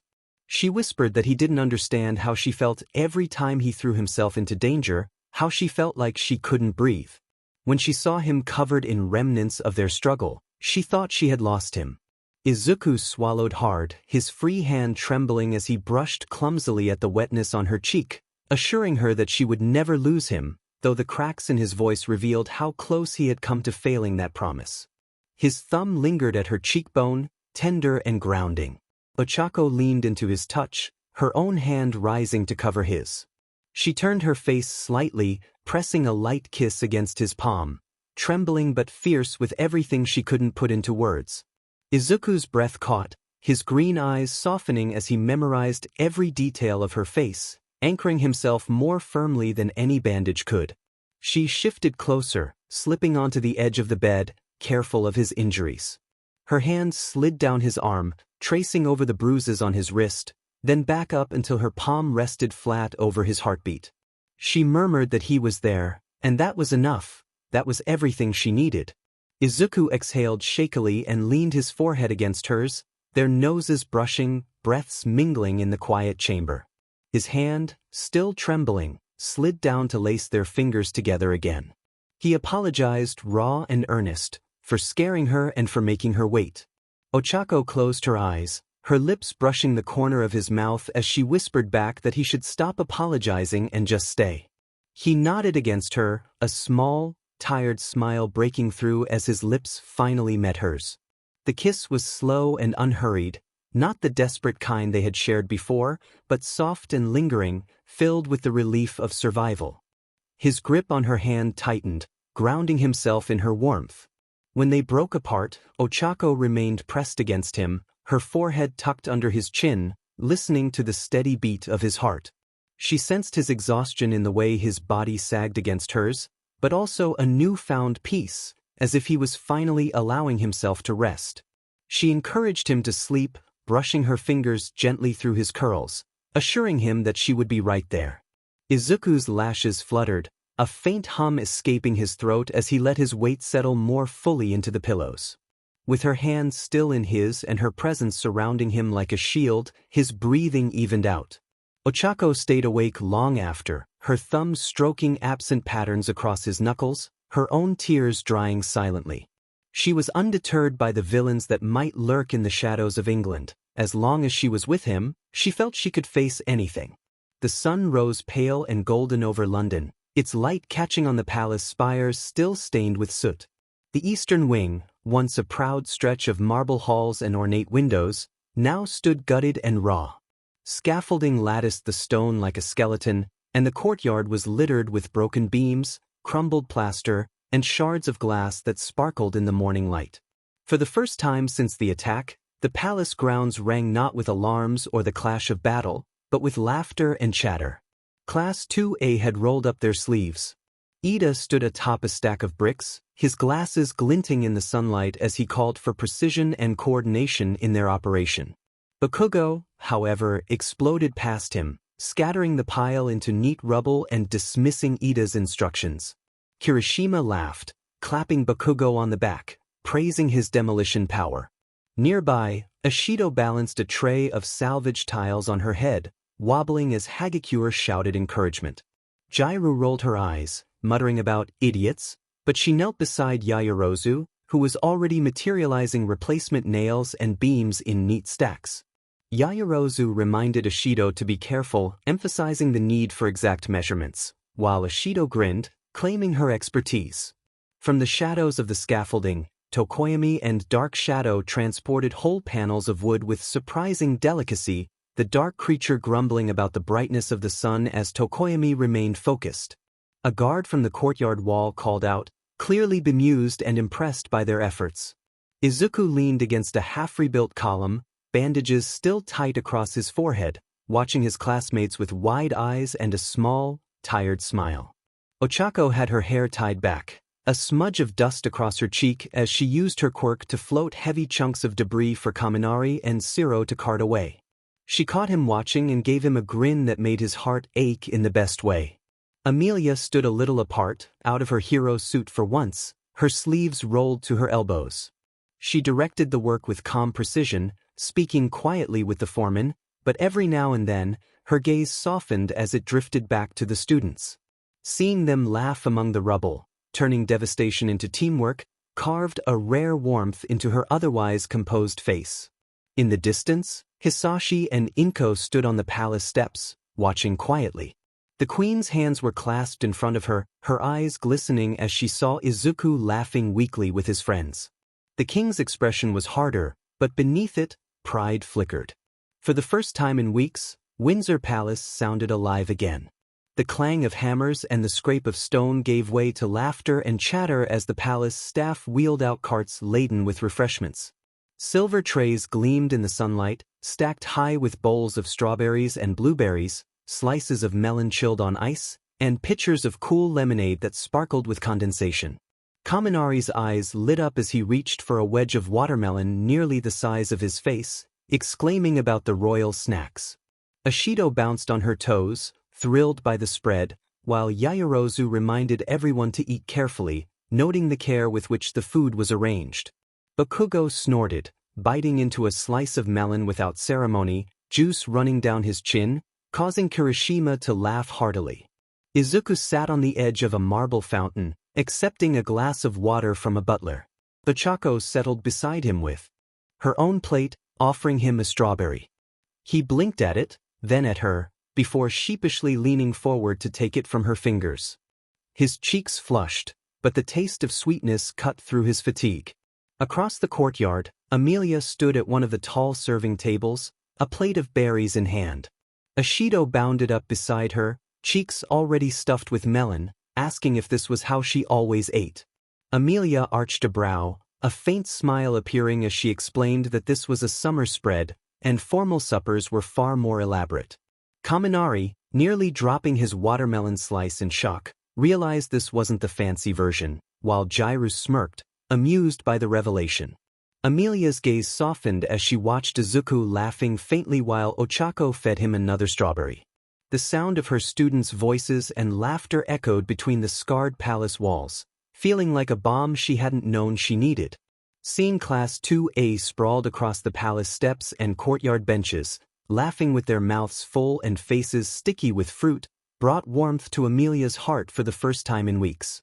When the trays were nearly empty and the laughter had settled into content sighs, Amelia clapped her hands lightly to draw their attention. She reminded them that the palace was more than broken stone, it was history and family, and she offered to give them a tour. 20 pairs of eyes lit up at once, filled with excitement at the prospect of hidden passageways and libraries. Emilia gestured toward the grand staircase that wound up into the intact west wing, inviting them to follow. Izuku pushed off the fountain, straightening with Ochako at his side, ready to show their classmates around. The laughter in the courtyard carried into the palace as Emilia gathered her students, reminding them to stay close in the vastness of the palace, designed as both a seat of power and a fortress. It is easy to get lost. Her words had the exact effect she expected. Every student immediately huddled closer, eyes darting to the endless marble corridors that stretched in every direction. The tour began in the library. The moment the double doors swung open, Class 2A gasped in unison. Towering shelves reached toward vaulted ceilings, ladders stretching up into the realm of books. The air smelled faintly of leather and ink, centuries of knowledge layered thick in the silence. Ashido spun in slow circles, her curls bouncing. This was like a scene from a fantasy movie. Ida adjusted his glasses, his voice cracking as he spoke about the national treasure they were witnessing. A collection of this size must span every 𝗕𝗏𝗄𝗏 known to man. Amelia's lips quirked faintly, reminding them that the librarians wouldn't appreciate fingerprints on first editions. Kaminari, already reaching out toward a shelf, yelped and yanked his hand back, noting the warning. Even Todoroki looked around with quiet reverence. Ochako lingered close to Izuku, her eyes soft, asking if he came here often. Izuku rubbed his neck, cheeks coloring as he admitted that he hadn't really been here much. It was only a year since he learned about all this, and he was still catching up. He smiled faintly, almost sheepish, saying it didn't feel like his yet. His classmates exchanged glances, their awe shifting subtly, less envy now, more respect. From the library, Emilia led them to a broad balcony that overlooked the gardens. Even with the scarred east wing visible in the distance, the grounds stretched green and manicured, fountains sparkling in the pale sunlight. Hagekure leaned over the railing, exclaiming how one could see forever from there. Kirishima whistled low, commenting on the impressive backyard. Izuku began to correct him, but Emilia smoothly interjected, explaining that the gardens were older than any of them and that the groundskeepers would be horrified if they were called a backyard. Their laughter rang bright against the marble walls. The tour wound through more halls, paintings of ancestors in gilded frames, chandeliers dripping with crystals, before finally descending a set of reinforced stairs. The air grew cooler, tinged faintly with oil and polished steel. At the bottom, the students stopped in awe. The underground garage stretched wider than a training field, rows upon rows of gleaming machines lined up beneath the arched stone ceiling. Polished hoods reflected the overhead lights, vintage cars with gilded trim, sleek black limousines, and motorcycles in every color. Kaminari nearly stumbled over his own feet, exclaiming in disbelief. Jairu, too stunned to hide her amazement, muttered her astonishment. Ashido's jaw dropped, comparing it to a billionaire's toy box. Kaminari pressed his forehead to the glass of a cherry-red sports car, joking about going missing there.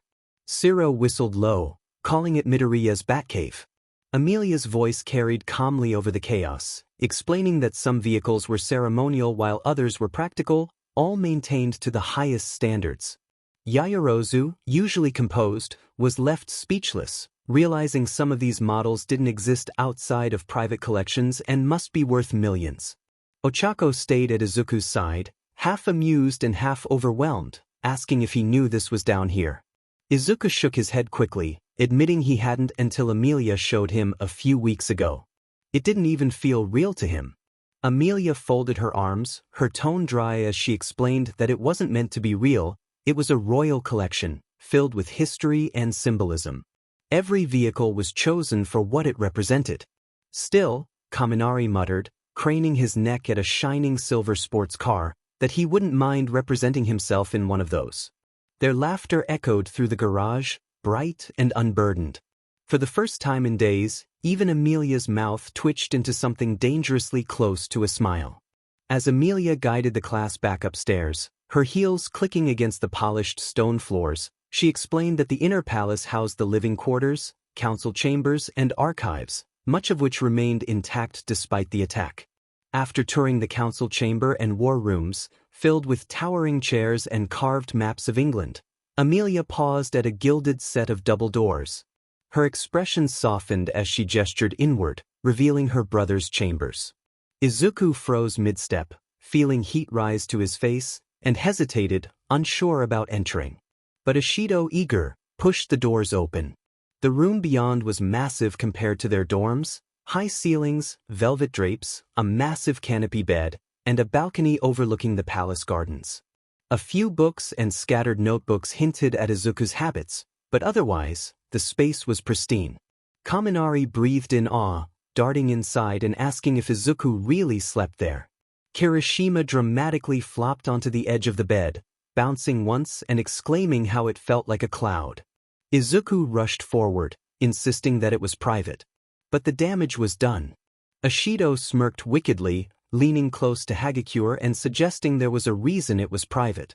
Hagakure gasped, wondering if they thought something was going on. Every head turned slowly toward Izuku, then to Ochako, who had frozen in the doorway, her face blooming with color. Kaminari's grin turned devilish, teasing about what might have happened in there. Izuku yelped for everyone to leave, his face burning. His protests only made it worse, with Kirishima waggling his eyebrows, Ishido fanning herself theatrically, and even Todoroki raising a brow. Deadpan as ever, remarking on Izuku's training sessions. Izuku groaned, burying his face in his hands. Ochako sputtered, covering her cheeks with both palms, trying to clarify that they weren't doing anything. But her stammering only sent the room into chaos, laughter echoing off the gilded walls. Jairu smirked as she tugged Kaminari by the ear toward the door, telling the others to give them some space. As the rest of the class filed out, still chuckling, Amelia lingered in the doorway, her expression unreadable for a moment. Then the faintest flicker of a smile tugged at her lips before she turned briskly away. Inside, Izuku slumped onto the edge of his bed, covering his face, while Ochako sat beside him, still red to the tips of her ears. They both knew their classmates would never let this go. Izuku groaned louder, wishing for an escape. Down the hall, laughter from Class 2A echoed through the palace like sunlight finally reaching old stone. The days that followed blurred into a strange mixture of work and wonder. Class 2A settled into the palace as if they had been born to it. They worked alongside guards and masons, hauling stone and clearing rubble from the east wing by day. By evening, they roamed the endless halls in wide-eyed awe, racing each other down echoing corridors, sneaking tastes from the royal kitchens, and teasing Izuku mercilessly every time Ochako emerged from his chambers in the morning. Ishido squealed more than once about Ochako being in there again, making her face flame scarlet. Kirishima gave Izuku a thumbs up, muttering something about manly commitment, while Kaminari nearly choked with laughter. Even Todoroki, stoic as ever, offered a dry observation that at least Izuku's room was being put to use. Izuku thought he might never live it down. But despite his embarrassment, he couldn't bring himself to regret a second of it. Not when every night ended with Ochako curled up beside him, the weight of her presence a reminder that he wasn't alone anymore. The last night arrived sooner than anyone expected. The dining hall was lit brighter than ever, chandeliers blazing gold over a table spread with dishes that gleamed like jewels. Roasted meats, fresh breads, and fruits glistening with sugar created a feast worthy of kings, prepared in honor of their guests. The students sat together at the long sides, their uniforms exchanged for neat formal wear hastily provided by palace staff. Aizawa occupied his usual end, scarf loose, sipping at his wine as if it were just another school night. At the head of the table, Hisashi and Inko presided with quiet dignity. Their faces were softer tonight, pride and gratitude warming the edges of their regal composure. Hisashi spoke, his deep voice carrying easily across the hall, expressing gratitude for the loyalty and friendship the students had shown. He acknowledged how their bonds had blessed his son, and for that, they were in their debt. Inko's eyes glistened as she raised her glass, thanking Class 2A for being a family to her son when he needed one most. The students fumbled over their glasses, some lifting them with watery smiles, others ducking their heads shyly. Izuku felt his cheeks burn as he looked down at his plate, overwhelmed. But before the moment could settle, Emilia rose. Her chair scraped softly against the marble as she stood tall, her shadow long in the candlelight. She announced that she would not return to Japan with them. The words struck like a stone dropped in still water, causing shock to ripple across the table. Kaminari nearly spilled his drink in disbelief, while Ishido's fork clattered against her plate. Emilia's expression was calm, but her voice was firm and deliberate as she explained her decision. She stated that the crown must not appear fractured after the recent events. If villains could strike the palace once, they might try again. She would not allow England to look vulnerable. Her place was there, securing the authority of the throne and rebuilding its strength. Izuku's heart lurched at her words. He wanted to argue, to beg her to come back with him, but he saw the resolve in her face, the same steel he had witnessed when she had stood against Daniel, leading them through fire and ruin. He bowed his head slowly, vowing to make her proud in Japan. Emilia's lips curved faintly as she acknowledged his promise, letting her gaze sweep across the table at her students, her brother's friends, the family that had crossed oceans for him. She reassured them that this wasn't forever and that she would return. The next morning, the convoy was waiting.